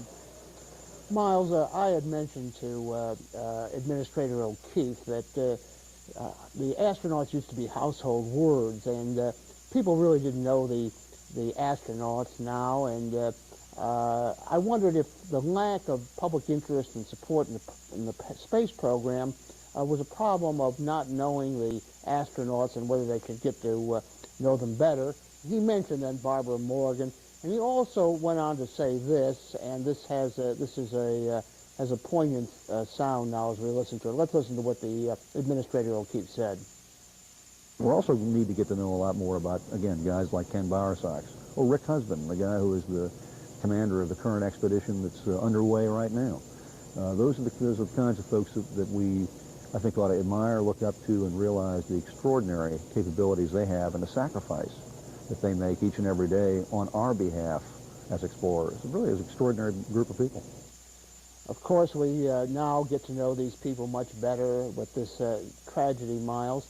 And the Administrator O'Keefe, who is not a space expert at all, he was brought in there because he's a great numbers cruncher, he's a good management man, former Secretary of the Navy, he was deputy man at the Office of Management and Budget, trying to make do with kind of short rations for NASA, trying to increase public support. Now he's got even a bigger task, and that is to explain to Congress and indeed to the nation what happened today. And there will undoubtedly be people, naysayers will say manned space is too risky, but as Senator Hutchison said, and I'm sure, I know that Sean O'Keefe will say that it is essential that we continue the manned space program. CNN's Bob Novak, who had the last lengthy interview with Sean O'Keefe before we hear from him today. 1 p.m. Eastern, that's right about now, is when we expect to hear from him. We will bring it to you the moment it begins, but let's take an opportunity to recap. As we take a look at pictures captured by our affiliate WFAA, 9 a.m. Eastern Time, 8 a.m. local time, what you're seeing are the final moments of the Space Shuttle Columbia as it broke up into several pieces, at least 5 big ones that we are able to count, disintegrated at an altitude of 200,000 feet, traveling 12,500 miles an hour, some 15 or 16 minutes prior to its anticipated landing at the Kennedy Space Center. Crew of 7 aboard had conducted a 16-day science mission, traveled 6.5 million miles in the course of that, and had, by most accounts, a relatively flawless mission. The crew, led by Commander Rick Husband, featured Mark Brown, Laurel Clark, Kaplana Chawla, Willie McCool, the pilot, Mike Anderson, and Ilan Ramon, the first Israeli to fly in space, featured a 16-day science mission where they conducted in excess of 80 separate experiments on themselves, on rodents, on all kinds of things, physical sciences, trying to learn more about how microgravity affects human beings as well as other phenomenon. By all accounts, it was a successful scientific run, and then inexplicably, at 9 a.m. Eastern, just about that time that tape was shot, we lost communication. Now, let me just tell you how a shuttle, oh, this is a little different than I'm sorry, this anticipated something else. It was coming in this way, across Texas, right about this point is where the breakup occurred. Should have continued down right along the rim of the Gulf Coast there, through the panhandle of Florida and down into the Orlando area, and make a steep right turn to runway 33 at the Kennedy Space Center. That was the altitude and speed at the time of the breakup. Tremendous forces on a shuttle. The whole process of a deorbit burn begins in the Indian Ocean when they fire rockets which slow the shuttle down just enough for it to begin falling out of orbit. The shuttle essentially is in a constant free fall around the planet at 17,500 miles an hour, sort of the perfect balance between its speed and the forces of gravity. Slows it down just enough to begin that precipitous drop. It begins a series of broad S-turns to dissipate heat, or to trade, I should say, speed for heat. It's covered with thermal insulating tiles, which are designed to protect the aluminum frame of the shuttle from that tremendous heat, which can exceed 2,000 degrees Fahrenheit. Those tiles are a very fragile thing, which have caused a lot of maintenance headaches over the years for NASA as it tries to keep the space shuttle fleet flying. Now, into its 22nd year.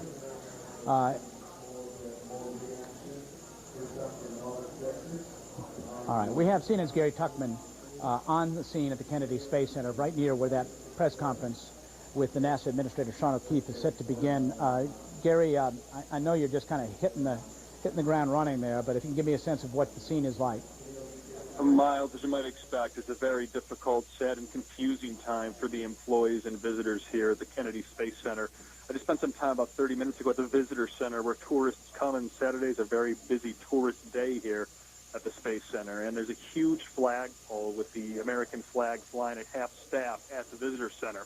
And I saw a family, a husband, wife, and their 2 children stepping out of their car to go on the tour of the Kennedy Space Center. And there were a lot of people running around in the flag at half staff, and the woman looked at me and saw I was with CNN and said, "What's going on here?" She had no idea what had happened. I quietly informed her what had happened, and she burst into tears. And that gives you an idea of what people are going through here. There are flags at half staff throughout the complex. There's a sign, and you've probably seen this, Miles, when you've been at the Cape, when you drive in, and it tells you how many days it is until the next launch, how many days it is until the next landing. And it says 0 days until the next space shuttle landing. And it is a very eerie case of deja vu for a lot of us. I was here in 1986. At that point, I know you, Miles, worked in Tampa for a local station. I worked in West Palm Beach, and I was here that day after the Challenger exploded. It's the very same terrifying, terrible feeling here of deja vu almost 2 decades later. Exact same week of the year, first day of February today, January 28th, 17 years ago. But it's a very sad day here at the Kennedy Space Center. Miles? Gary Tuchman, thank you very much. As we look at this picture, which I believe came down a little while ago, the flag at half staff there beside the countdown clock at the Kennedy Space Center. In the distance, you see Launch Pad 39A, which is exactly the point at which Columbia left the planet 16 days ago. About 3 miles from where that flag lies, sort of to the back of the camera, is the shuttle landing facility where it should have arrived 9:16 a.m. this morning. But as we have been telling you, that did not happen. It disintegrated shortly after losing communication with Mission Control over the state of Texas, somewhat ironically. Disintegrated into several pieces at high altitude and high speed, raining down debris over a huge, huge swath of Texas and into Louisiana. And there you see half staff at the White House. Live pictures there. This one from the North Lawn as we see the nation in the earliest stages of beginning to mourn a brave crew of people who understood these risks and yet willingly, gladly embraced them.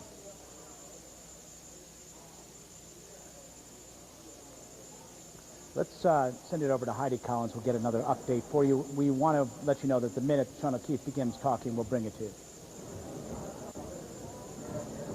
Yes, we will, Miles. We want to let everybody know. We're going to recap the details now of the tragic ending of the Space Shuttle Columbia mission, and what a tragedy it is. Here's what we know. NASA lost communication with Columbia just moments before it was scheduled to touch down in Florida at 9:16 Eastern this morning. Officials say they were given no indication of trouble. Meanwhile, television images captured the craft separating into pieces as it streaked across the Texas sky. An investigation began almost immediately to find out what happened. An official in Washington says an act of terrorism was considered highly unlikely. Spectators who went to Kennedy Space Center to see the shuttle landing were left waiting. We're shocked. We're at a loss for words. We don't know what to think. We feel so sad and sorry for the families of people that have been lost.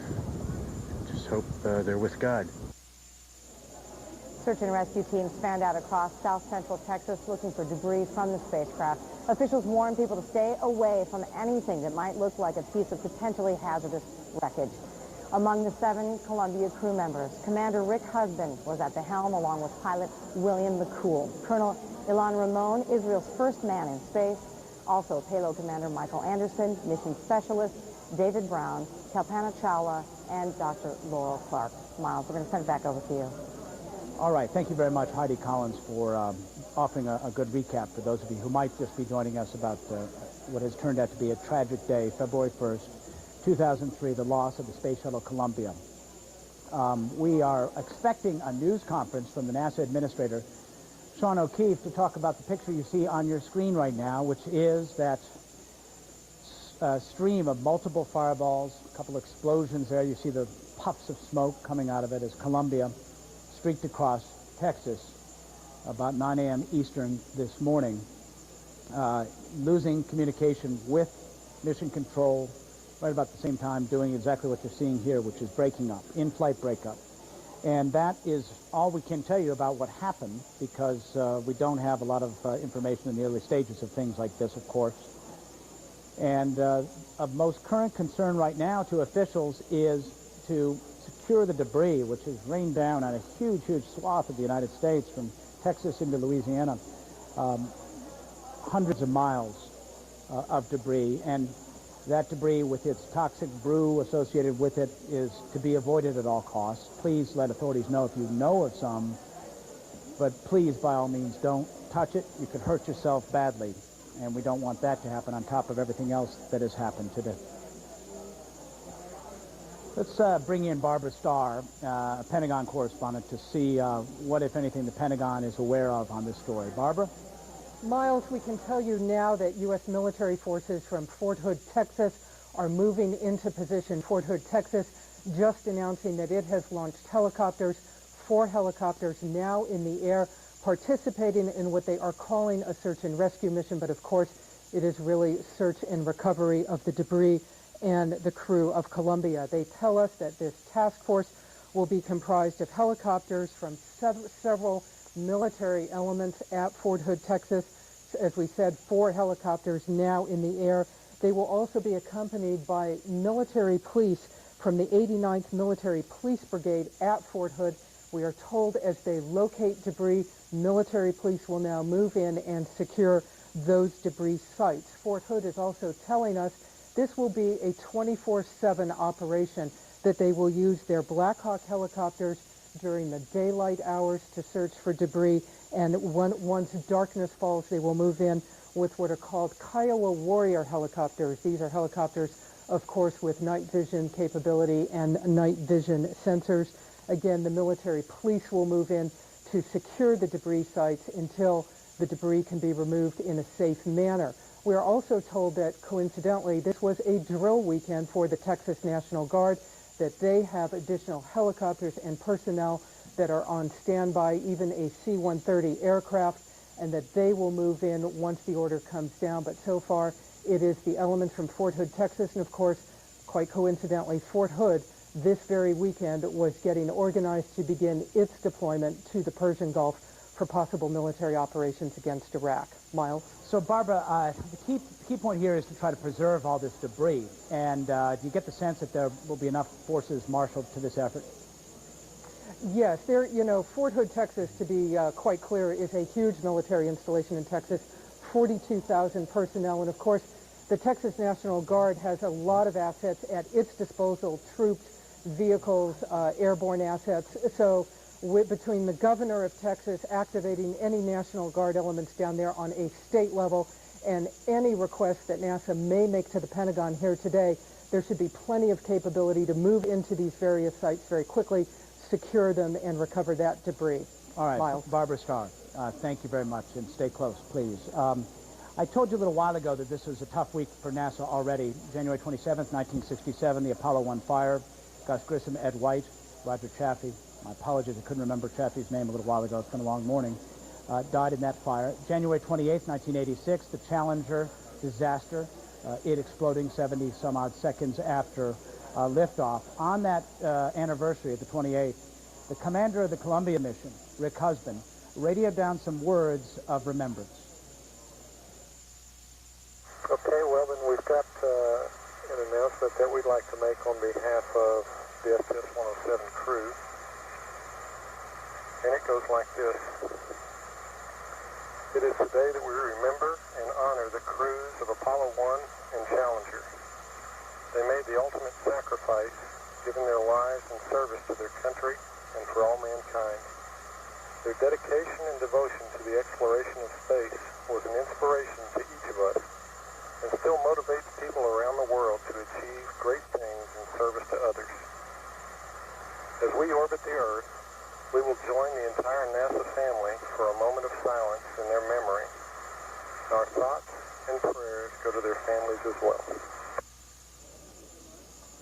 Rick Husband, the commander of the Space Shuttle Columbia, on January 28, 2003, commemorating the loss of Apollo 1 and Challenger, the ultimate sacrifice, as he put it.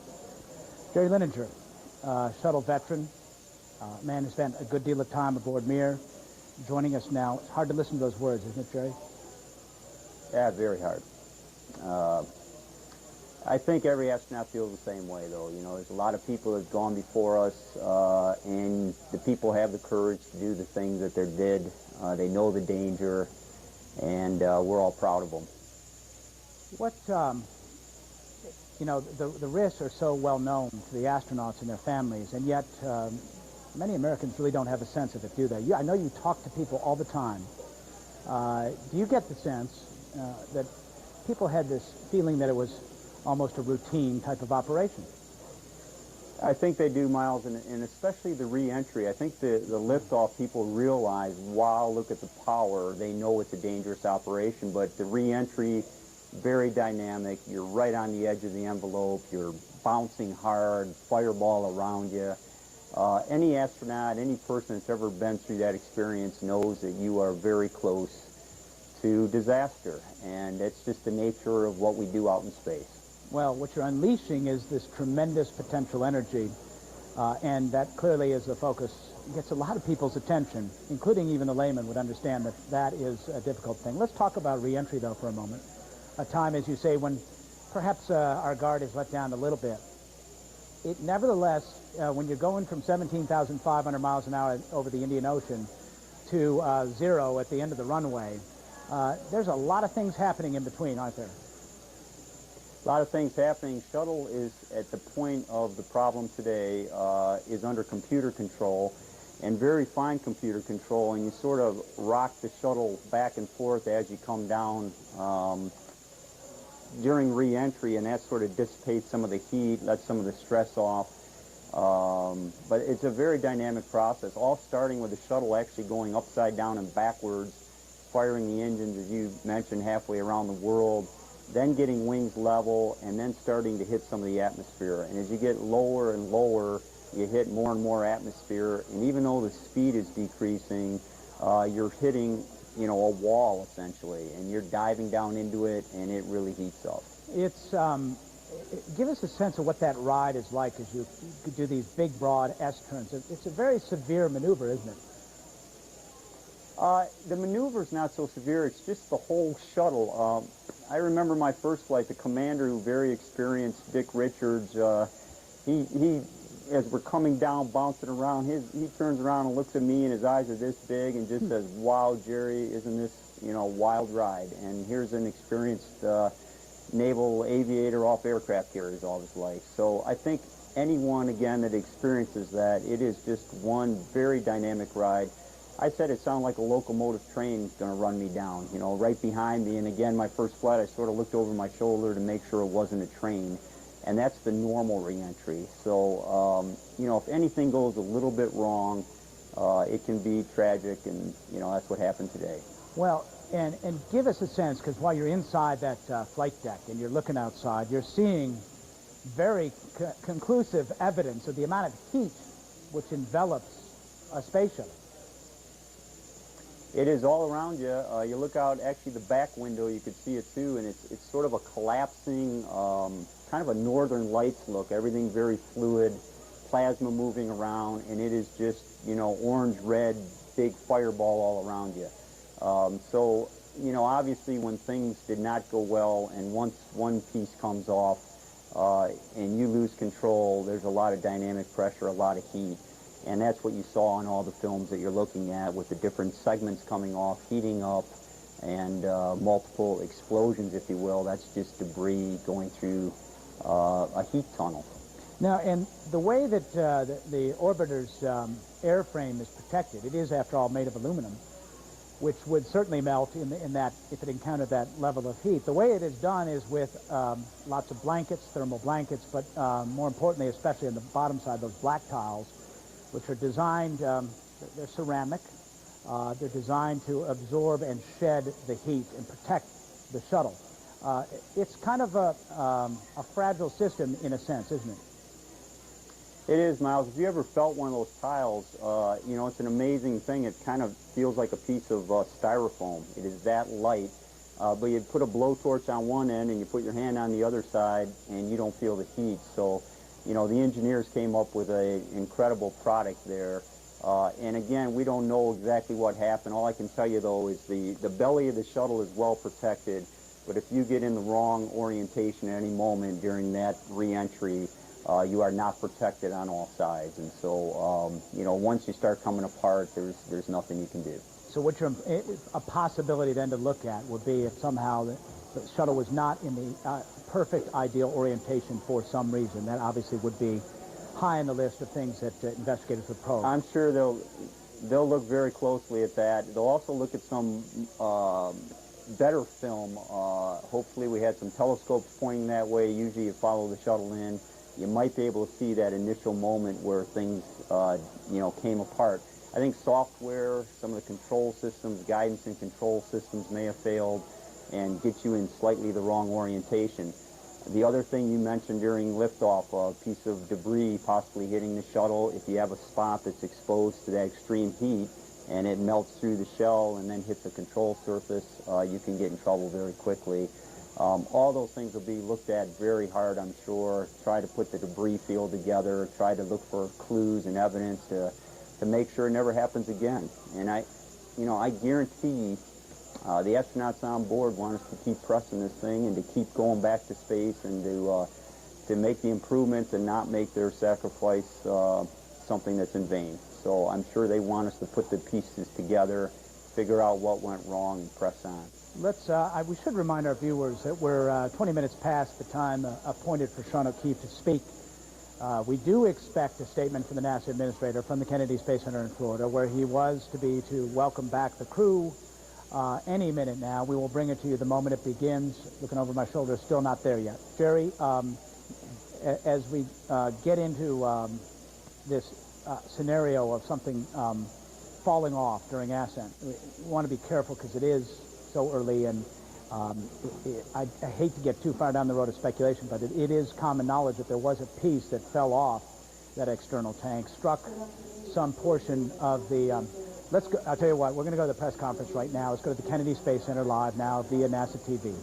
About STS-107, we will have no questions today, just a few brief remarks.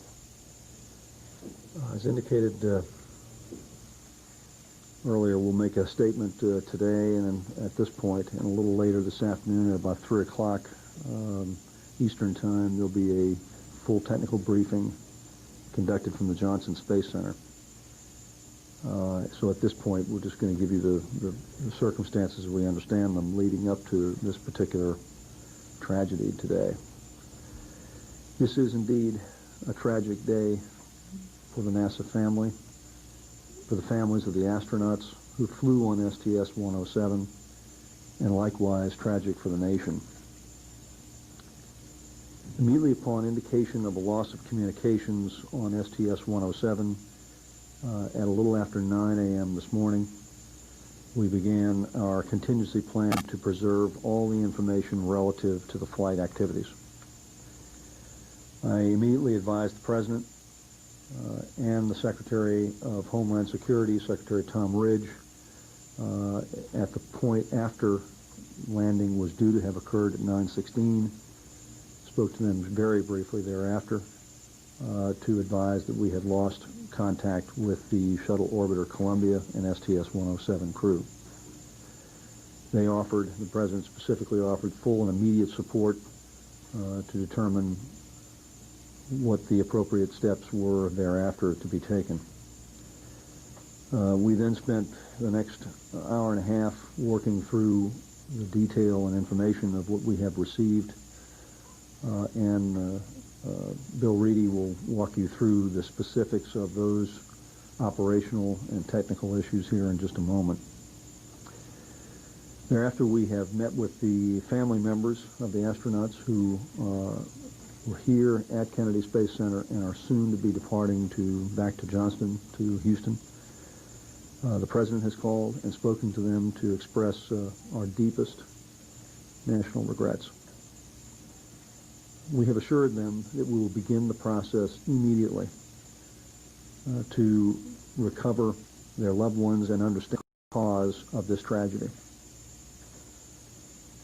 At this time, we have no indication that the mishap was caused by anything or anyone on the ground. We've assembled a mishap investigation team that immediately was assembled upon the point of past the stage in which the orbiter was to have landed here at Kennedy Space Center a little after 9:30, and that team in turn is coordinating on a regular basis on all the facts that are pertaining to this from the Johnson Space Center, and a rapid response team from here at the Kennedy Space Center, as well as participants from the Marshall Space Flight Center in Huntsville, Alabama. In addition to these internal efforts, we have also appointed a mishap investigation board, an external group of people who are independent from NASA, who will immediately be charged with the opportunity to look at all the information that was immediately locked down right after our absence of communications. Each of these individuals are safety and mission assurance related officials in other federal departments of the federal government, from the Air Force, from the Navy, from the Department of Transportation, and across the federal expanse.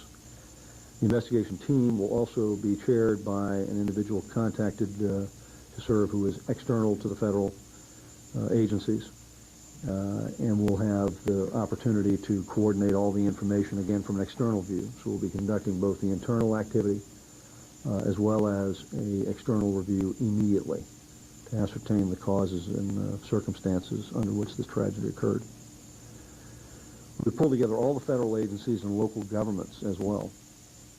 In discussion several times this morning with Secretary Tom Ridge, the effort is heavily underway to coordinate an understanding of exactly where the orbiter path had taken it from West Texas towards the Kennedy Space Center here in Florida, and to make sure that the material on the ground is secured so that the investigation can begin promptly.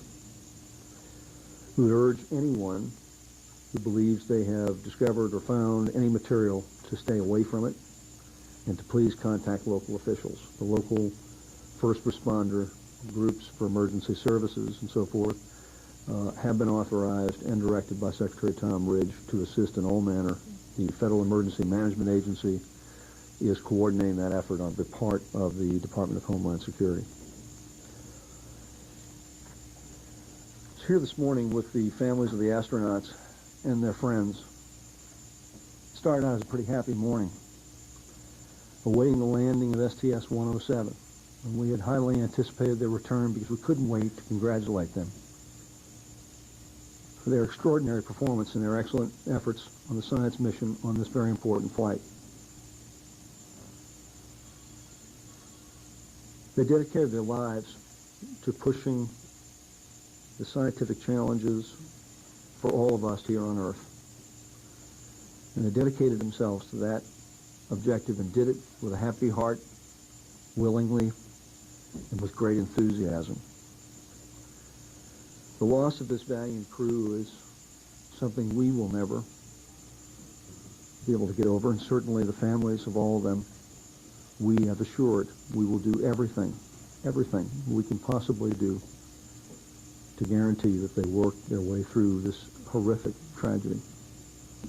We ask the members of the media to honor that too. To please respect their privacy and please understand the tragedy that they are going through at this time. We will help the media assure that be the case as well. We trust that the prayers of the nation will be with them and with their families. And again, a more courageous group of people you could not have hoped to know than the families of these crew members. And an extraordinary, extraordinary group of astronauts who gave their lives and did it in a way that they knew exactly the risk, but never, ever, do we ever want to see a circumstance where something like this could ever happen And we diligently dedicate ourselves every single day to assuring these things don't occur. And when they do, we have to act responsibly, accountably, and that's exactly what we will do.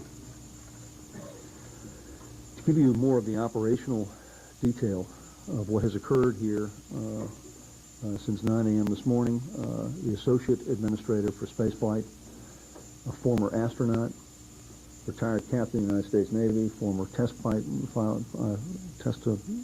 pilot, Bill Reedy, who has commanded 2 separate missions previously and as an astronaut, and is now, again, our Associate Administrator for Spaceflight, and has worked with me all morning, along with all of us here at Kennedy Space Center, to work through the details of the events as we know them, and to present to you the facts that we understand them. Again, the technical details that are being worked very diligently now will be covered again at 3 p.m. this afternoon out of the Johnson Space Center. With that, let me turn it over to Captain Bill Reedy.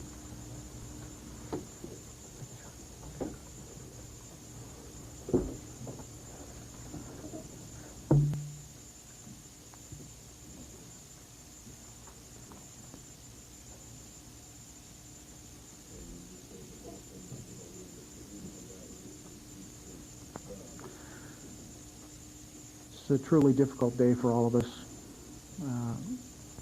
Many of us were standing alongside the runway waiting to celebrate their triumphant return after a 16-day science mission. I think you could tell from the downlink that they loved what they were doing, and they thought what they were doing was extremely important, pushing back those boundaries in science. At 9 o'clock, we heard that they had lost data from the spacecraft, and it appears that that was at about 200,000 feet, about Mach 18. The loss of data was somewhere over north central Texas, and at the planned landing time of 9:16, we initiated our contingency action plan called the Rescue Coordination Center and initiated the search and rescue effort. Sadly, I think from the video that's available, it does not appear that there were any survivors.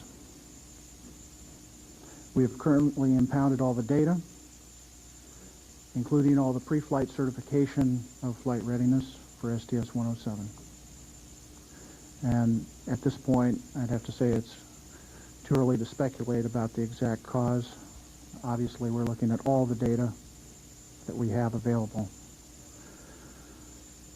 Those people that have videos, those people that have still pictures, we'll urge you to contact NASA so that we can coordinate those things that might be available. And to reiterate what the administrator said, those people that may find debris, do not touch it, do not move it. Contact your local authorities, have them impound it and secure the area so that our technical specialists will be able to piece together the puzzle so that we can resolve what happened.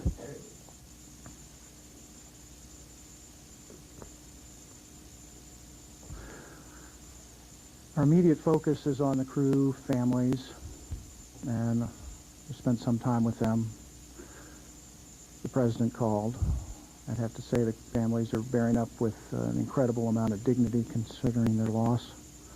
We all grieve for them. We all pray with them for the crew.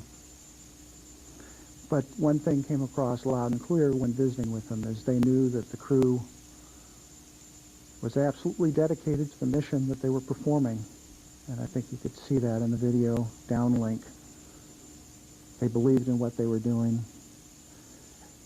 And in the conversations with the crew and their families, they said that we must find what happened and fix it and move on. And we can't let their sacrifice be in vain. Today was a very stark reminder that this is a very risky endeavor, pushing back the frontiers in outer space, and after 113 flights, unfortunately,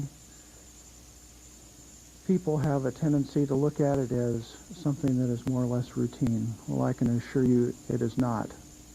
Each and every time I flew, each and every time my colleagues flew, we treated that with the respect that it deserves from a professional standpoint. And I have to say that as the one responsible for shuttle and station within the NASA, that I know that the people of NASA did everything possible preparing for this flight to make it as perfect as possible. My promise to the crew and to the crew families is that the investigation that we have just launched will find the cause, we'll fix it, and then we'll move on. Thank you. Dan, we know you all have questions, and we will have a news briefing at 3 o'clock, and we'll give you that opportunity at that time. Thank you. We just heard finally there from Lisa Malone, Public Affairs Officer with the Kennedy Space Center at NASA.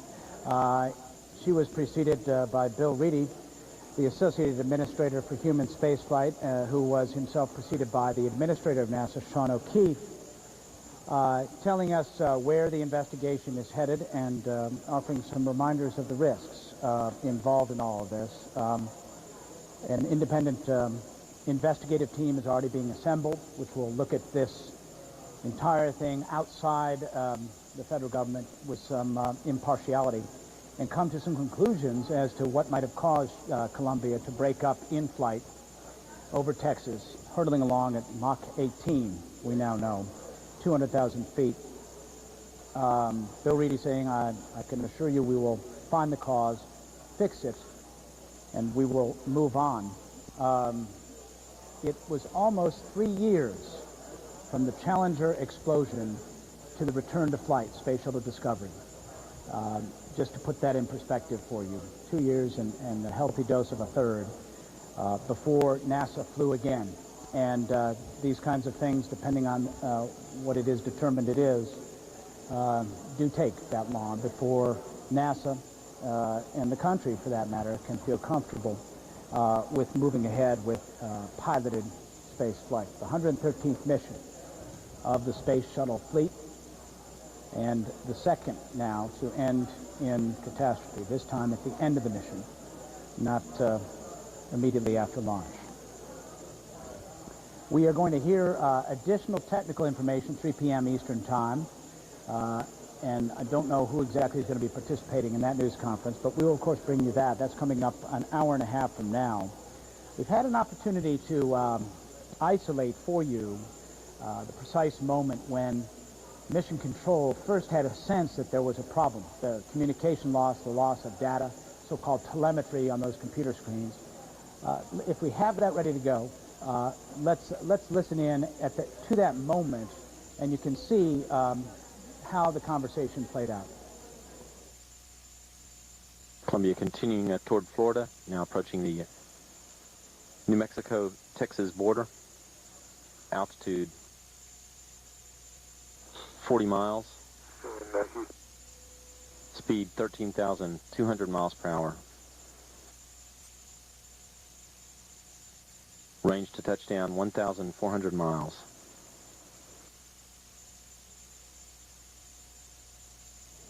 The shuttle in the left bank with wings angled about 57 degrees to horizontal.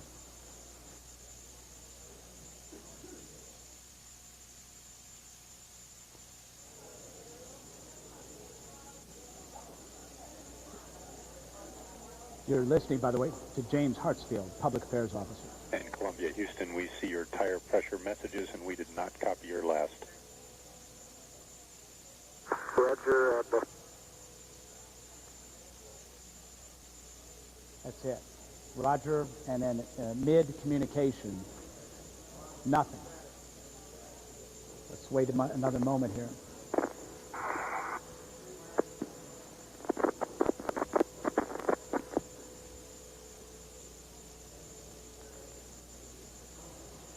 Tire pressure will obviously be something we'll be looking at.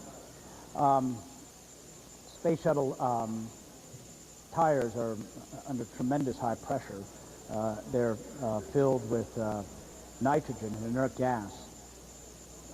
That might be one area where they will be exploring. As we've been telling you, one of the keys for those people in Mission Control and all of this is preservation of the data.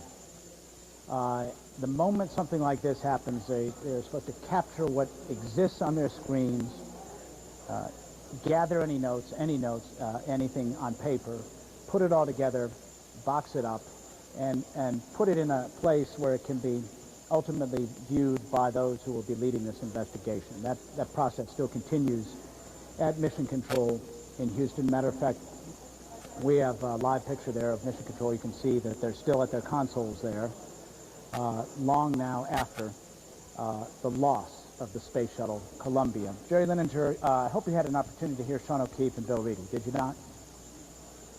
Yes, I did. And, you know, Bill's a good guy, and yeah, I'm sure everyone's doing everything they can.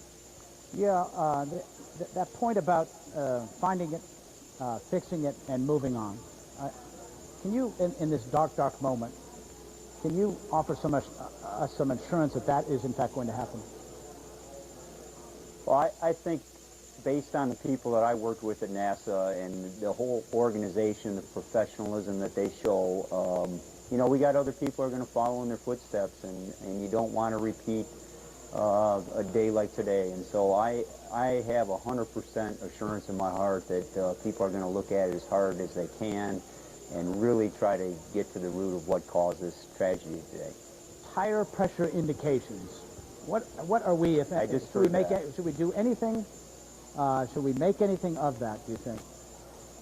You know, I think any abnormality that was, as you mentioned earlier, you know, the tile or an object hitting possibly the orbiter during launch, they're going to look through every part of that mission, any indication that there was some kind of problem. Tire pressure sounds like a minor thing, but perhaps not. I mean, the tires are protected, obviously, during re-entry, and if the tire pressure is increasing, you know, heat expands things. And so if that was the case, possibly there was a problem in that critical area. You know, you look at all the data, you look at anything slightly off, and you try to make sense of it. If those tires were heated up, they exploded, certainly that would take the doors off and expose the underbody of the shuttle, which, of course, it would be extremely vulnerable at that point. Hydraulic lines going through there, that sort of thing. That's correct, Miles. So again, if when you're trying to piece this thing together, you'll look at any abnormality, try to put the whole picture together, look at the debris. Unfortunately, the debris, of course, is going to have re-entered itself, so you're going to have a lot of molten metal, and it's going to be very hard to put those pieces back together. But you try to piece it together, and then you try to come up with what caused the problem. And as Bill Reedy just said, you fix it and you press on.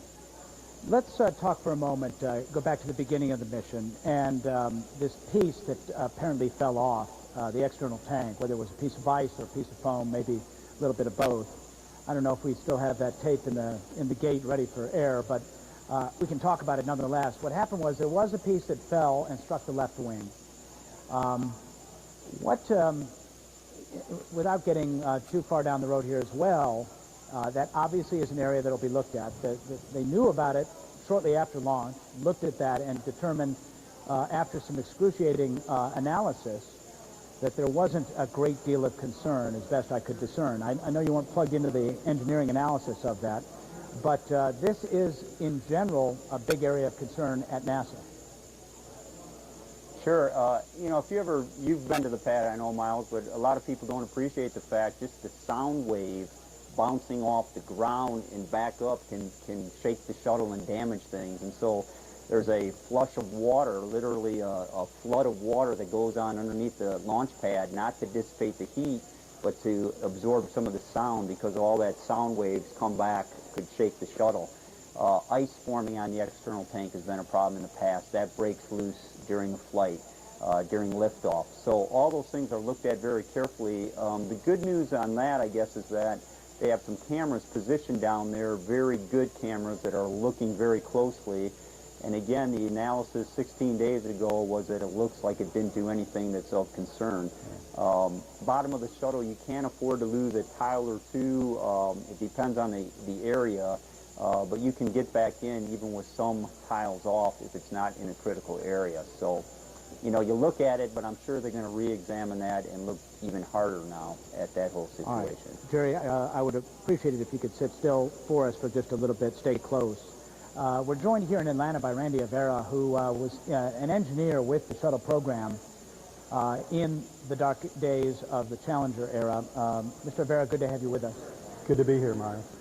Take us back to those days, the investigation, the way the investigation was conducted, and try to relate that to what's happening right now.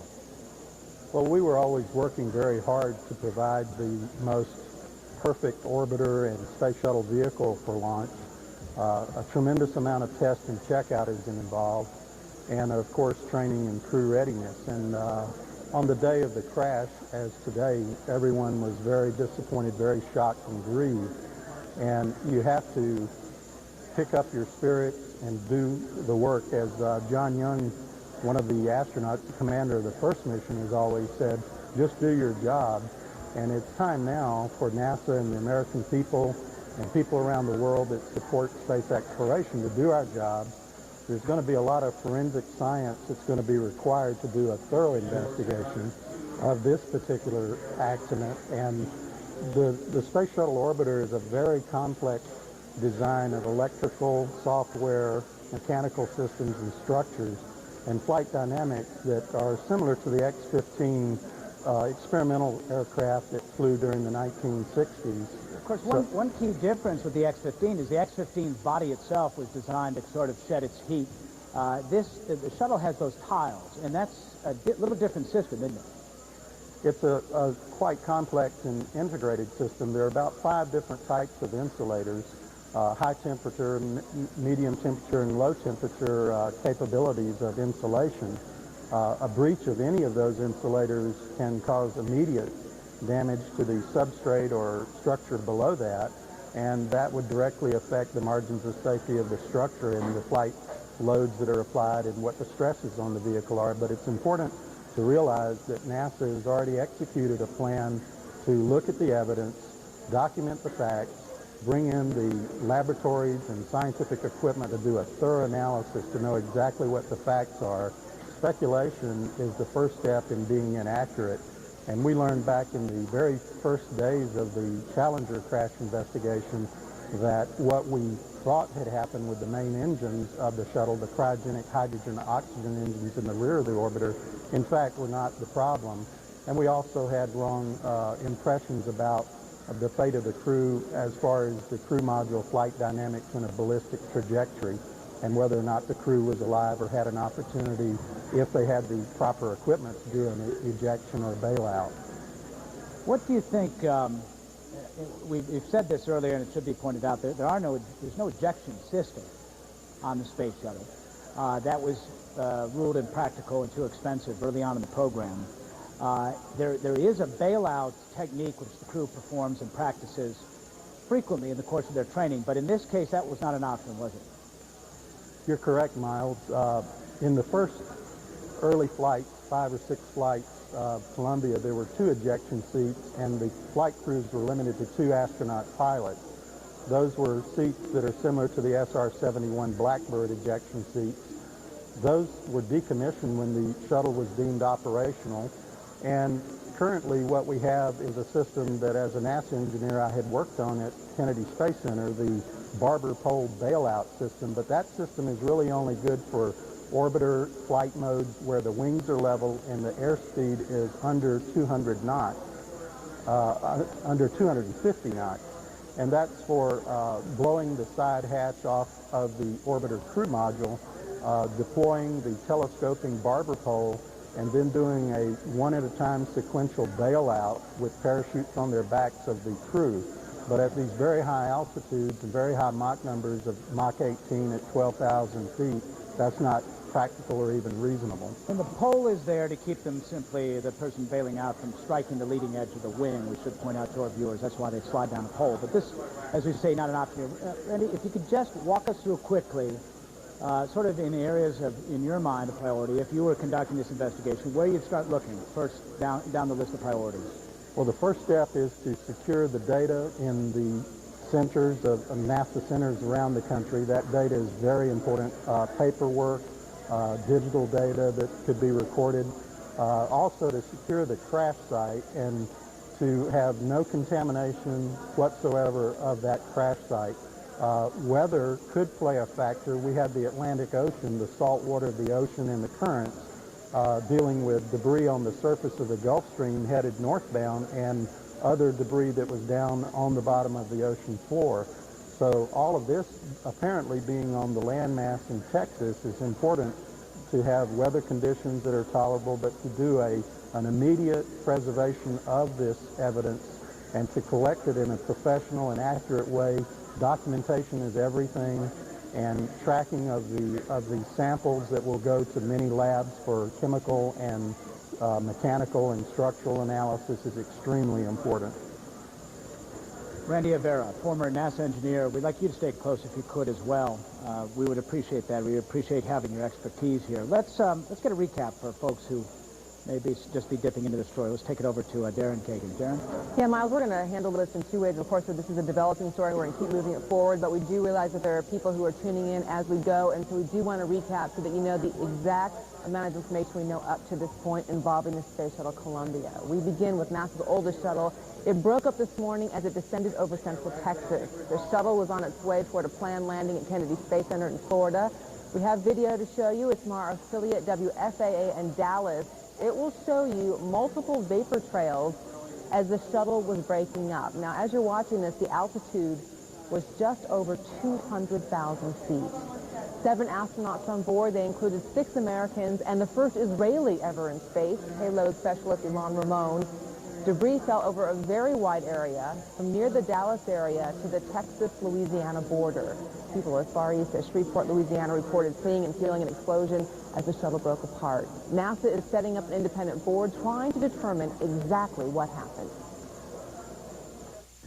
This is indeed a tragic day for the NASA family, for the families of the astronauts who flew on STS-107, and likewise tragic for the nation.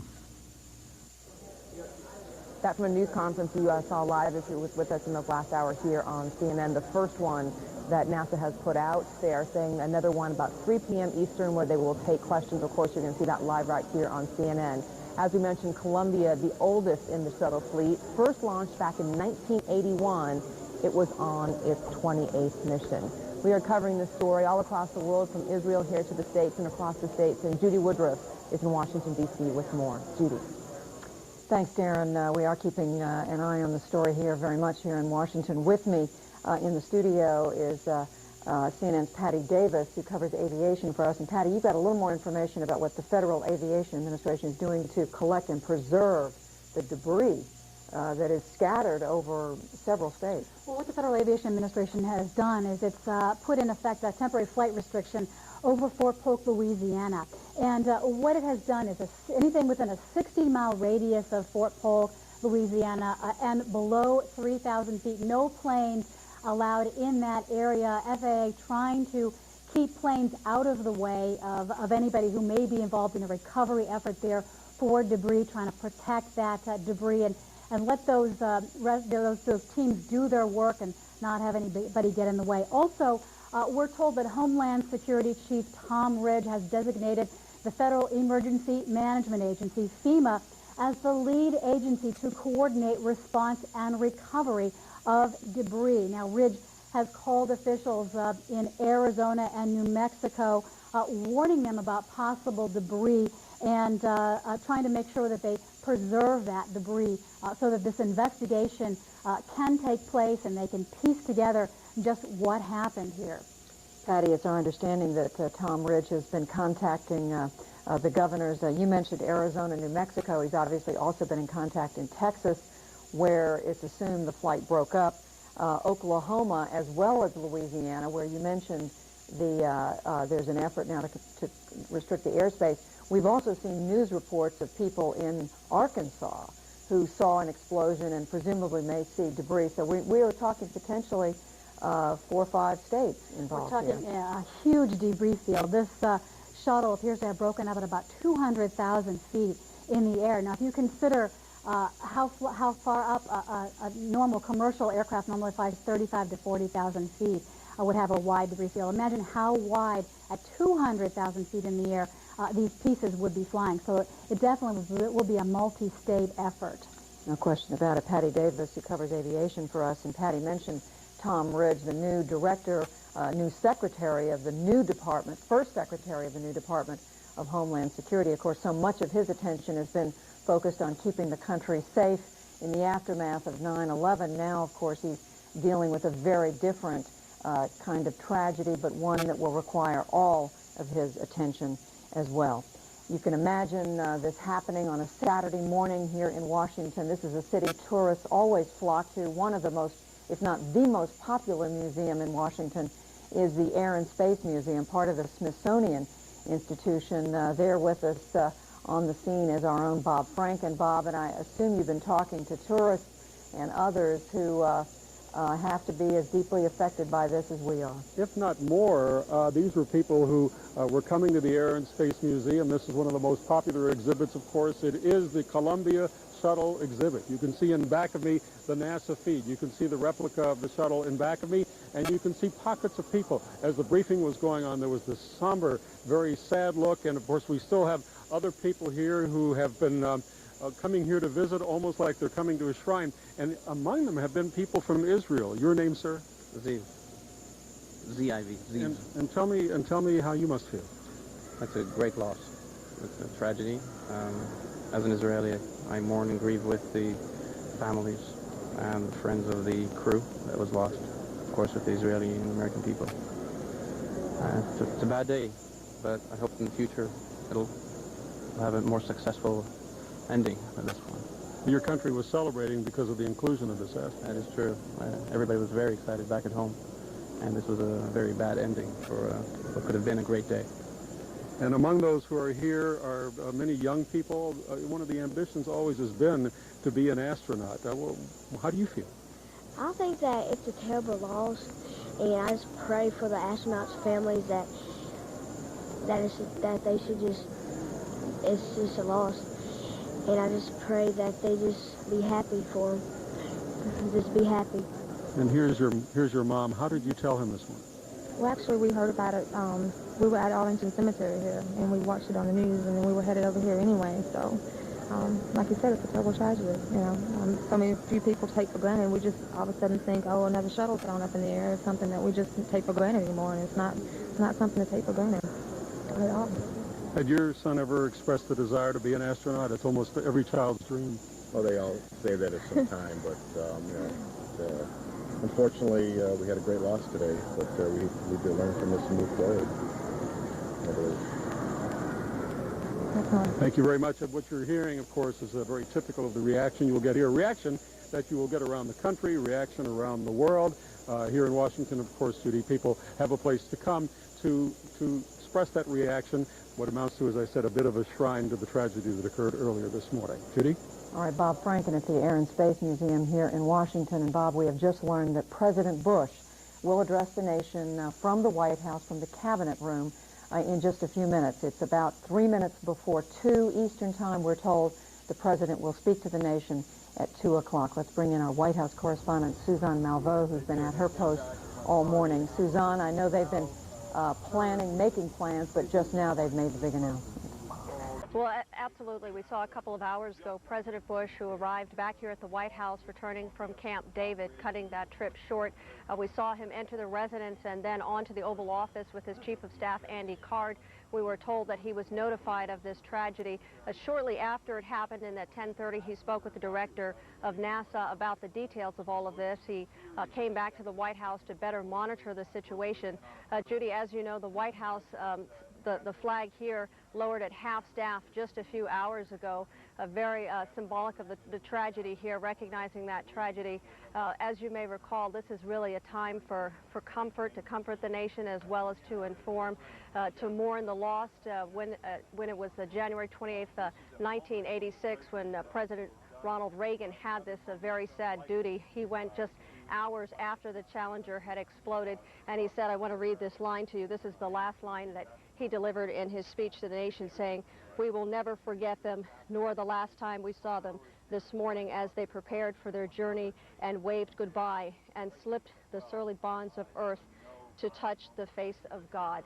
Clearly, this is a very important moment for the President, a need to confront to comfort the nation and also to talk about the sense of bravery, the sense of dedication that these people had aboard the shuttle. We have also learned that the president has spoken with Prime Minister Ariel Sharon.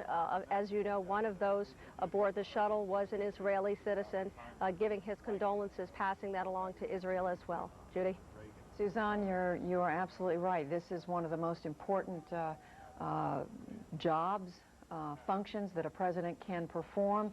Not only is the president the leader of the country, the one who is the making decisions day in and day out, but the president must be the consoler-in-chief at a time like this, a time of great loss, of great tragedy. And you do remind us of the role that President Reagan played. In 1986, the nation shocked, because at that time it was the first space accident in something like 20 years. America was completely rocked back on its heels by the idea that there would be astronauts lost in space. And I remember, because I was covering the Challenger explosion then, I was working for the public broadcasting system for PBS, and President Reagan's remarks played an enormous role in holding the country and bringing the country together. And the line that you quoted, slipping the surly bonds of earth, is one that I think all of us remember. I have every reason to believe that President Bush and the people around him remember that and are acutely aware of the important role that the president plays at a time like this. Again, it is just after 2 o'clock Eastern Time.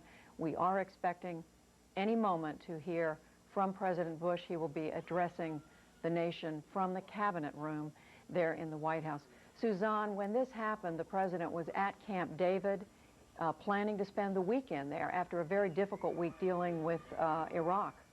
Absolutely, Judy. This is really a pivotal weekend for the president. As you know, Secretary of State Colin Powell to go before the United Nations Security Council on Wednesday to present the case against Saddam Hussein, additional evidence.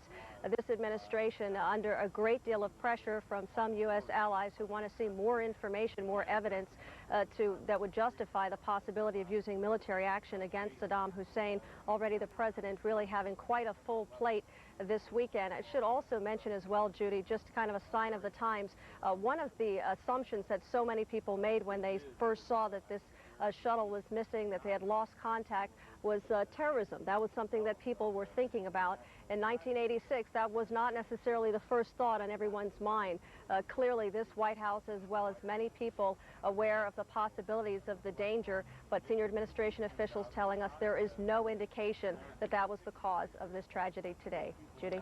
All right, Suzanne, as we said, we are waiting for President Bush to speak to the nation from the White House, from the cabinet room. And again, as we wait for his remarks, my colleague Miles O'Brien, who's been with us all morning. Miles, even at this moment, I have a sense that, you know, there was an enormous reluctance in 1986 when the Challenger exploded. For people, nobody even wanted to think about going back into space again at that point. But you do have the sense now that Americans have somehow, as horrible as this is, we have somehow come to the realization that space flight is dangerous. We will lose people from time to time. No one is saying we won't go into space again. Well, let's remember who was aboard Challenger. Christa McAuliffe, civilian, teacher. That launch, that tragedy was witnessed by school children all across this country. It was devastating for so many people, and particularly for children, and there was a certain poignance to that which made it a little more difficult, I think, for people to handle. The sense of a civilian on board that shuttle not fully appreciating the risks. In this case, a crew completely made up of test pilot types, engineers, career astronauts who fully understand the risk. Perhaps that has something to do with it. Perhaps the fact that school children the world over were not necessarily witnessing what we just saw this morning. Perhaps that changes things. As we look at Mission Control Houston, this is a remarkable scene here. You're seeing the good people of NASA, whose job it is to watch a space shuttle while it is in orbit from those consoles. Every last little technical item on a shuttle has a readout on a screen down here so that they know precisely what is going on at any given moment. Someone asked me earlier, is there a black box on the shuttle, that room is the black box. There is a constant stream of data to that room, giving them a full sense of what's happening to every last piece, every last system of a space shuttle. Right now, that team, which has spent the better part of the morning collecting its data, gathering up its data in order to prepare for an investigation, is now ready for what we are ready for, which is the President of the United States, who has returned to the White House, will be addressing those good folks at NASA who work so hard to make space travel, while risky, a reasonable thing to do, and the rest of the nation. Let's listen to the President. My fellow Americans, this day has brought terrible news and great sadness to our country. At 9 o'clock this morning, Mission Control in Houston lost contact with our space shuttle Columbia. A short time later, debris was seen falling from the skies above Texas. The Columbia is lost. There are no survivors. On board was a crew of 7. Colonel Rick Husband, Lieutenant Colonel Michael Anderson, Commander Laurel Clark, Captain David Brown, Commander William McCool, Dr. Kulpna Shabla, and Ilan Ramon, a colonel in the Israeli Air Force. These men and women assumed great risk in the service to all humanity. In an age when space flight has come to seem almost routine, it is easy to overlook the dangers of travel by rocket and the difficulties of navigating the fierce outer atmosphere of the Earth. These astronauts knew the dangers, and they faced them willingly, knowing they had a high and noble purpose in life. Because of their courage and daring and idealism, we will miss them all the more. All Americans today are thinking as well of the families of these men and women who have been given this sudden shock and grief. You're not alone.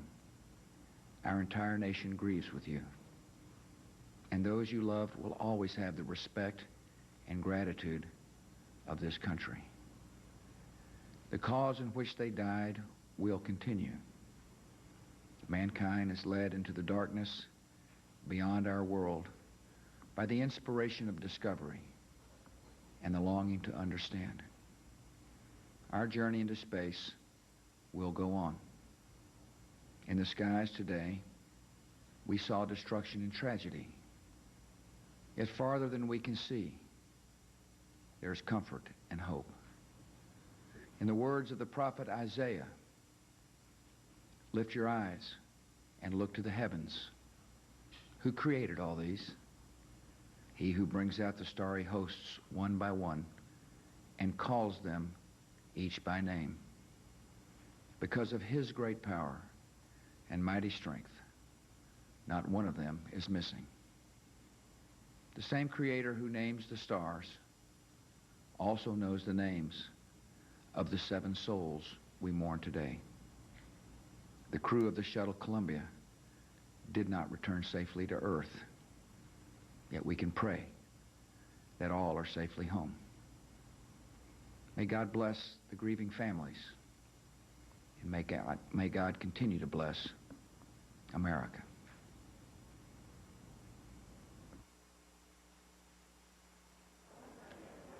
President Bush, after returning from Camp David to the White House. Oh, he's coming back. Let's listen in.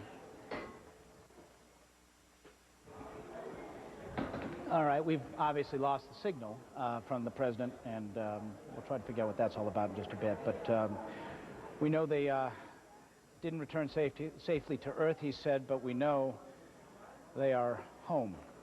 President Bush touching a chord today of sympathy for family members who lost their loved ones. In Mission Control, they stood at rapt attention for the President as he addressed the nation and addressed them. They, too, feeling the loss there as we look at the scene there at Mission Control. Judy Woodruff, it's a difficult thing for a president to address a nation at this moment, isn't it? It certainly is. And Miles, you know, right now, coming in the midst of the crisis the United States faces, the decision the president faces with regard to whether to go to war with Iraq, this was the last thing. Or spiritual aspect as well, which has been a very interesting thing for me. Rick Husband, as he referred to there, a devout Christian, learning a little bit about Judaism through the eyes of Ilan Ramon. Ilan Ramon and his crewmate on this mission, which was oft-delayed, series of problems with the shuttle and scheduling issues. Other missions took priority to the International Space Station. This mission finally taking off some 16 days ago and going up until that point at 9 a.m. Eastern Time this morning, up until that point, nearly flawlessly for the 7-person crew as they conducted a series of experiments, some 80 experiments in all, over the course of this 16-day mission.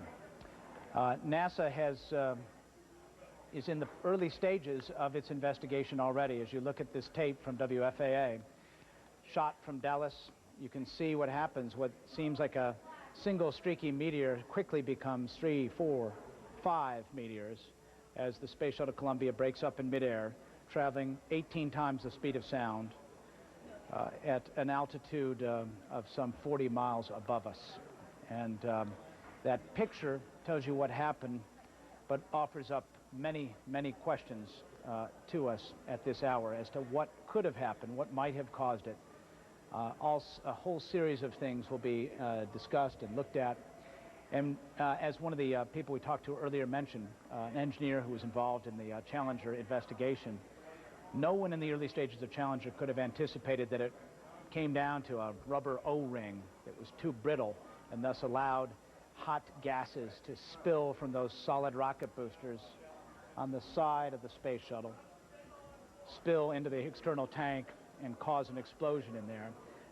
That's ultimately what happened. At the initial stages after Challenger, they were looking at the main engines and something there. So it took some time for them to come up with that whole scenario. Eventually it was found, eventually it was fixed, and eventually they flew. It took the better part, two years, almost really 3 years, before the return to flight of the Space Shuttle Discovery.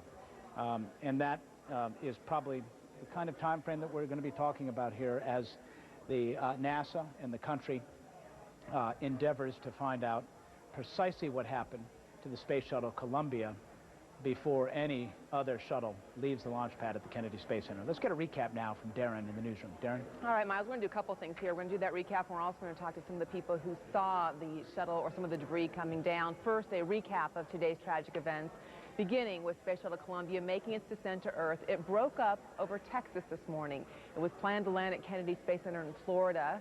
When you look at the video, you can see fiery pieces falling from the shuttle. This is very much like the video that Miles was just showing you.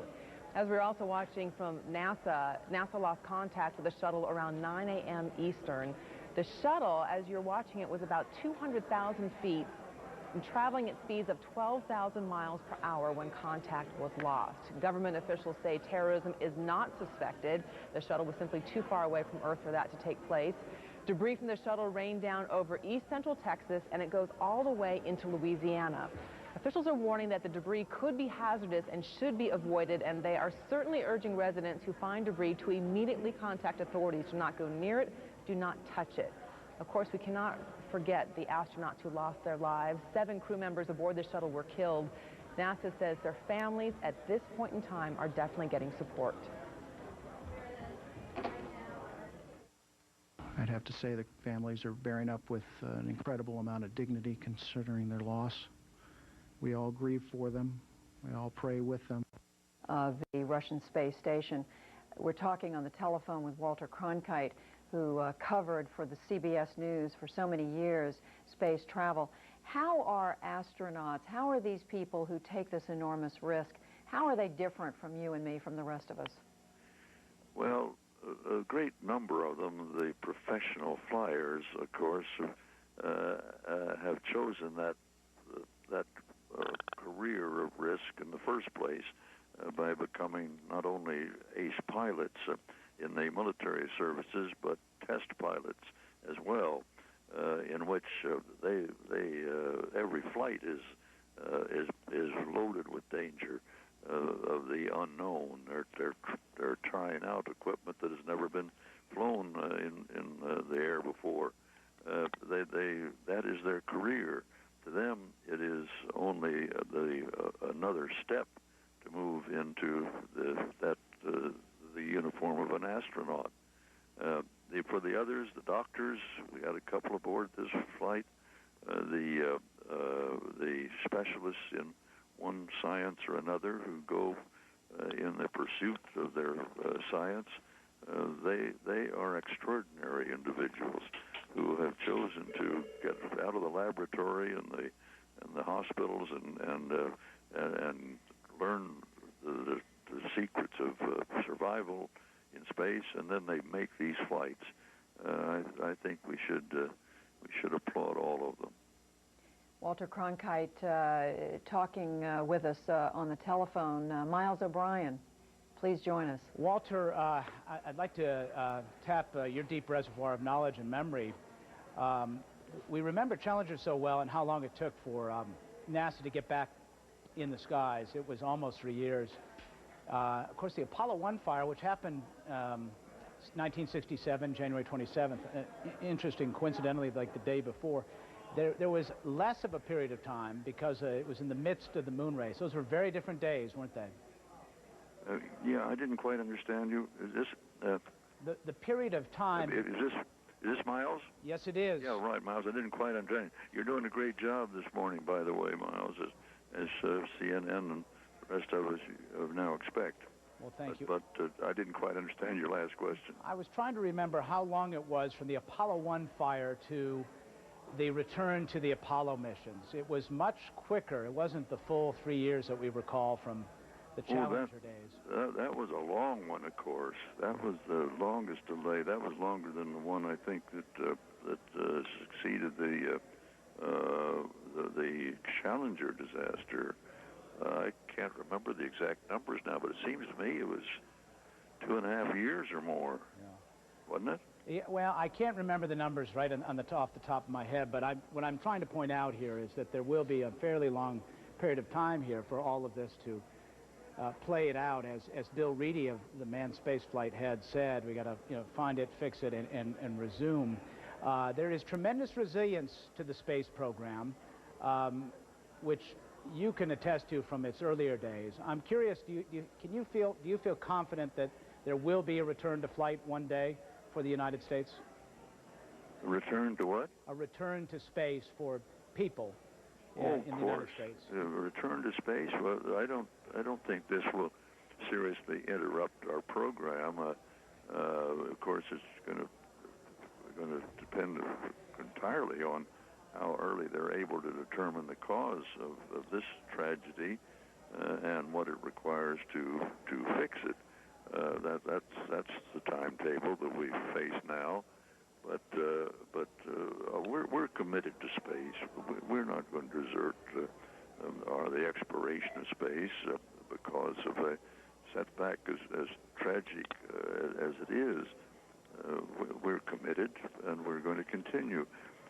The only debate, as you know now, in the space program, and I think this is the only debate that will continue, is the proportion that we devote to robotic space. The early experiments in landing on Mars with unmanned flight, and the devotion of time and expenditures of manned flight in space. And that debate will continue regardless of the outcome of all of this. Yes, absolutely. This may bolster to a degree the argument of those who claim we can do as much with robotic flight as we can with manned vehicles. But the argument for manned vehicles is still very strong, that the curiosity of the individual who's landing and walking on those distant orbs out there in space is of a value that cannot be replaced by machines who are simply communicating with men on Earth. Do you think, Walter, that the American people, up until something like this happens, take this for granted, what we see? routinely there? Yes, I do. I think that, you know, Miles, as well as any of us, that these shuttle flights don't even get in the newspapers, and the back pages, not even by the comic pages. There's no mention of the flights at all, unless indeed there is a daring deed out there in repairing the Hubble telescope or something of that kind, or helping to build additions on the Sky City out there, the international orbit. We don't pay any attention at all. It's routine. It's as routine as the commuter trains running out of New York City. It's maybe more so. Yeah, maybe more so. Let's take a look at that crew for just a moment, and I wonder, you know, they go into it with not a blasé attitude. I know all these people, and I talk to them all the time, and what they tell you to a person is this is a real dicey proposition. It is risky business, and but a calculated risk. That's the term they use, and they go to space fully aware of those risks. And I was talking to Judy a little while ago about how different it is when you're talking about a group like this compared to the Challenger days, when we had a civilian member of the crew, Christopher McCullough. Do you think that's different in the mind of the American people? Well, we know that those involved in the space program are fully aware of the dangers, the skill with which they put together the spacecraft, the precision with which the machinery is built to avoid things like happened today. And it's interesting, as you know well from your time around the space program, that our astronauts don't swagger through their day's work aground, but they are looked on at the same time by their fellow workers who are not astronauts, but in the ground crews, they are looked upon as heroes to be. Walter Cronkite, yeah, much is made of the white scarf. We use that term, but the white scarf is perhaps a pejorative that doesn't fit for these people who fully understand the risks and are not out there, as you say, with that swagger. Walter Cronkite, thank you so much for being with us. You bet, Miles. Hang in there. All right, we are now going to turn our attention to a special guest who is joining on the line, who is enduring a particularly tough morning. June Scobie Rogers, the widow of the commander of the Space Shuttle Challenger, Dick Scobie, joining us on the line now from her home in Chattanooga, Tennessee. And June, it's got to be a terribly difficult thing to see this, particularly for someone who's been through what you've been through. Just tell us what you thought and what it's brought back for you. Thank you, Miles. It's a tragic day for our nation, for the NASA family, and especially for the dear families of the Columbia crew. Our heartfelt prayers are for them. I know that they're flying back to Johnson Space Center now, and had calls wanting to talk to the commander's wife, and we're going to talk eventually. But it's something so difficult because a private loss is so public and that is shared with the nation. Tell me, without violating the privacy of your conversation, what can be said between June Scobie Rogers and Evelyn Husband today? What can you tell her to ease her pain in any way? Well, we could talk about the day, just getting through the day with your loved ones and friends and prayers, and to know that they're in the hands of God, that their loved ones have surely slipped those surly bonds of earth. God's put out his hand, holds them. And I would want God to hold them close. There's so much to be concerned about with their families, and I would hope that they're taking care of themselves and that the NASA doctors are taking good care of them.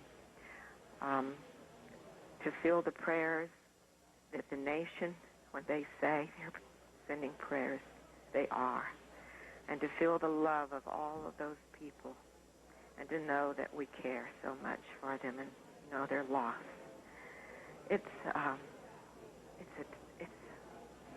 so difficult, and it's such a tragedy, and it's so unfair that it happened. But the world knows how they died, and if they can just remember and hold on to the dream of what they were living for and what their mission was all about, then that dream will see them through.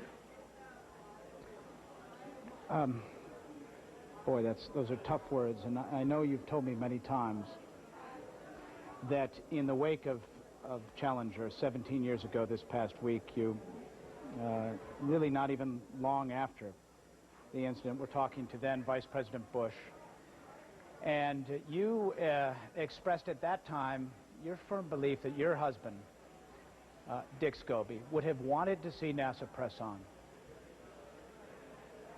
Do you feel, I know you don't know Rick's husband necessarily, but do you feel that that is the spirit of this crew?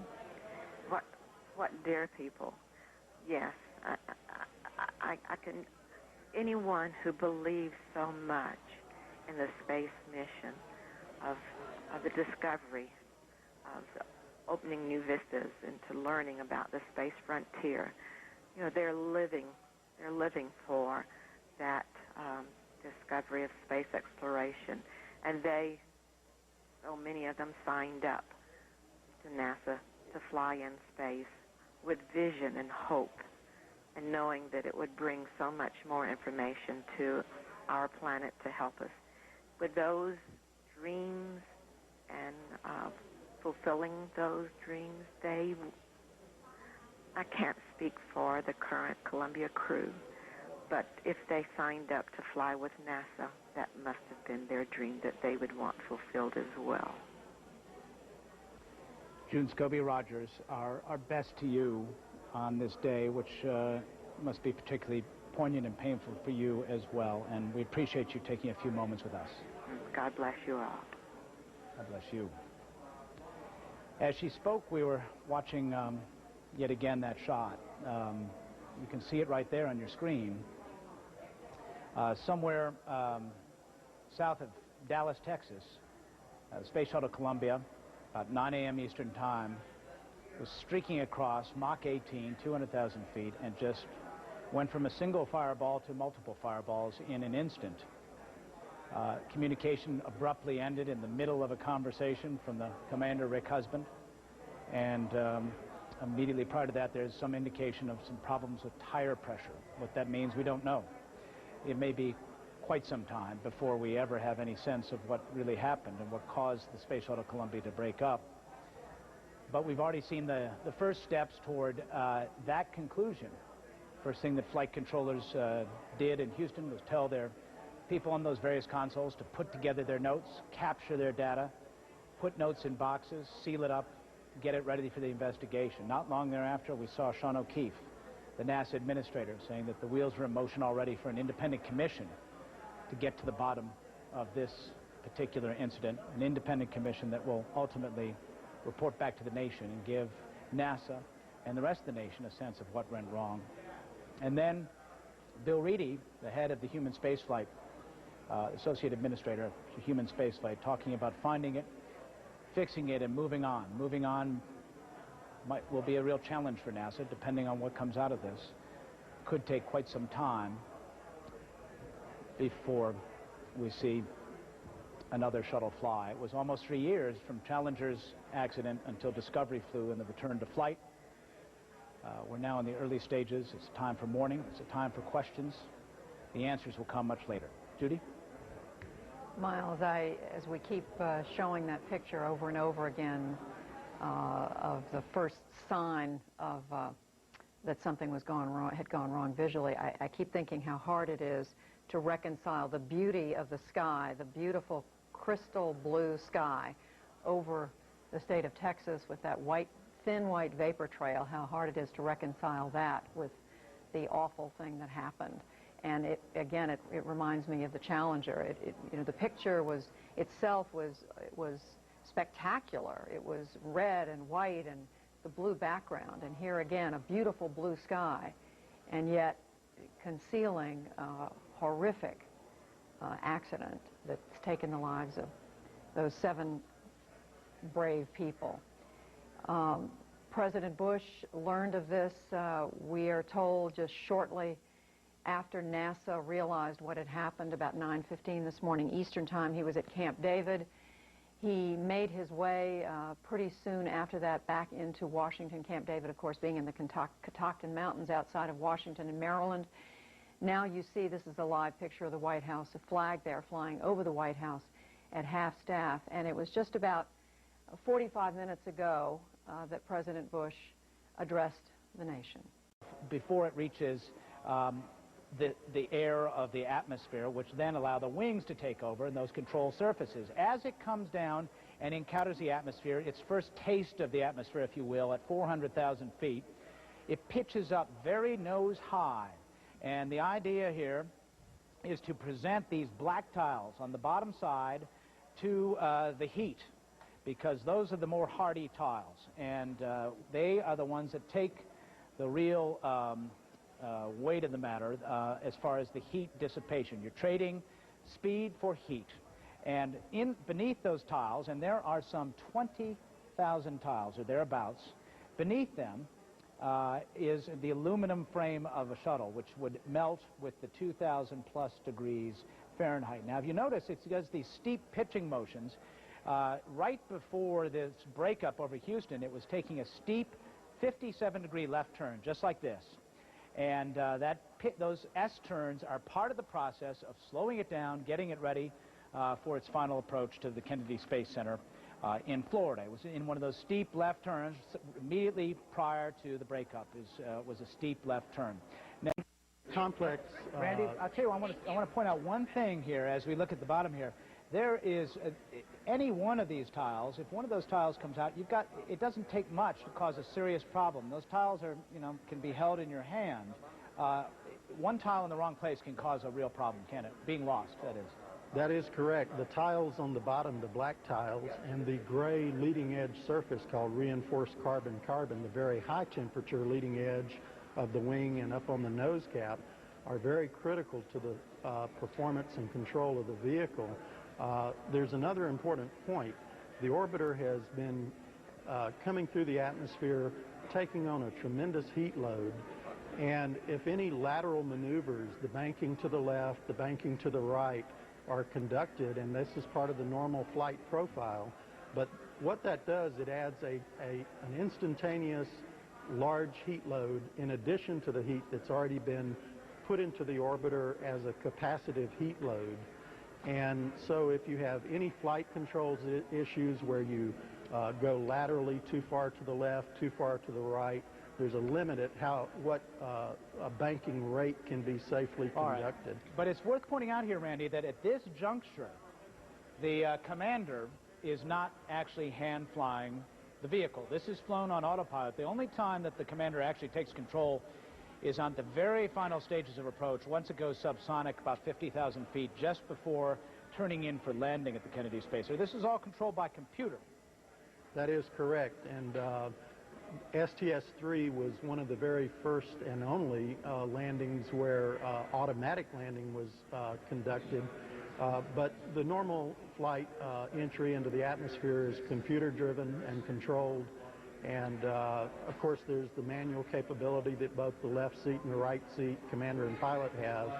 And the 50,000-foot altitude is directly over the shuttle landing facility in Florida or in California.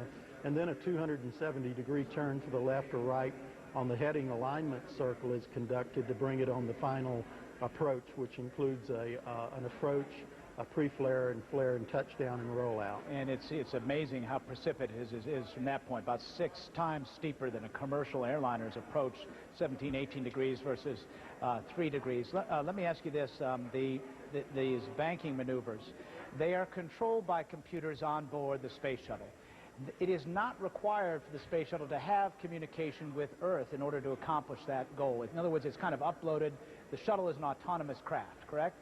That is correct. And during reentry, the physics that's taking place, the atmosphere is ionizing, stripping off electrons, and an electromagnetic plasma is formed around the orbiter, blocking transmission of, for example, UHF radio transmission. So it's typically the well-known blackout period, loss of signal, loss of communications. And as I was watching the reentry today, there was no acquisition of comm or navigation data. Well, and Randy, it's worth pointing out that typically with the satellite communication that the shuttle now has with the TDRS, Tracking and Data Relay Satellite, you don't even see that so much anymore. I hadn't seen those blackout periods like you had in the earlier days of the shuttle. Yes, you're referring to the on-orbit operations and the network of TDRS satellites. By the way, TDRS was the main cargo in the 51L Challenger vehicle back in 1986. And this network is for on-orbit operations, communications from the orbiter to the Earth and vice versa, or from the orbiter to the space station or other orbiters, if you have, say, for example, two orbiters in orbit at the same time. And I just want to point out to our viewers, we've been telling you about a briefing from NASA, from the shuttle program manager, Ron Dittemore, the chief flight director, Milt Heflin, out of Houston. Obviously, there you go, there's live signal from NASA TV. 2:20 Central, 3:20 Eastern Time. We're about 2 minutes away. We'll bring it to you live as it happens. Randy, the issue of reentry and its the dynamic pressure on the vehicle, is that as much stress as it encounters throughout the whole course of a flight, or does that happen on launch? Well, the orbiter structure is limited by design to 650 pounds per square foot on the actual applied load of the atmosphere. That's for boost to orbit and reentry. But you also have the thermal effects of boost to orbit, which is considerable, and the very considerable heat loads during reentry. Both the aerodynamic pressure loads and the thermal loads have to be combined in analysis to determine what kind of stress the vehicle is experiencing. And plus, different payload configurations that may be inside the payload bay have an effect on the total mass and the flight response of the vehicle. All right, we're getting into some fairly deep technical waters here.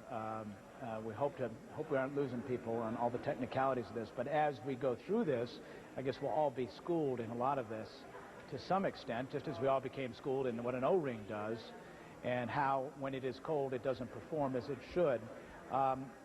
Once again, just tell us what's going on inside NASA right now, what the process is. We talked about preserving across any debris at all. Any piece, no matter how small a piece, how large a piece, leave it alone.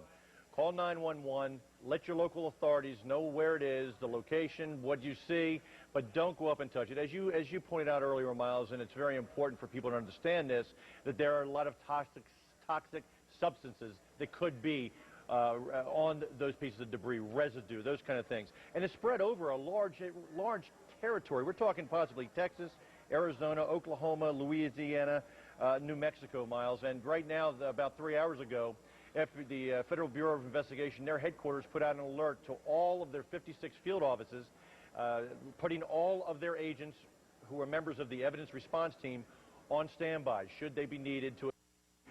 In Florida, it's supposed to be horizontal. Now, whether 57 degrees was off, I don't know. I think...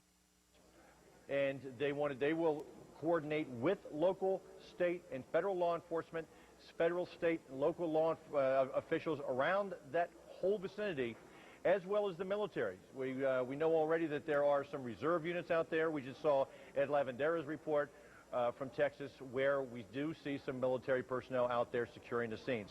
So it's a coordinated effort with the Federal Emergency Management Agency as the lead agency for these recovery efforts. Miles? You know, it's, as we send it over to Nick Furman, who's sitting beside you there, Mike, not only is this potentially dangerous, but wouldn't it be a terrible shame if somebody decided to take, in a sick way, take a souvenir, and perhaps that's the piece that could have solved the puzzle. That's exactly right. You know, and I want to stress this to our viewers, don't let your ghoulish curiosity get the best of you. Yes, You know, this is a very important thing. These aren't souvenirs. This is evidence. Miles?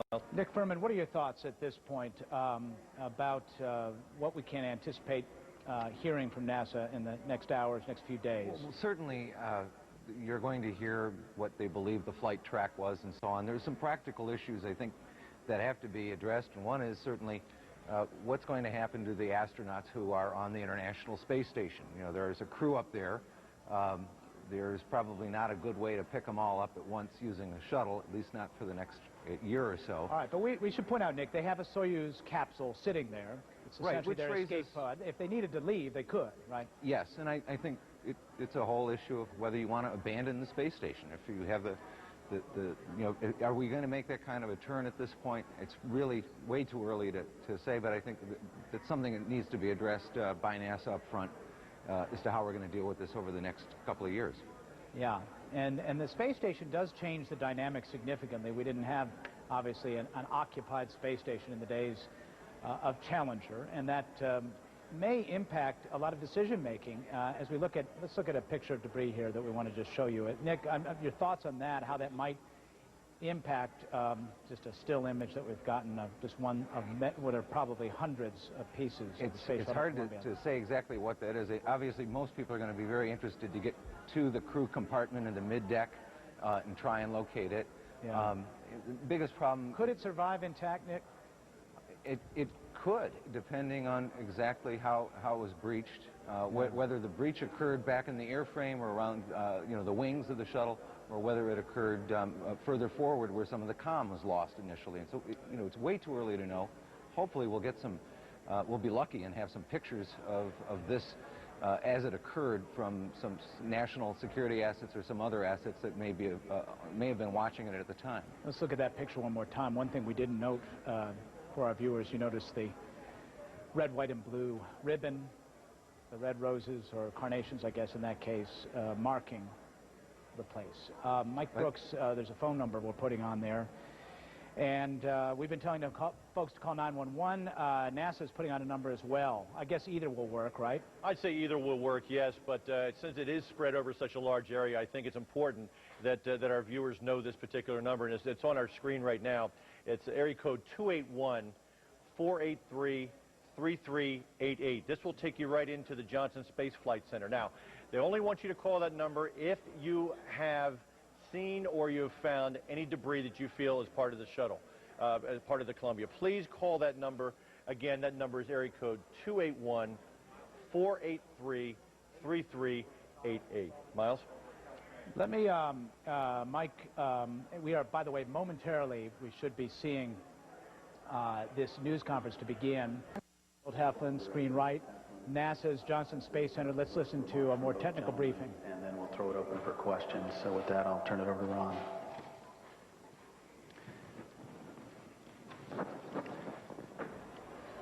I'm sure you understand how difficult a time this is for us right now.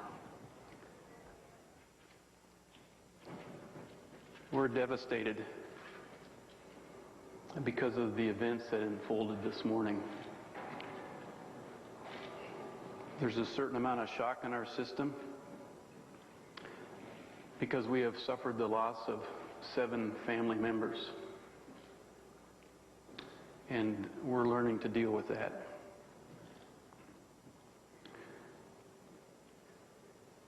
There's certainly a somber mood in our teams as we continue to try to understand the events that occurred.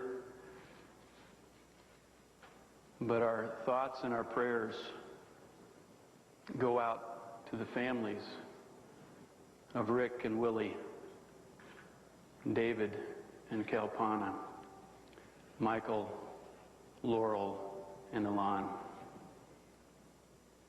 True heroes, and we are suffering for the events that have happened this morning. As difficult as this is for us to do,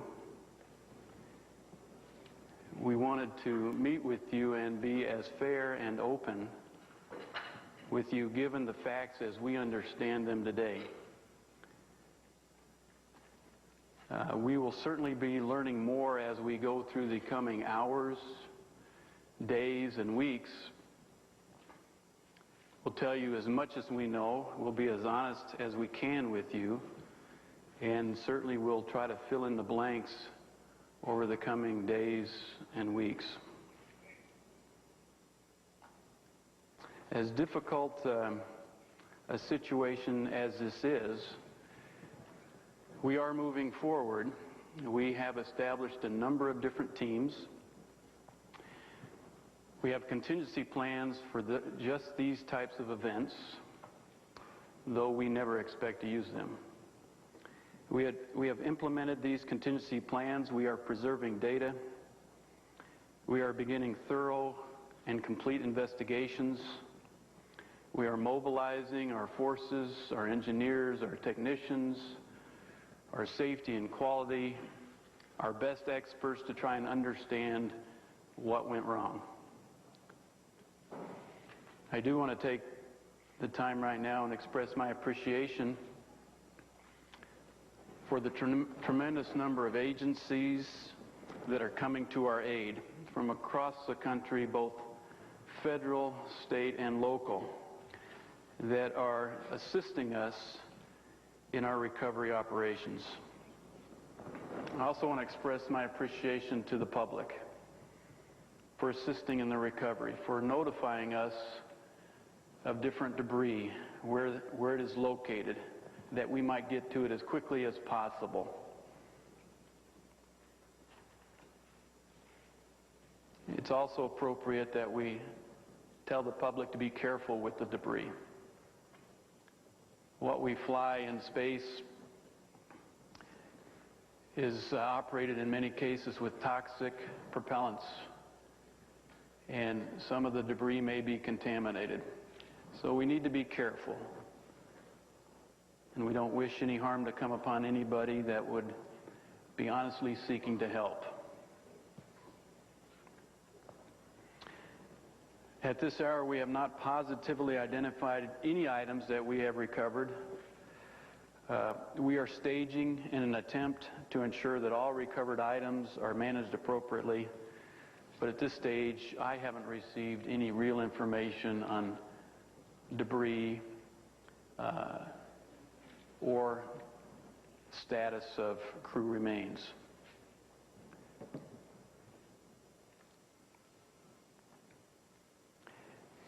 I can go back to the start of the day,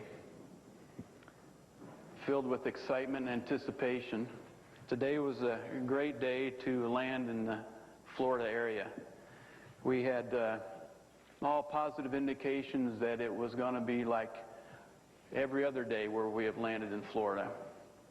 Good weather, anxious team to welcome a fantastic crew back, families that were excited about welcoming their loved ones back, and no indications at all of any impending threats to the vehicle. The first indications of a potential problem occurred minutes before 8 o'clock Central Standard Time. The first indications were of the loss of sensors, temperature sensors, in the hydraulic systems on the left wing, both the left inboard and left outboard elevon temperature sensors. They were followed seconds and minutes later by several other problems, including loss of tire pressure indications on the left main gear, and then indications of excessive structural heating. And Mr. Heflin will talk in a minute about some further details. I have to caution you that we cannot yet say what caused the loss of Columbia. It's still very early in our investigation, and it's going to take us some time to work through the evidence, the analysis, and clearly understand what the cause was. But what we are doing is we are impounding hardware so that we can preserve evidence. We have stopped processing at the Kennedy Space Center. We are preserving hardware around the country in our different facilities. We are impounding data here that represented the last data that we received from the crew, and we will be poring over that data 24 hours a day for the foreseeable future.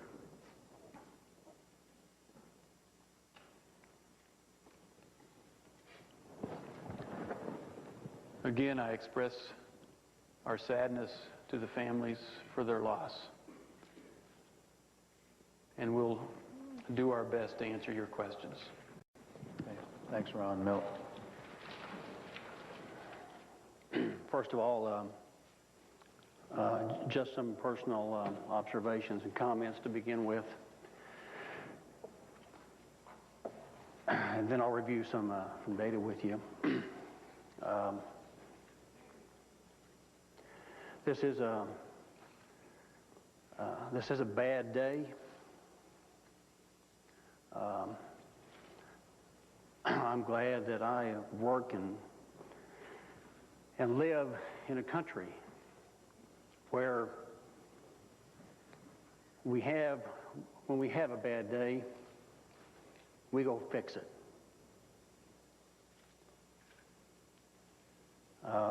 Ron said, we'll fix it.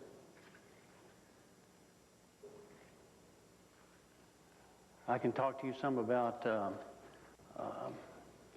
what went on in the flight control room with the entry flight control team under the guidance of Flight Director Leroy Kane. Ron said it was a good day to land. In fact, many of us, as we came in today, were marveling at the fact that Leroy Kane did the ascent as well, and probably the most difficult things that we deal with during launch attempts and entries is dealing with the weather, as you all are accustomed to. And we marveled and felt good about the fact that, you know, launch, we didn't have any weather issues to work. In fact, any weather issues anywhere in the world that we were concerned about. And today it was a very minor thing to talk about, some fog, I believe, but nothing really hard to work. So, as Ron mentioned, this was a fantastic mission and just seemed to be coming to the right conclusion. Just some specifics for you, and bear with me, this is relatively recent, fresh information, and as you can imagine, in the next several hours and days, this will get closer to many details, I'm sure. Around 7:53 a.m. Central Time, as Ron mentioned, we saw indication of off-scale low temperature measurements on the left, the inboard and outboard hydraulic systems. And this was loss of the temperature measurement. It wasn't any indication that it was high or low. We just lost it. About 3 minutes later, around 7:56 a.m., in the left main gear tire wheel well, brake line, and tire temperatures, there we saw an increase. Now, I need to tell you that during this time, the vehicle was performing fine. We had no indications of any problem. Around 7:58 a.m. Central Time, a couple of minutes later, we have what we call bond line temperatures. These are temperature sensors that are embedded in the structure of the vehicle. We have them all over the orbiter. 3 of these temperatures on the left side of the vehicle, the left wing area. The off-scale low reading again. This was not high indication, low indication, but we lost the measurements. I don't have the seconds here. Clearly, seconds will play a part in our analysis, but I'm giving this to you at the nearest minute. Around 7:59, then Central Time, left inboard and outboard tire temperatures and pressures off-scale low. About eight measurements total during that time. One of these measurements sensed on board by the computers, gave the crew a message, indication that they could look at on their displays. And we think they were acknowledging that measurement that they saw. Again, the vehicle was flying with no problems at that time. And when things like this happen, when a crew gets an alert, you acknowledge it, they recognize they've seen it, and then we do what we might need to do with it. And as far as I know, that was the last transmission from the crew. I've asked a couple of people, I haven't heard the tapes myself. I'm not sure what they said at the time, but they were acknowledging, we believe, that indication that they'd seen. Then we lost all vehicle data. It looks like it was around, and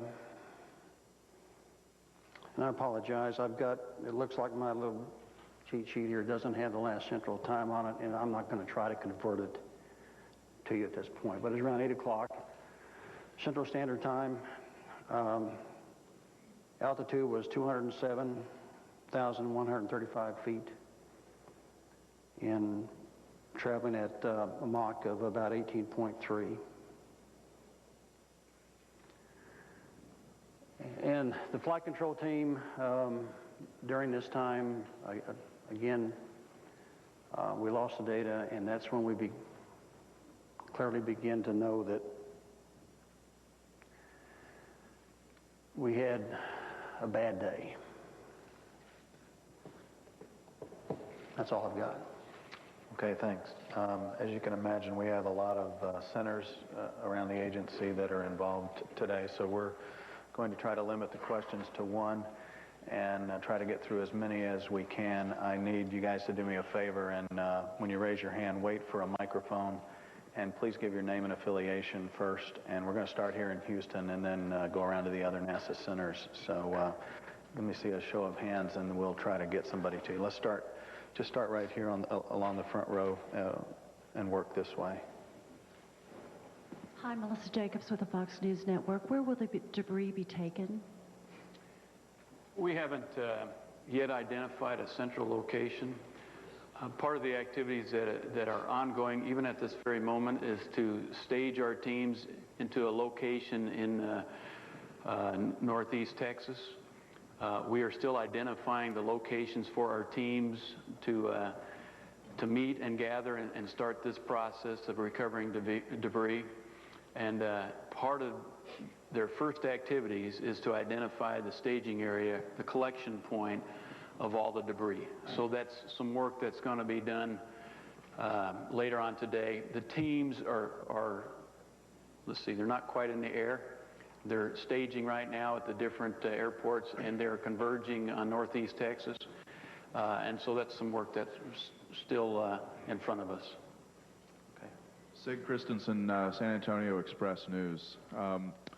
At this point, what is the status of the shuttle program, and particularly the upcoming missions that you're going to have? Have you decided to put all of those missions on hold, and do you have any kind of idea how long the program will be out of service? Well, of course, this thing happened just this morning, and we put in motion some stop work types of activities. As I mentioned earlier, we've minimized our processing at the Kennedy Space Center so that we don't do anything that might disturb some evidence. We are also slowing down our manufacturing processes in a Michoud facility in Louisiana where we manufacture the external tank. We're doing that in different areas around the country for different pieces of hardware. What this slowdown means as far as the launch schedule is yet to be determined. We also will be having an investigative board outside the agency, as mentioned earlier by Mr. O'Keefe, that will come in and help resolve the situation to everybody's satisfaction so that we clearly understand what was the root cause of the problem. And once we get on a path of understanding the root cause, then we'll be better able to say whether it affects future flights. If we can put it off to the side and get it narrowed down and say, okay, we understand the root cause, here's the things we do about it or need to do about it, and then accomplish that corrective action on the other vehicle flows, then we'll be able to pick up our flight progress again. How long that's going to take, it's too early for me to tell, but I do believe that we'll continue to meet with you and keep you informed of just how this is progressing. I've talked to Mr. Bill Gerstenmaier, who is the program manager for the International Space Station program. They have scheduled they had a previously scheduled Progress launch tomorrow, and that Progress launch will proceed as scheduled. They have reviewed the contents that are going to be shipped to the space station, and those contents are appropriate given the fact that we may not be there for a while. They have enough consumables, supplies for the crew to go through the latter part of June without having a shuttle visit. So there's some time for us to work through this and get back on our schedule, and we're just going to have to work through that in the coming days and weeks, and we'll keep you informed on just the impact to the manifest. But right now, certainly there is a hold on future flights until we get ourselves established and understand the root cause to this disaster. Okay. My name is Jenny Blankenship. I'm a reporter with the CBS station in Austin. And I was wondering if you could explain to people who are not from this area really how tight-knit of a community this is, not just here on the NASA JSC campus, but all around here, how much of an integral part of the community this is to you all.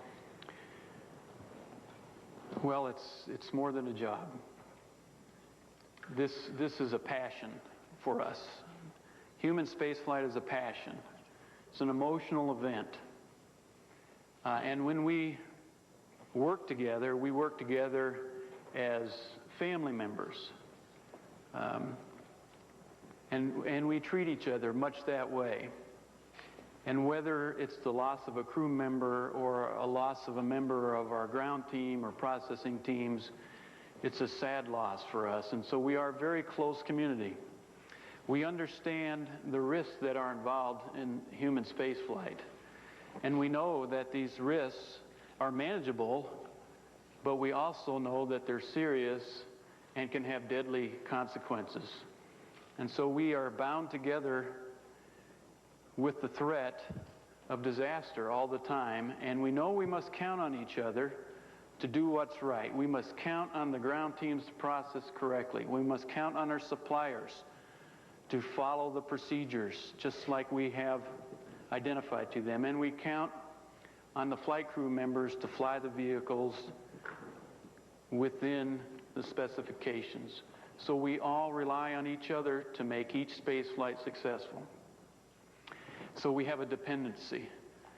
And it's a professional dependency and it's an emotional dependency. And so when we have an event like today, where we lose 7 family members, it is devastating to us.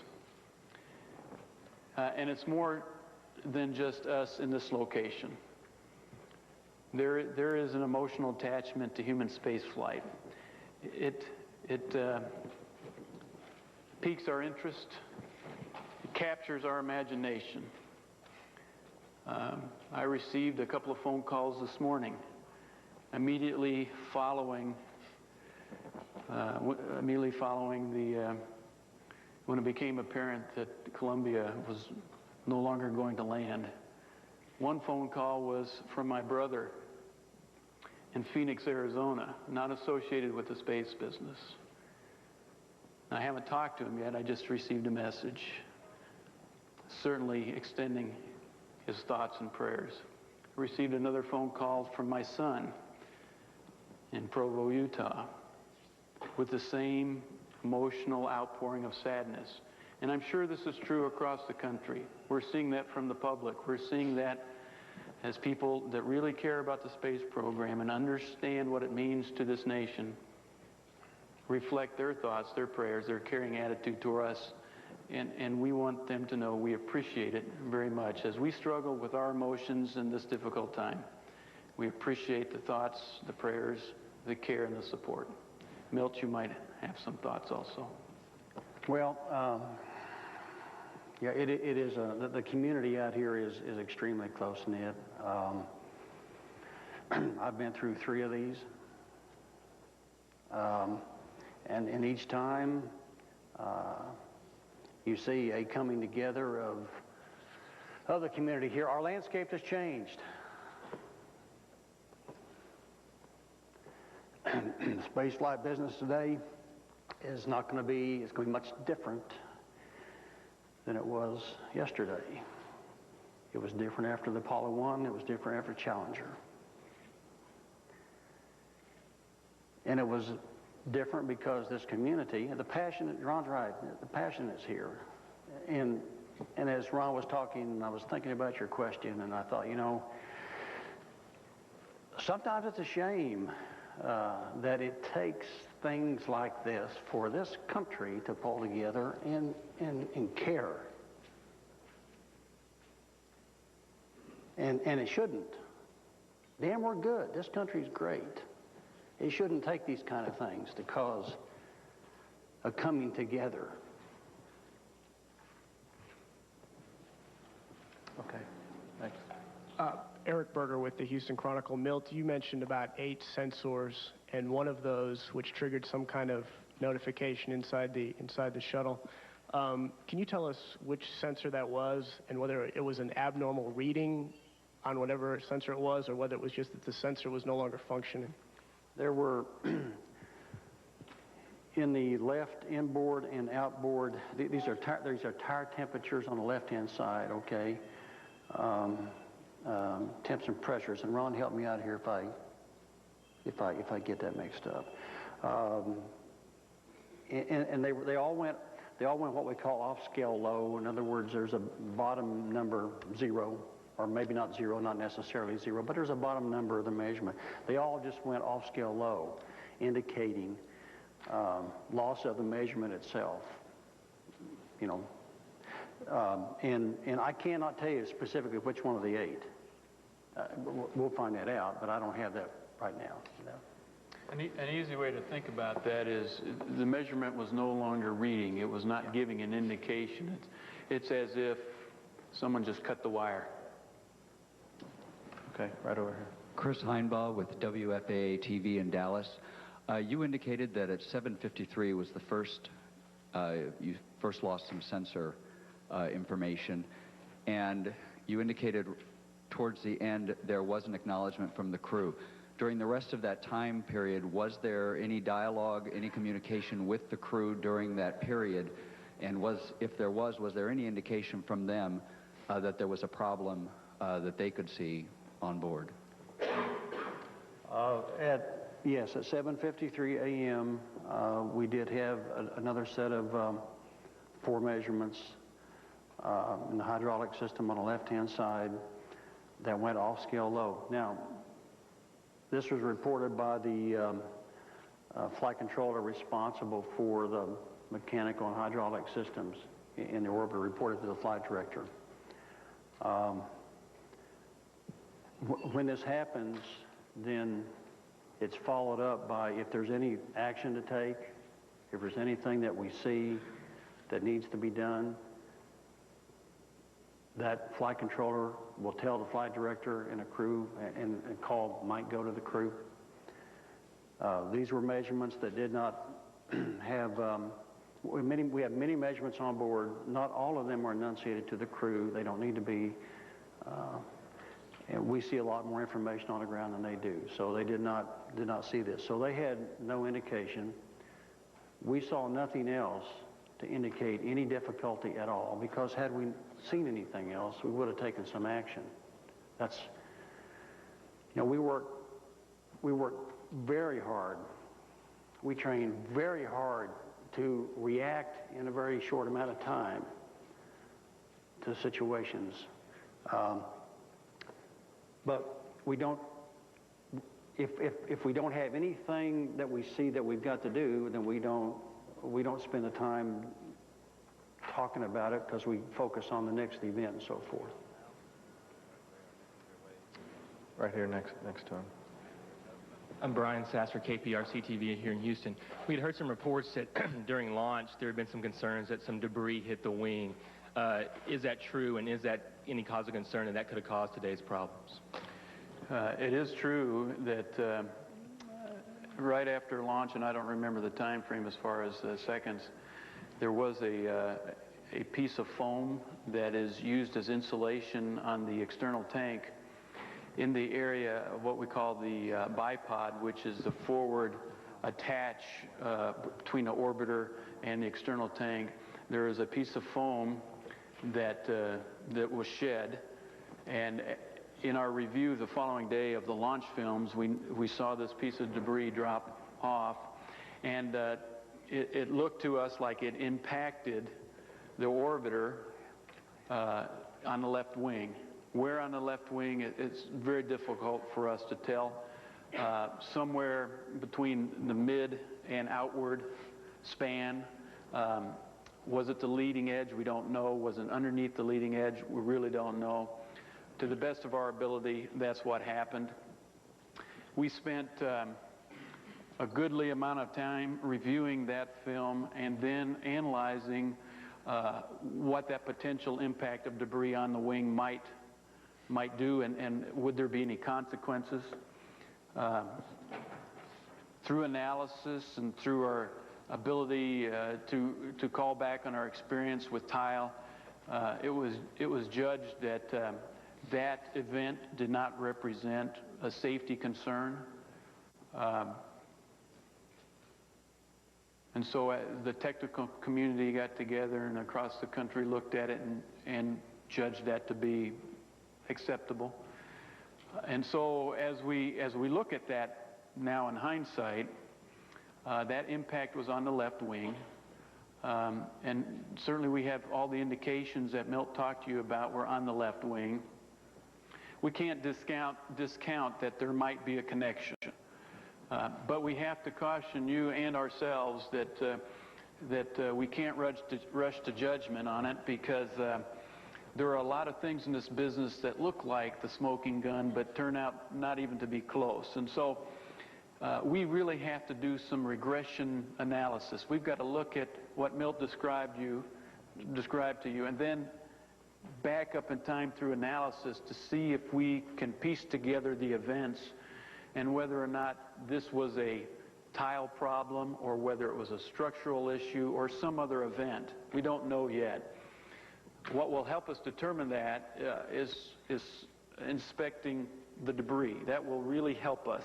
And so we're very anxious to get certain pieces back to look at, and that will determine whether or not this particular event, whether it was the debris hitting the orbiter or some other event, was the cause of this problem or this disaster today. Okay, get that gentleman right back behind him. Ryan Korsgaard from KVUE TV in Austin. You talked a little bit about the hardware. What goes forward now with the astronaut training? Does that continue? Does that stop? What happens? Well, there's going to be a period of mourning in this community. There's going to be a period where we're just going to get together and support each other and hug each other and help us go on. But we're going to fix this problem. We're going to get back on the launch pad. We're going to launch shuttles again as soon as we're ready. The training is going to continue. The best therapy in this business is to get on with your job. The best therapy in the flight control world is to get in that control center and train for the next mission. The best therapy in the flight crew world is to continue with their training. Stay focused on the job ahead. Stay focused on what we need to accomplish, and that's what we are all going to do. There's going to be a subset of us that will be working together to resolve this problem. And we will do that, and we will do that quickly, efficiently, and we'll do it safely, and we will not fly again until we have this understood. In the meantime, Life goes on. Training goes on. We'll start manufacturing hardware again as soon as we know that we have preserved evidence. So in a few days, I suspect we will start pulling things back to what we understand and releasing certain activities to start up again. But in the next several days, it's going to be a period of quiet, of reflection, and where are we going to go from here as far as what we need to do to resolve this issue. Okay, Greg, let's work on the second row. Start right here on the end. Rashonda Tate, Fox 26 News. Did you have a device on board that is the equivalent of a black box? No, we don't. We do not have a hardened black box data recorder or voice recorder. We do have recorders. We do have recorders of both data and voice. If they survived the entry and the impact, we will certainly look to see if there's any information there. As Milt mentioned to you on the timeline, he talked to you a little bit about these sensors that just kind of quit working. We also know that during this time frame, the vehicle was operating perfectly. It had gone into a role reversal, which is a standard maneuver where the vehicle banks left or banks right. It's a standard maneuver, and when it does so to bleed off energy, and you do a number of these role reversals so that you land at the right speed right at the Kennedy Space Center. It had rolled itself into a role reversal, and everything from a flight control perspective was perfect. No indications of any problems. So we have some indications that it wasn't a vehicle loss of control issue, and so we're getting some hints of where we need to go look. Whether or not these recorders survived and will be useful to us, I'm not really sure that's going to be the case. Okay. Anybody on the next person with his hand up there? Jake Dyer, Fort Worth Star-Telegram. I have a couple of questions. Regarding that, whatever it was, the foam that apparently fell off the vehicle at takeoff, was there any consideration during the flight that perhaps an EVA would be necessary, that you guys need to go out and take a look? Secondarily, I'm wondering about, you guys talked about loss of sensor readings and sort of unusual sensor readings. Could you give us a sense about how unusual that is? I mean, does that happen with any frequency, or was that something that was alarming that you'd never seen before? The easy answer is the sensor reading, and yes, that happens. The fact that you have a sensor that just quits working is not an alarming factor. In fact, we understand that several sensors can quit working, and they're all result of not the sensor quitting to work, they're a result of a box, an avionics box, a signal conditioner, or a multiplexer demultiplexer that happens to fail, and its signature to you and me is the fact that it looks like someone just cut the wire. And we've seen this on occasion, and we certainly train for it many, many times over. So it is not unusual for us when we see it to look at it and immediately start to understand whether it is a single sensor problem or it's an avionics box. The team today looked at it as they are trained to do and could not see any common thread between this sensor and another sensor. There's nothing common about it, and so that made it more significant. As soon as we understood it wasn't a common avionics box and that there were multiple sensors, all completely independent, and all this happened in a very short period of time, we knew that something was not right. Now, you asked me something else on the phone. The idea of the spacewalk. Oh, the spacewalk. We do not have the capability to perform a spacewalk and do tile repair. We do not have the capability. As you know, when we go out of the spacecraft, we operate really within the confines of the payload bay. On this particular mission, there was no remote manipulator system. There was no arm. And so all we had trained to do from a spacewalk perspective were those things that might be an emergency or a latch did not work in the payload bay door closing sequence or something like that, we can go outside and make sure the payload bay doors are closed. We have no capability to go over the side of the vehicle and go underneath the vehicle and look for an area of distress and repair a tile. We know we have no capability. If for some reason we thought we had a tile problem, the risk you take when you launch is that you may suffer a tile issue. We have no capability to repair it. All we can do is, before we launch, design robustness into the system so that a loss of some tile capability will not result in loss of crew or vehicle. Does that answer your question? We have no capability to do that today. There is no capability to inspect it. We are not able to look on the underside of the vehicle. And again, our rationale, our retention rationale, why we believe we can continue to fly safely, is that we test our tiles on the ground. They're robust, they're hard enough to withstand certain levels of impact, and then we design our environment so that we don't have these circumstances. We don't believe at this point that the impact of that ET debris on the tile was the cause of our problem. We convinced ourselves as we analyzed it 10 days ago that it was not going to represent a safety issue. Now, we had the events of this morning. We're going to go back and see if there is connection. Is that the smoking gun? It is not. We don't know enough about it. A lot more analysis and evidence needs to come to the table. So it's not fair to represent the tile damage as the source. It's just something we need to go look at. Yeah, grab right there next to you. No, right here next, yeah. Gina Treadgold with ABC News. There are reports from an astronomer at Caltech that the shuttle was, debris was flying off the shuttle as early as a flyover in Owens Valley in California. How does that match up with this timeline, and are you aware of those reports? It's news, isn't it? Well, I haven't heard that report. And sometimes as you go through entry and are in a plasma, sometimes you see plasma. It looks like debris, but it's really not debris, it's plasma.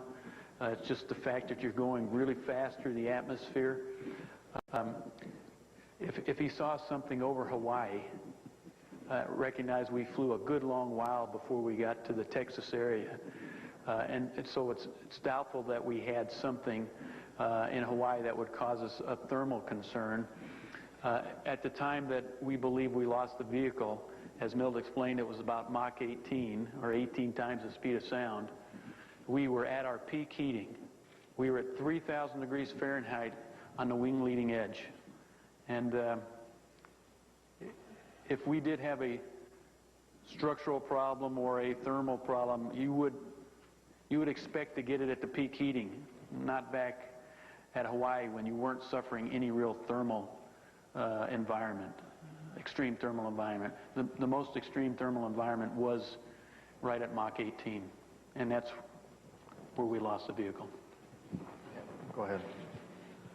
Yes, Mr. Dittemore, Ann Gesselman with Newsweek. You mentioned in your opening comments that there was indication of excessive structural heating. When did that happen in the timeline from 7:53 and on? And secondly, at any point between 7:53 and 8 a.m., were the folks in Mission Control worried? Let's see, you respond about the Mission Control. Let me talk about these bond line temps. We mentioned that, and I might have overstated it when I said excessive heating, because as I look at the notes here, the bond line temps on the left side of the vehicle were off scale low, which means it looked like the rest of the measurements, it looked like they had been cut. So I probably misspoke on that by saying excessive heating. It really is that we lost those measurements too. The mood in my area where I observe the flight control team was very upbeat, and then we started to understand a little bit about these multiple loss of sensors. We recognized there was no commonality. We lost voice with the crew. We lost tracking data. We had no TV. As we came to find out later, we saw the TV reports of debris. We did not have that at the time. And so we were very anxious because we knew we were in an area of good communication coverage. We were in an area where we should have tracking, and we had lost both. And as we started adding all these up, we were certainly most anxious. Get this gentleman right behind you. There you go. Ron, Thayer Evans from the Daily Oklahoman in Oklahoma City. Can you confirm reports of debris in other states besides Texas, namely Oklahoma, and also offer your thoughts on Mike Anderson? I can't confirm any debris in Oklahoma, and I would doubt any debris in Oklahoma because our ground track was basically just north of Dallas on a path that went through northeast Texas, Nacogdoches area from northwest to southeast. That's going to be the ground track. That's going to be the interest of our search. Mike Anderson, I suspect you asked me because we are both from the same hometown. Mike and I, we have common backgrounds. He attended my rival high school. He graduated from Cheney High School. I graduated much earlier than he did, I'm sad to say, but from Medical Lake High School, and we were arch rivals. And he and I had a good communication going about that. He grew up on an Air Force base, Fairchild Air Force Base, Spokane, Washington. I also grew up in Fairchild Air Force Base in Spokane. He went to the same grade school I did. We had a very common early beginning, but I told him that I was his pathfinder, and so we had a good relationship. And we talked many times about how he had met his wife in Spokane. I also met my wife in Spokane. His parents lived there. My parents lived there. My wife's parents lived there. A lot of commonality. I'm going to miss Mike. I'm going to miss the closeness that we had. Okay. You reach this person right there. Sanjay Bhatt, Cox News Service and Palm Beach Post. We heard that earlier today that this crew was very passionate about the work they were doing, the scientific experiments that they were conducting, and we heard that their loss would not be in vain. What I'm wondering is how many of the experiments aboard, in terms of the data being collected, required that the astronauts in the craft return safely to Earth? And because there were some new laboratory modules on this craft, is there anything to suggest that those could have contributed at all to what we saw? Well, Ron, I don't have the answer to it. Maybe you do on the number of experiments that we have to have the return of the heart. I don't have that. I'm sure we can get that for you. And I can't imagine the Space Hab being on board back in the cargo bay had anything to do with this. Let me just say something about the science. This vehicle on orbit, we had kind of pinched ourselves over the past 16 days. This vehicle performed flawlessly, absolutely flawlessly. Science was a premium. The folks on the ground were just ecstatic with the amount of science that they were reaping, and they were looking forward to getting much of that information back on the ground. Certainly some of it was downlinked to the ground prior to entry. Some of it will be their legacy. Others had to come back and be analyzed, in which that particular part of the science would be lost. But it was an amazing mission, and we were ecstatic over the results and looking forward to talking to the crew and telling them what a great job they had done. And so it is a painful experience for us to lose our friends and recognize that things were going so well. and turned out so badly. Valor Time Magazine, could you share with us the last words that came from the crew? Well, a while ago, the last transmission that we got was, it had to do, I think a while ago I discussed that there was a measurement that gave an indication to the crew and an alert that they acknowledged. I can't tell you what they said at that time. I don't know what the word was, but it was the sort of thing that when something like that occurs, that the crew's response is fairly typical, just to let the ground know we see that. That's how the routine works, and that was the last transmission from the crew that I am aware of. And I think as we go, as we go through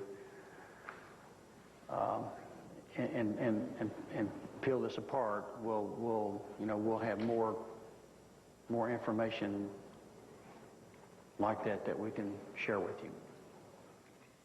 Okay, I got time for 2 more questions here before I need to go to the other NASA centers. Grab this gentleman and then this young lady on the next row. Elizabeth Lee with KHWB Television. A brief loss of communication, has that happened before during re-entry? And if so, when you did lose communication, was there still hope that perhaps it was just brief? And at what point did you realize that it was something more grave?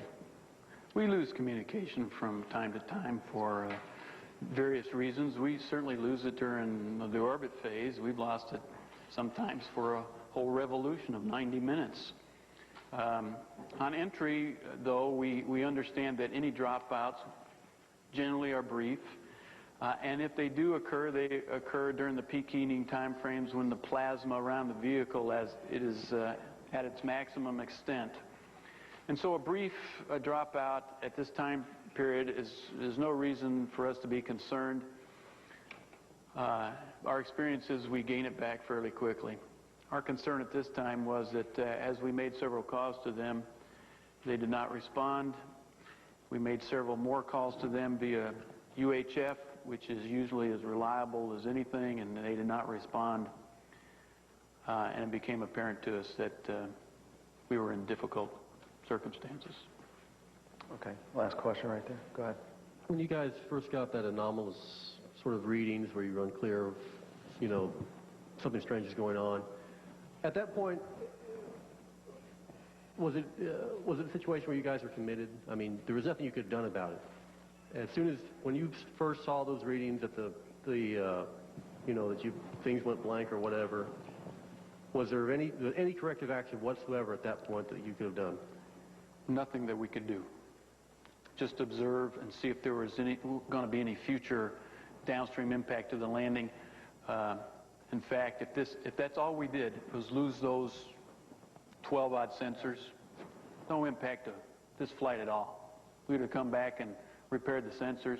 They don't impact the flying qualities of the vehicle. They don't impact the insight into how we control the vehicle. All they do is provide us information on how the systems perform so that when we turn around the vehicle for the next flight, gives us indications of where we should look. Did not affect and would not affect the flight given just the sensor by itself.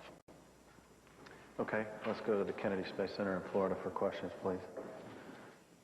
Yes, this is Marcia Dunn of the Associated Press. Ron, I have a written report from earlier in this flight that there was a potential for a large damage area to the tile, and given that, I'm wondering how and why was it deemed minor by NASA? And do you have any idea how much of a damage area may have been left on the left wing and how big that piece of foam was that came off? We have a pretty good idea how big the size of foam was. What we don't understand very well was what the actual impact did to the tile. And so we have to use our analysis and our engineering expertise to help us understand how a piece of foam of certain weight and density impacting the wing at certain velocity, what it does to the tile. And our experts gathered together, and we have people in this system that have worked on these tiles since the beginning of the program, and we understand how the tiles function. We understand the tile's ability to withstand damage. We understand the thermal characteristics of the tile, both on the surface of the tile and at the base of the tile. And as we got together and reviewed this information, we were convinced technically and analytically that the tile would not, the impact of the debris on the tile would not represent a safety of flight issue. In fact, we were anxious to come back and get the handheld film that the crew takes as soon as they get to orbit of the external tank. As it's moving away, we asked them to take pictures of the external tank so we can understand exactly where the foam was shed from the tank. And we were anxious to get that piece of information because we felt that we needed to analyze it so that it would not occur on future flights. We have a flight readiness review coming up for the next flight. It was scheduled for February the 20th, and we knew we had some technical work to do to make sure that we understood why this piece of debris came off. We were not concerned with Columbia.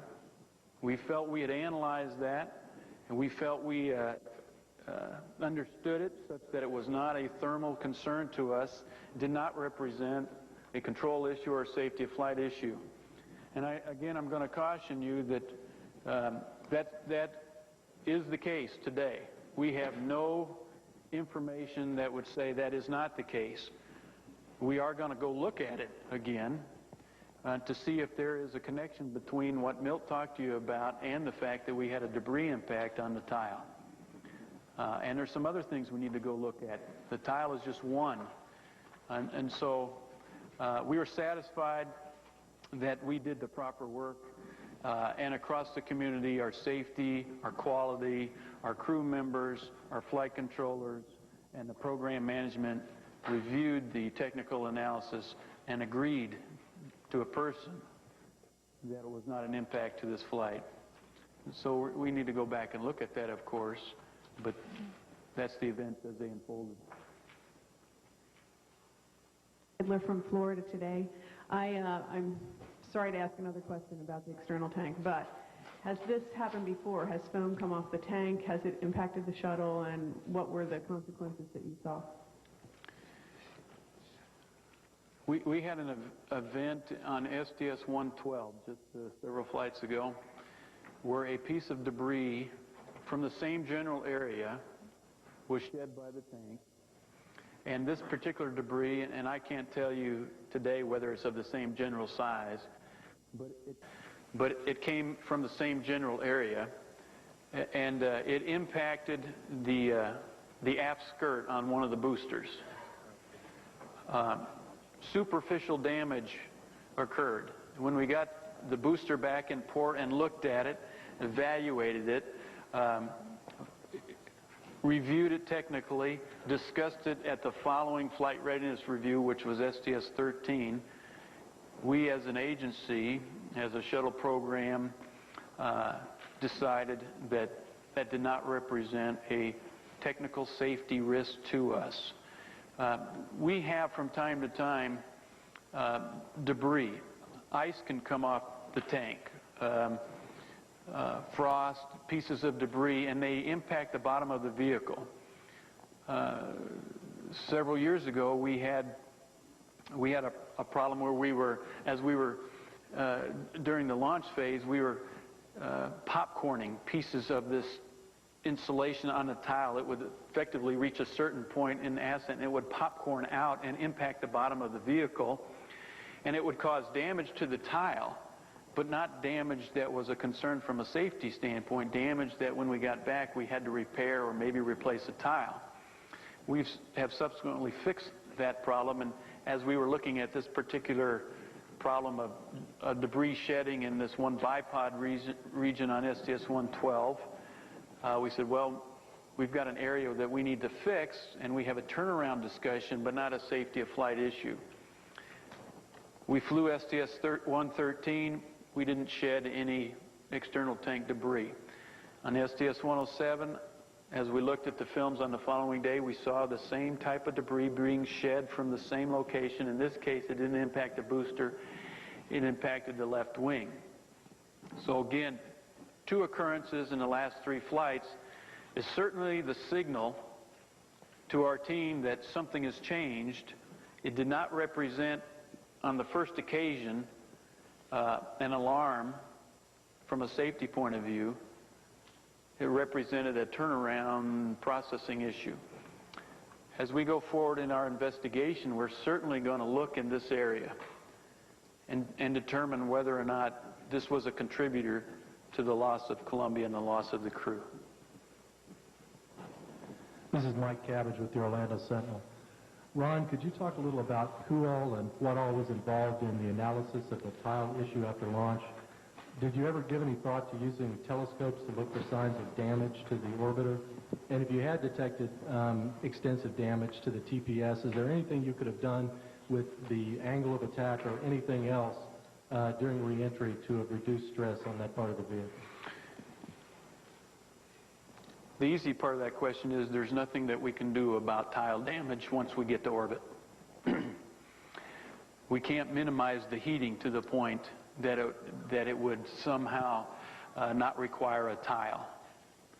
And so once you get to orbit, you're there and you have your tile insulation, and that's all you have for protection on the way home from the extreme thermal heating during re-entry.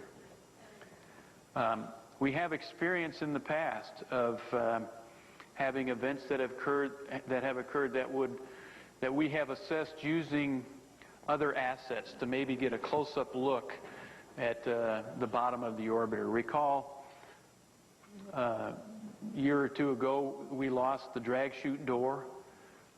Right at liftoff, it fell off, and we actually tried to take some pictures of the back end of the vehicle to see what was really there so that we can understand our thermal heating in that case. And those pictures that we received were not very useful to us.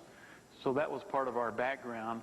Combine that, our feeling that we didn't believe the pictures would be very useful to us, with the fact that there was not much, there was zero that we could do about it. And in this case, we elected not even to take the pictures. We believed that our technical analysis was sufficient. We couldn't do anything about it anyway. We were in the best possible position, and so we elected not to take any pictures from any other sources, and that's the way that played out. Ron and Milt, this is Craig Cavalt with Aviation Week. I'm trying to understand, especially at the first event, the 753 event, specifically where those sensors are located relative to the wing structure or the main body structure. Can you describe that in a little more detail? Yeah, they were located at the left inboard elevon and the left outboard elevon, and recall the elevons are at the back part of the wing. They're the trailing edge of the wing. And the impact, if you were trying to relate tile damage to the elevon, the impact was, of course, on the front edge of the wing. You can't draw any conclusions from this yet. We can't. It's just data that we need to go pour over and understand. If you looked at the sequence of events, Craig, you would see that our first indication was left inboard out, left outboard, which is the trailing edge of the wing.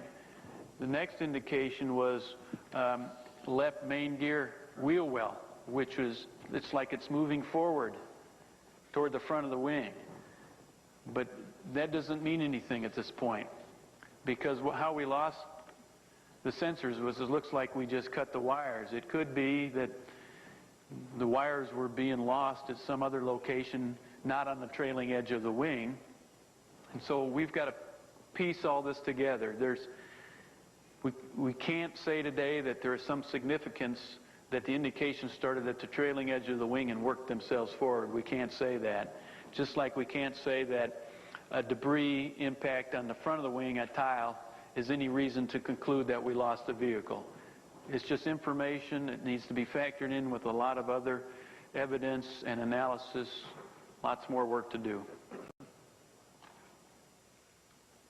Stefan Fullerman for the New York Times and Popular Mechanics. Ron, I noticed after the disaster, a couple hours after, that there was a large number of mission controllers standing for quite some time in the control room, and it looked like they were listening to somebody addressing them. Who was it, and what was the discussion ongoing? I'll take that one. We are very fortunate here in the agency, and in particular here at the Johnson Space Center, to have people in our employee assistance program, specifically Jackie Reese, who runs that program. It is a program to help employees deal with situations like this. As part of our response to this, Jackie called in and made herself available. So prior to releasing the entry team, both the front room, the room that you see on TV, and the people that support in the back rooms, we had everybody gather in that room. That's what you saw. And Jackie Reese was giving them about 5 minutes of what they should do as a human being who has gone through something like this. As you leave work and you go home, giving them some assistance, and also providing her office to be available if anybody individually needed any help. So that's what you saw. I'm glad she did it, and she's available to help us, and we will need the help in the next several days and weeks. Let me add something to that, too. Our communities and our workforce are grieving right now. They're grieving at Marshall in Alabama. They're grieving at the Kennedy Space Center in Florida. They're grieving here at the Johnson Space Center in Houston, Texas. They're grieving at many of our installations around the country. And this particular effort will help us get through difficult times for those that really need some extra help. And so we appreciate that service. This is Jay Barbary with NBC. You said early in this briefing that you had some hints where the problem may have developed. Could you share those with us? See, Jay, I don't recall whether I said I had hints. All I know is the data that's available to me today, and that is these sensors. It's interesting, they kind of work themselves forward from the trailing edge, but I remind myself that may not be the facts. I have indications of a debris impact on either the leading edge or the wing leading edge of the vehicle. I have some areas that I know I certainly want to go look at. I have some debris that I'm anxious to see if that would lead me down a particular path of investigation. It's one of several that we will investigate, and it's just too early, Jay, for me to speculate on where that's going to lead. As you know, we will be thorough, methodical. To be a pain in the neck, we will be, to make sure we understand it. And it's going to take us some time, some days, some weeks to pull it all together. This is Phil Chen, Earth News for CNN. Sorry to meet you guys under these circumstances, but for Milt, can you give us the time? I guess you have an emission lapse time when you last lost the data, and I can do the conversion, and describe what the vehicle was like at that point. You said role reversal, you gave us the altitude and velocity. Was it under autopilot? Was husband controlling it? What would it have been going through at that point? Phil, I can probably give you part of what you asked. The MET of loss of vehicle data. Well, let's see. Thank you, Ron. We'll back up here. We had just completed role reversal number 1. It was completed at an MET of 15 days, 22 hours, 17 minutes, and 50 seconds. And he wants the altitude. Thank you, sir. It was 224,390 feet, Mach of 20.9. Again, as I mentioned earlier, we had no indication of any control problem prior to loss of data. So from a vehicle standpoint, other than what we've talked about that we saw with telemetry measurements, we had nothing to indicate the event that occurred. In hindsight, you're looking and say, well, these things will probably tie together somewhere, but we just haven't done that yet. Loss of vehicle data was at 15 days, 22 hours, 20 minutes, 22 seconds, altitude 207,135 feet at a Mach of 18.3. And I can't answer the rest of your questions yet.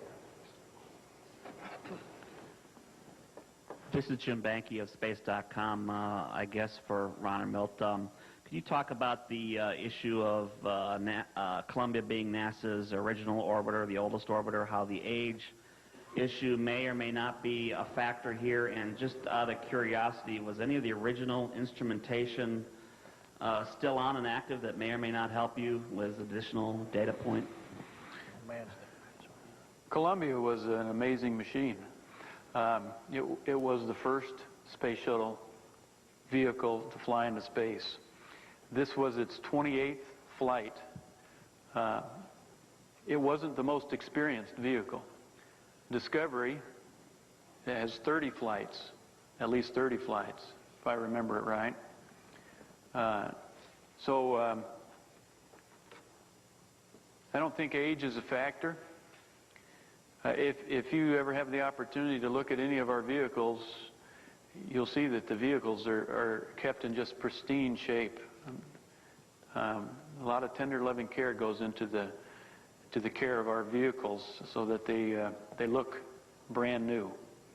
That doesn't mean that there aren't areas of wear. There certainly are. There's certainly areas of corrosion. That's our job, to manage that corrosion and manage that wear so that we continue to fly these vehicles safely.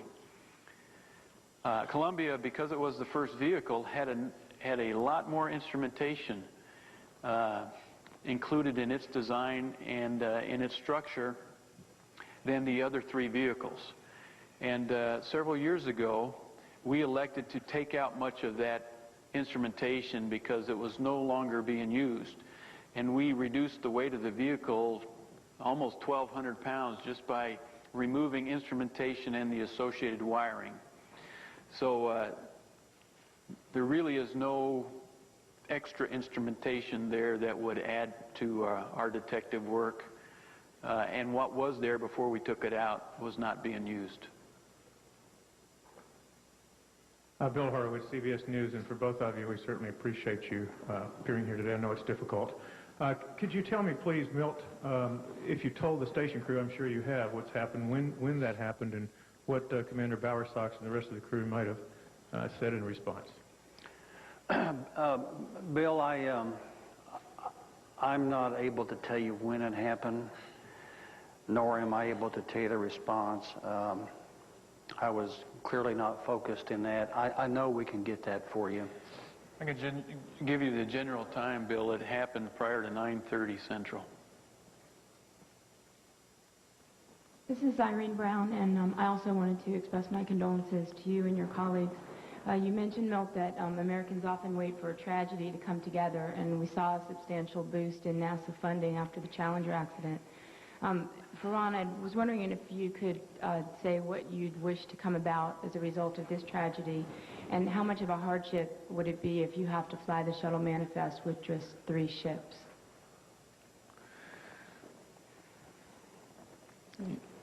My thoughts are not on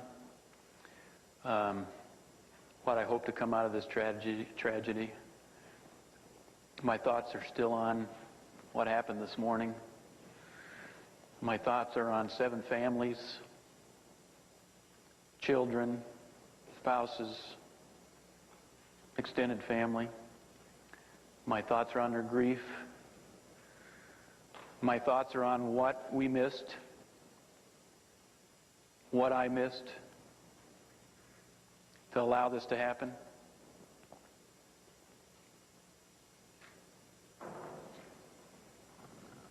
It's going to be a difficult day for all of us. Dan Billow with West TV.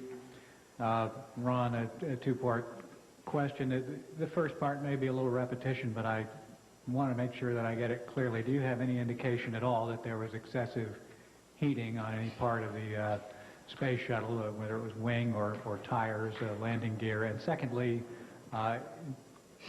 would there be a possibility that there's anything associated with the bipod that could have come off that is hard along with that foam? The first part of the question is, no, we really don't have any information that says there was excessive heating. And so when I said that earlier today, I misspoke. All we do is have information that says the sensors quit working. And if we do have evidence of excessive heating occurring, I will get back to you and let you know. I think we're going to hold some meetings with you on a fairly regular basis over the coming days, and I will bring you up to speed on if anything that I said today was erroneous, and certainly as we get new data, I'll let you know. As far as the bipod area, we believe it was foam. We do not believe it was any metal. We don't believe there's any opportunity for any metal to be shed. And in fact, our films show that when this particular debris impacted the wing, there was a puff of debris, like when it hit, it disintegrated itself. And so I don't believe there's any chance that it was hardware. It was all the soft foam insulation. Jerry Hannafin, Time Magazine.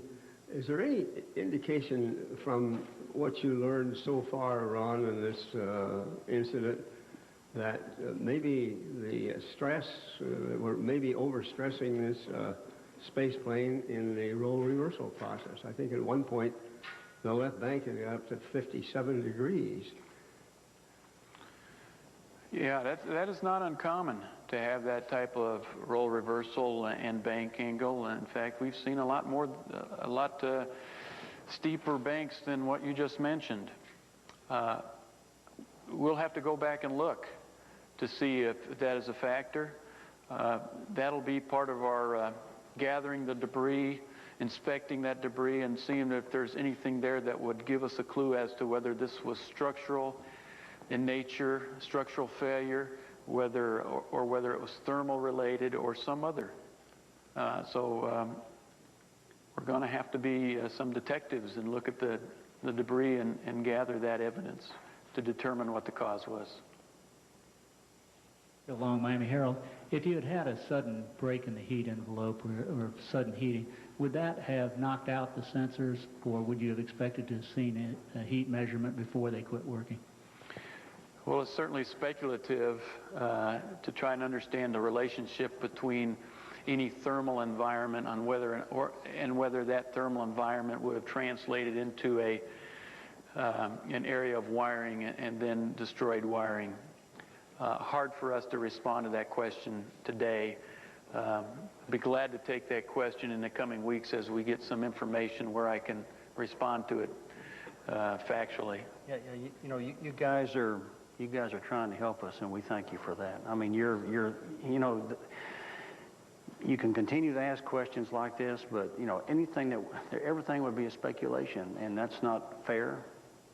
It's not accurate, and I know you want to be accurate. Let me interject, because we also need to recognize these two gentlemen have been on duty since about midnight last night. So I want to bring up a point that we are going to try to do briefings daily, at least daily. So please try to form your question appropriately so we can get through today, and I need to get them out of here fairly soon. So I need to wrap up with KSC as quickly as possible. I've got some other NASA centers to get done also before I wrap up. So let's make two more at KSC and then move to headquarters, please. Gentlemen, first let me offer my condolences. I'm Robert Pankow from WFLA Radio. If you can you tell us all how the families are holding up under the circumstances, the families of the astronauts?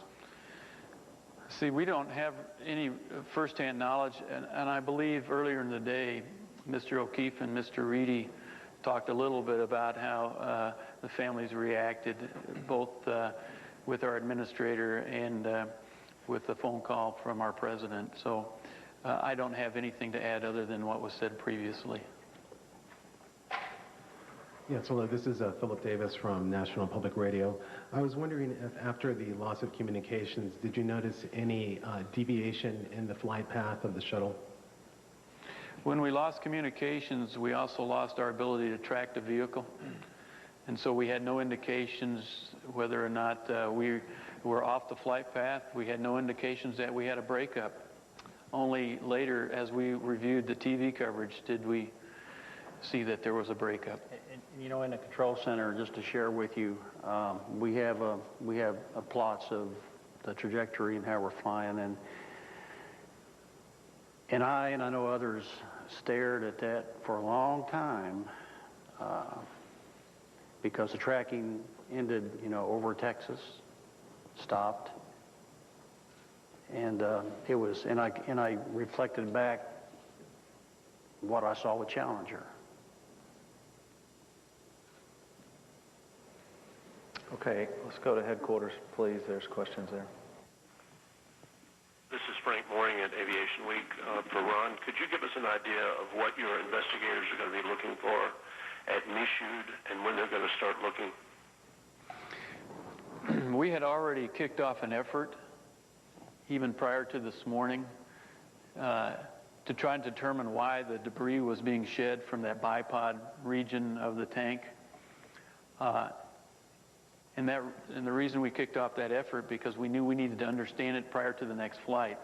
So we were already aggressively on a path that was going to try and help us understand whether or not that represented any concern to us, since now we had it 2 times in the last 3 flights.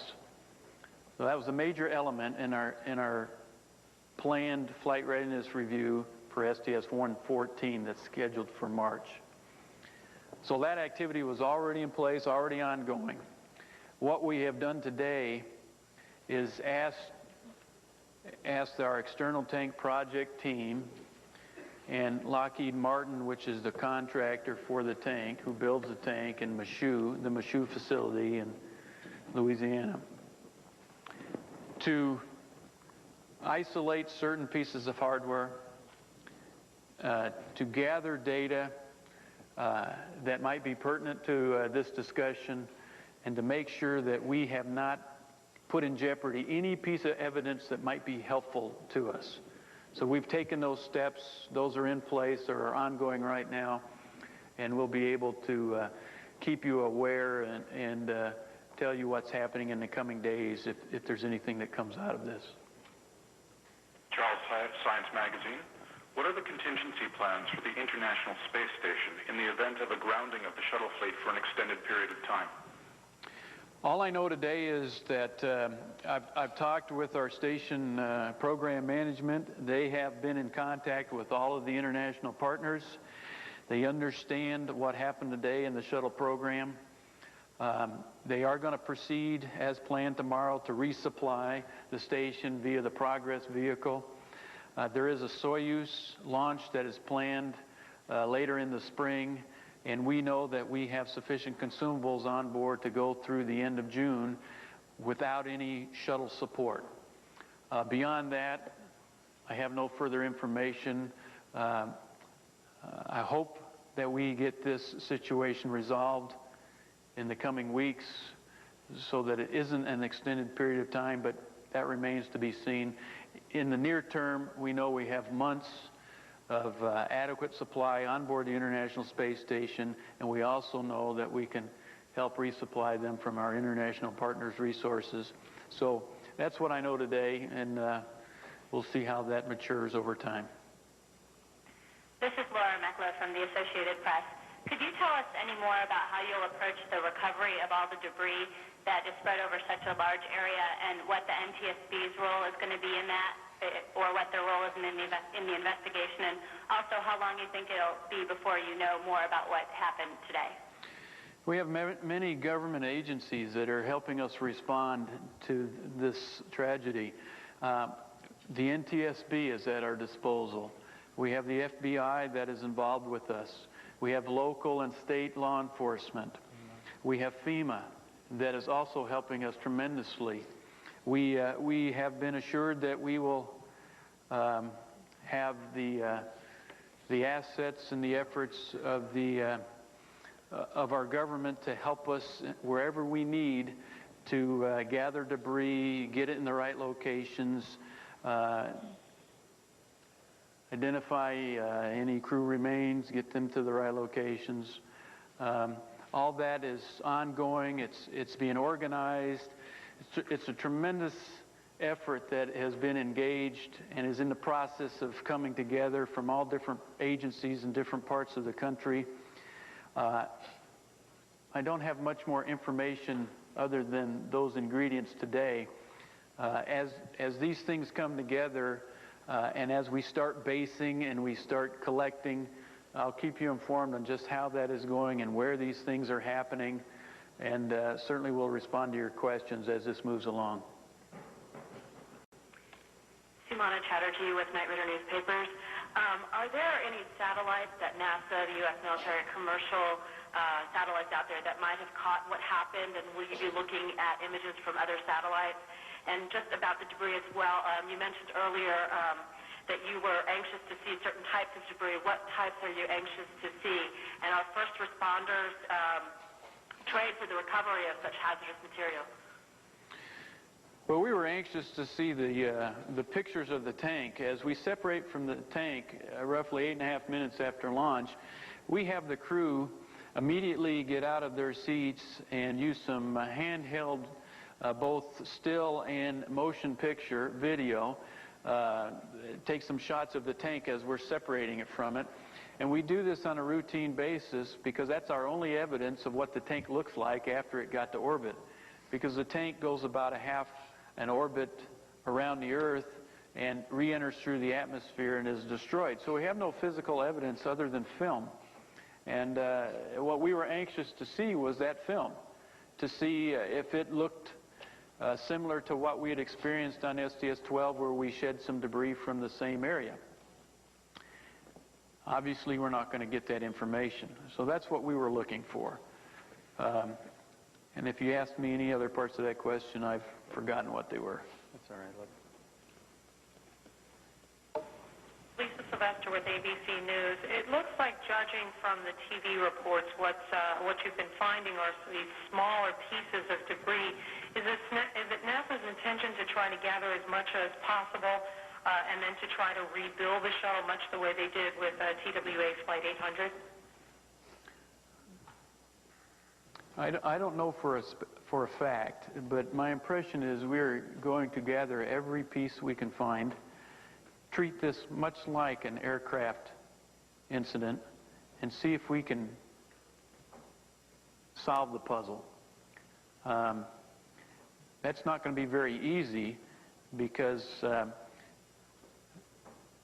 when we had this vehicle break apart at 200,000 feet in Mach 18, it was at peak heating, and some evidence may have burned up during re-entry. Other evidence is just spread over such a wide territory that we may never find it.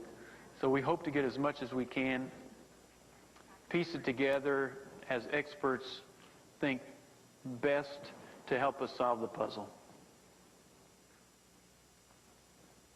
Okay, let's go to the Marshall Space Flight Center, and let me make another plea to limit your questions to one.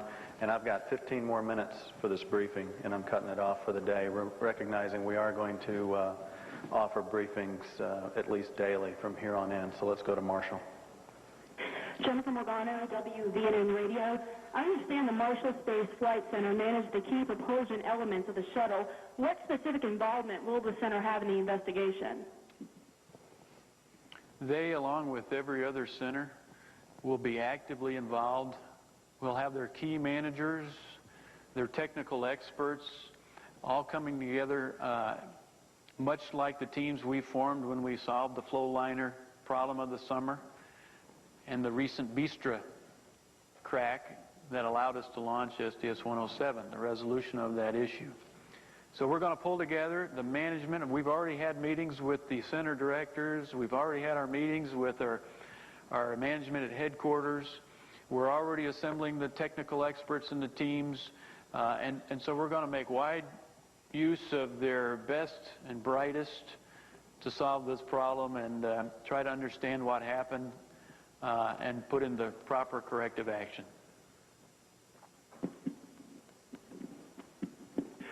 Stu Johnson, WHNT in Huntsville. Can you tell me if you learned anything from the investigations of Apollo 1 and Challenger that will help this investigation proceed more quickly? I think what we are implementing today is a process that has been tried over time, and many of the procedures that we are implementing today were a lesson learned or an outgrowth from previous incidents, and so we're learning our lessons. We're putting them into practice, and what we have put into place today is a result of previous lessons learned. Just a side personal note, it is our mantra or our personal effort to learn the lessons of the past. It's mandatory reading for us to read the reports from the Rogers Commission on the Challenger accident. We study them, we understand them, we try our hardest never to repeat the problems of the past, and it was all of our goals never to have to sit here in front of you and describe these events again. And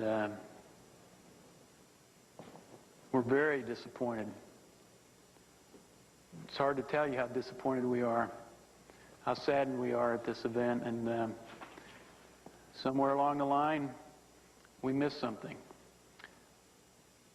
Or we're going to learn something new that we couldn't do anything about.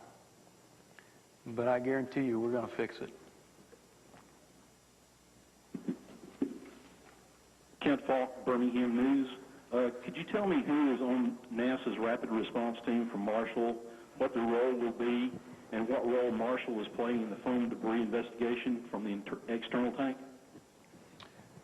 Well, there's many superb technical experts at the Marshall Space Flight Center that are going to be involved in this investigation.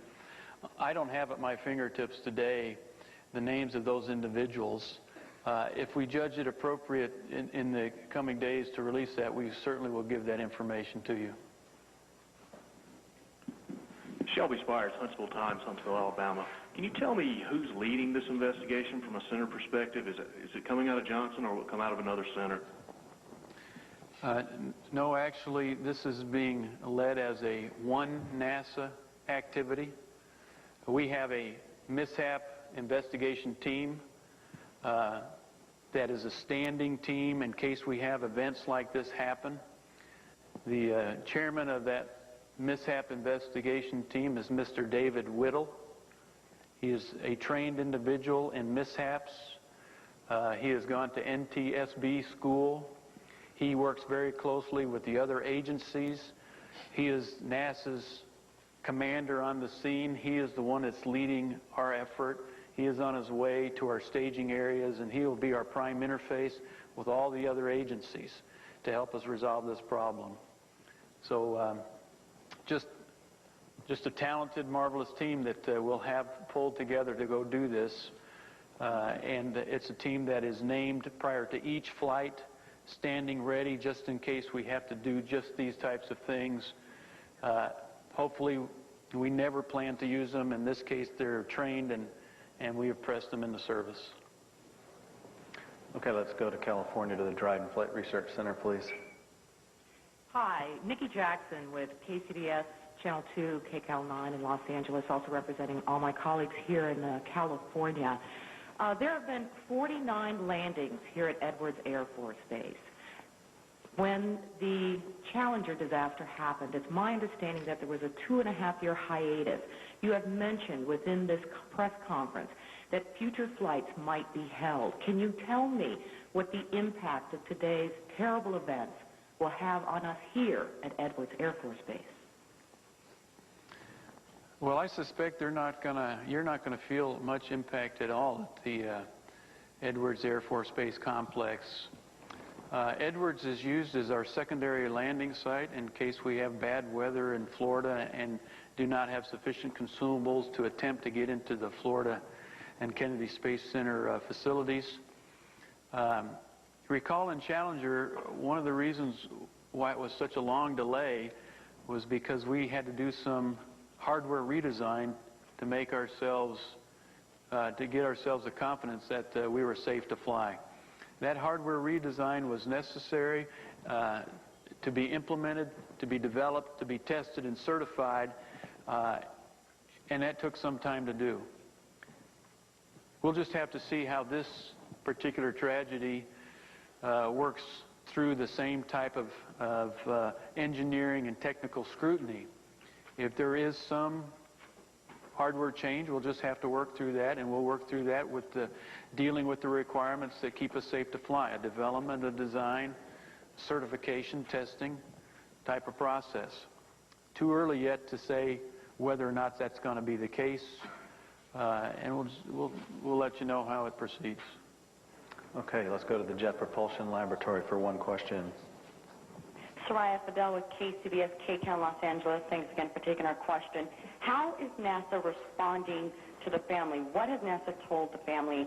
And what are families saying today? How are they reacting and responding in light of all this? I believe earlier in the day, Mr. O'Keefe made a statement that reflects the reaction of the families and their heroic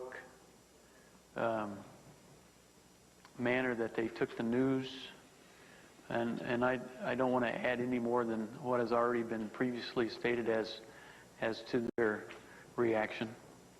And they will have they'll have a huge amount of support. You can guarantee it from this family here and this family across the nation. One final question from the Langley Research Center. Chris Dovey with the Richmond Times-Dispatch. How many tiles in a given area of the surface, specifically the area where the sensors were located, could be lost before that might cause some catastrophic breach of that surface? And what do you do in flight if you have that catastrophic breach and you know about it prior to reentry? I really don't know how many tiles. I can't really respond to that question here today. And I mentioned earlier to you that we have no capability to repair a tile. Our only recourse is to design this vehicle such that we don't lose tiles, is to design this vehicle so that we can take debris impacts and not represent a safety concern. It's been our experience that we have lost portions of tiles on the bottom of the vehicle. We have had a number of debris impacts, damage to the tiles. They have all been acceptable in that they do not represent a safety of flight concern. We would like to get a harder tile to make it more resilient to debris, but it has not to date represented a safety concern. And we have no recourse if we lose tiles. Our only effective action is to prevent the loss of tiles through design and through test, and that has been perfectly adequate up to this point. Okay, that's the final question for this briefing, and let me end and close on a couple of programming notes for folks watching. There will be a B-roll package for the STS-107 mission that will follow this briefing immediately. The next briefing that we will hold is likely to be around noon Central Time tomorrow, but that's a very tentative time because there's some, obviously some management meetings that these gentlemen are taking part in that will occur prior to that tomorrow. So right now we're looking at around noon Central tomorrow for the next briefing here. Also, there's a lot of folks out there that may be discovering some debris from the accident. NASA has established a telephone hotline, also an electronic mail address for the public to use for reporting information that may help in the investigation. of this accident. The telephone line, and you guys can certainly help us in this regard, is 281-483-3388.